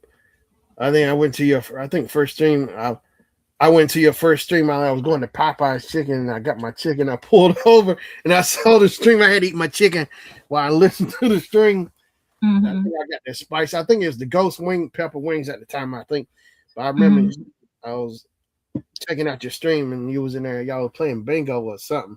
Bingo. That's the first one. Yeah. Mm-hmm. Bingo. Bingo. Bingo. Yeah, I missed it. You can't. I'm like that. We used to have so much fun, but that's when you wasn't working as much during the Yeah, pandemic, or it was right before fun. the pandemic and then during the pandemic. Yeah, yeah. I actually enjoy. I was taking advantage of that time. Yeah, that's how I got monetized. I took it because I was really putting them videos out. I really took advantage of that time. I was trying to use that time as best I could. You know, I was taking advantage of everything. Mm-hmm. Yeah. I know I was getting my videos. I was like, man, things kind of let up. I went to slam off. Mm-hmm. Yeah. Yep. Everything. But yeah, I sure do. That's like went into T-Bell. I finally got serious because I was in Serenity or whatever, Diana. I went into her. I forgot all about them. Yeah. Because she's the one I heard talking about Team Bill because she was saying her leader, and then you saw Geo in there, Team Bill. Like this, who? Because she kept bringing up, who is this Team Bill Geo? I finally went over because I kept tired of hearing the name. I'm gonna go see who is this lady because Diana kept bringing it up. I'm gonna go over there and look. It's Geo. That's when I saw everybody. Mm-hmm. Yeah, I got to get back over there. I keep saying it, but I see Marlene every once in a while. I'm trying to get. Yeah, I'm trying to gear up and get back over there. I just gotta get my playlist up, get that back done, get that caught up, and get it done, and work on my new playlist and get it fixed up. But yeah, I'm trying to gear up. I need to get over there this week, or I don't know, or maybe next week. But I want to gear up. Yeah, because until you get ready to do so, if you want to swap playlists and stuff, Shannon, let me know. I'll play it. Oh yeah, that's right. We used to just running ourselves. Yeah, that was fun too. Yeah, running. Yeah. Of course you can get more, Yeah. Yeah, we used to do Spotlight. Remember that? The Spotlight the other week, but then that's what Sam used to sing with the spotlight. Mm-hmm. If Team Bill with the spotlight. Yeah. Yeah, we had fun over there, and I did get a chance to holler at briefly J Luck Block. Yeah. Yeah, and she said, "Hey, Savvy." Oh yeah, like who is that? Mm-hmm. I ain't got no chicken wings, nothing over. They're still sitting over there, dust collecting. Cafe ain't been over how many years now? I'm still waiting. Nothing. Wait on, brother. Wait on. All I'm getting is dust. Fine.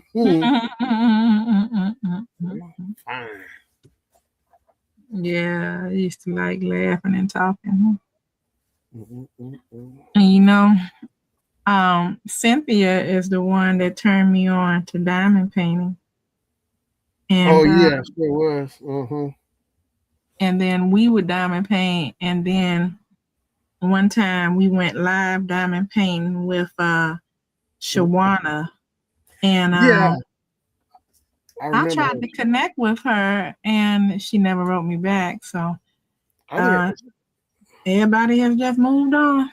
She hit me up on Instagram, yeah. So I think she still maybe posts stuff on Instagram. I think so, because I think she has an Instagram. I remember she hit me up on Instagram. She wrote you? Yeah, I think she found me or something. I think, or I found there was something. Yeah, because I saw Shawana's. Yeah, she's on Instagram. Well, people are interesting because I know I wrote her, but she never wrote me back. Okay. So, all you got to do is, do that one time, and I see you done read it, but you didn't respond. Okay, then that's loud and clear. Mm-hmm. But sometimes people just don't want the memories and stuff like that. Because we was me and Cynthia was tight, and then she and Cynthia started having a relationship, Mm-hmm. and I remember she was really concerned, which I appreciated about Cynthia. And then things didn't go well, and after I told her about that, and I kept in touch with her and told her about the funeral, Mm-hmm. and that was the last time we was in connection with each other. Yeah. Excuse me. Yeah, but so I didn't want to diamond paint after Cynthia passed. I didn't even want to garden after she passed. Yeah. But you know, I after I got done with my grieving process, you know, Yeah. yep, it took a while though, because I didn't want to do it without her. Yeah. Yeah. Yeah. Yeah. It was something else. It's just, yeah, it's different. Because, yeah, I still, kind of look for, like, Cynthia. Yeah, it's been 5 years now. Yeah. Yeah, because my sister-in-law transitioned right before Cynthia. Oh, okay. And that was a hard time. That's when I used to do the watching chats. Um, my sister-in-law would come on, and Cynthia would be there, and we would be having a good time. At the time, Robert Yeah. was coming on, and it was just everybody was enjoying themselves, and my sister-in-law really got into it, and she was telling people they ain't know. She's telling Robert, "You don't know what you're talking about." I mean, it was so funny. And I'm like, I was like, when I got off, I was like, "Girl, you can't talk to people like that." She said, "Like, well, it's true." I said, "Yeah, but everybody has their own opinion." Yeah. Okay. I miss her terribly too. But she passed in December, a couple days before Christmas. Oh, wow. And no, I'm sorry, my mistake. A couple days after Christmas. Yeah, like, yeah, close to before New Year's or somewhere. Yeah. And then Cynthia passed in April, but she got sick in March. So, Yeah. and I remember the last time that I talked to her, she was so afraid, and I prayed with her, and I told Yeah. her, what to do, you know, Mm-hmm. um, in the event that it was time for her to go home, because she was just out. But I told her to fight. I said, "Fight, Cynthia, fight like you never have fought before." Yeah. And she did. She fought. She surely did. You know, I think she was at the wrong hospital. Yeah. Yeah, but you know what? Whatever the case, God has the final say. So I don't know. I have questions for the Lord when it's my Yeah. turn, but I have a feeling that once I arrive, I'm not going to even care anymore. You know, it just won't be a priority for me to say, "God, can I ask you a question? I would like to know, if as well as I love my mother, why did you Yeah. take her so soon?" You Yeah. know, questions like Mhm. that. You know, um, and why did you take my grandmother before my grandfather? Because he should have went first. It's Yeah. crazy I got talk. some questions. Got to pull a note pen and pad out. I got some questions. Mm-hmm. Mm-hmm.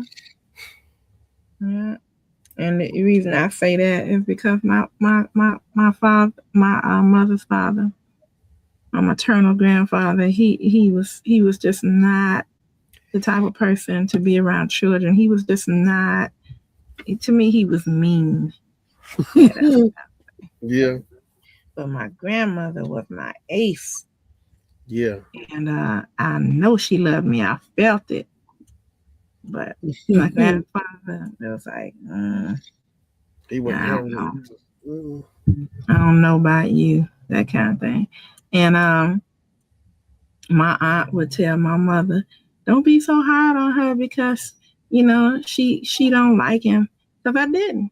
He was Yeah. mean to me, and she said, "Well, that's not right for her to be like that." And my Yeah. aunt would say, "But children know who is for them and who's not. So Yep. don't try to make her love him." She said, "Because I don't like him myself." You know,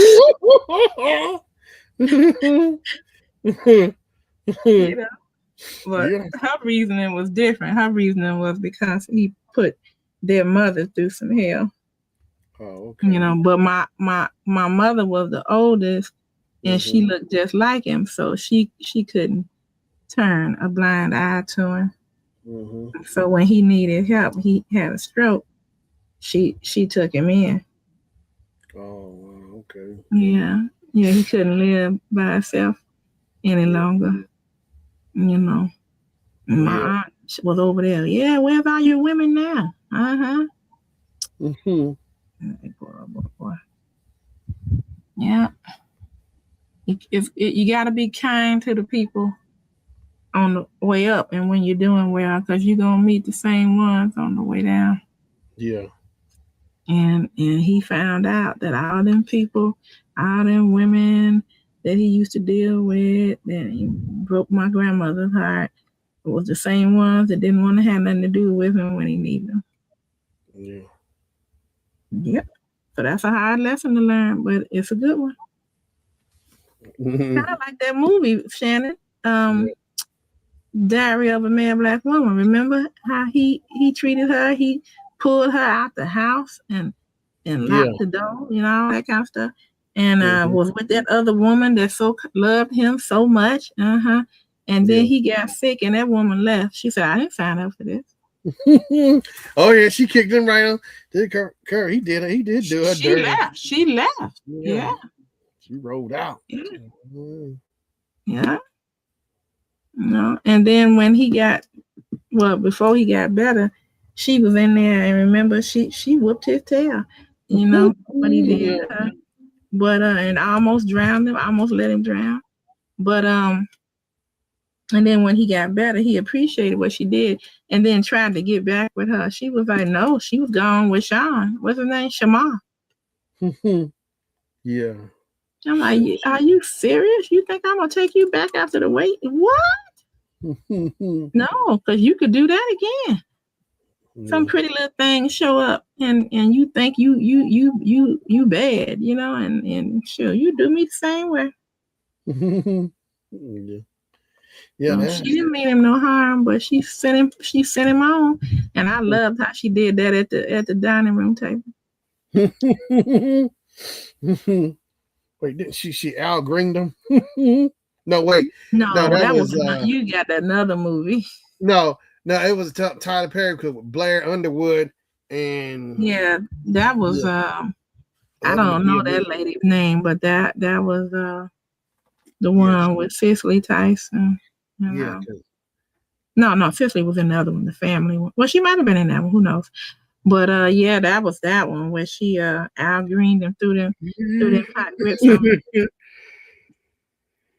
yeah, I had been fussing at my husband. I remember one time, and I yeah, wasn't thinking nothing about him, but I was feeling like I wanted breakfast for dinner, yeah.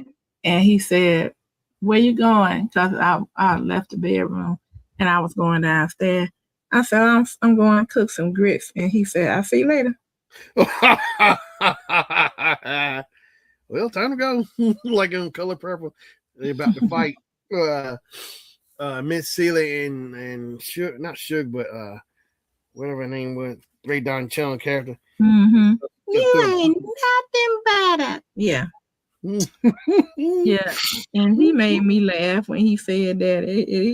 I was like, "Boy, you crazy." Oh, I actually met him. I think it was Doc. I actually met him in the theater. Yeah, because he came to the theater. He was playing the piano or something.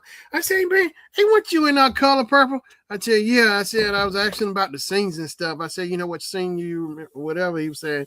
He said he remembers something like he don't know until like the scenes come out where he was at. I met. I think he was Doc because I was talking to him because he was the piano player for. Oh, the man that was playing the piano and then he shut the piano up and took off. Yeah, one said time to go. He said I remember I talked to him. I met him. Yeah, man, I was in the theater. Yeah, I sure did. Mm-hmm. Yeah, that was funny because you could hear it shut down on the piano. Yep. Well, time to go. Yeah, when Ray Don Chong said that. Tweak. What's his name? Tweak? Tweak? Something. Ray Don Chong. You ain't nothing but a big fat heifer. Whatever she said. Like. And she said, ooh, she's all that fist. Ooh. Yeah, she sure did. Trying to get on out there. Well, time to go. He closed up and packed up, got on out of there too, quick. Q's Juke Jump. Yeah, Lawrence Fishburne. I tell people that Lawrence Fishburne was in there too. Sure was. Yeah, Whoopi Goldberg. All right, man. I've been doing this and it is late and I know you got to go to work. I'm about to let you go. Yeah, I got to get going. Oh, Lord. I didn't even realize how late it was. And I can do this, what I'm doing, and then just talk. Yeah. Yeah, I better get on off here because I got to shut down. I got to get my thumbnail done, then I'll shut down. Get up.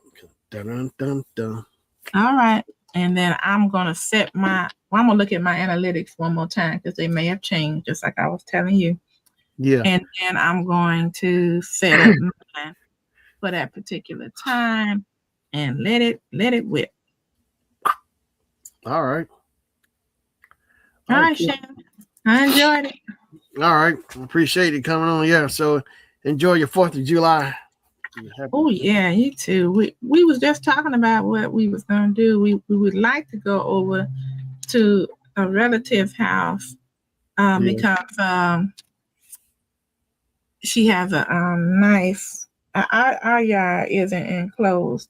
And so she has a nice enclosed backyard. And so I was thinking about going over there. And then she has she always has flowers hanging around. And then the biggest thing is that you don't have to leave the house to see the fireworks because it's a small town that she lives in, that my husband grew up in. And so the fireworks are always right, like you can actually walk to the park, you know, right down the hill. So, or you can stand. And he said, you know what, when I was growing up here, he said, you could see all the fireworks. He said, but the trees have grown so big now, it's more difficult to see them. I was like, see, that show you how those trees grew over that time you was gone. Yeah. You know, growing up. It's been a long time. We talking about, 35, 40 years, shoot. Wow. Yep. Nice, a big build-up. So, yeah, I would like that and bring some chairs or something and go and take a cooler and sit down there. I like the small town atmosphere versus, the large. Anywhere in the world, I would be going down to New York City. New York. That's what I was thinking to people when the Knicks won. I was calling them up. They was like, hello. I said, New York, concrete jungles where dreams are made of. Like, I'm going to hang up. Hang up, yeah. That was all them people that was talking trash. I was like, oh no, I got to call them. All right. Well, have a good one, Shannon. Be safe. I appreciate it. Alex, have a good one. Miss Shelby, have a good one. Anybody in the bushes, have a good one. And y'all, God bless. God bless. And don't forget, try to find that video. Share it, please. Oh, I sent it to you. No. Adventures waiting just ahead. Oh yeah. Okay, yeah. I'll look for that too. Not tonight, though. I know. Yeah. Yeah. You think you would have put keywords on it? I just wonder. I don't know what we was talking about that night. I can go back, y'all. I'll go and add some. Right. All right. See you later, sir. All right, Bye-bye. be safe. All right, so I appreciate Miss Kim coming on. Appreciate my mom. I appreciate Alex coming on. Appreciate everyone coming on tonight. So everyone be safe. Happy holiday be safe on the 4th. All right. So I gotta go. So peace out, everybody. Be safe. Bye-bye.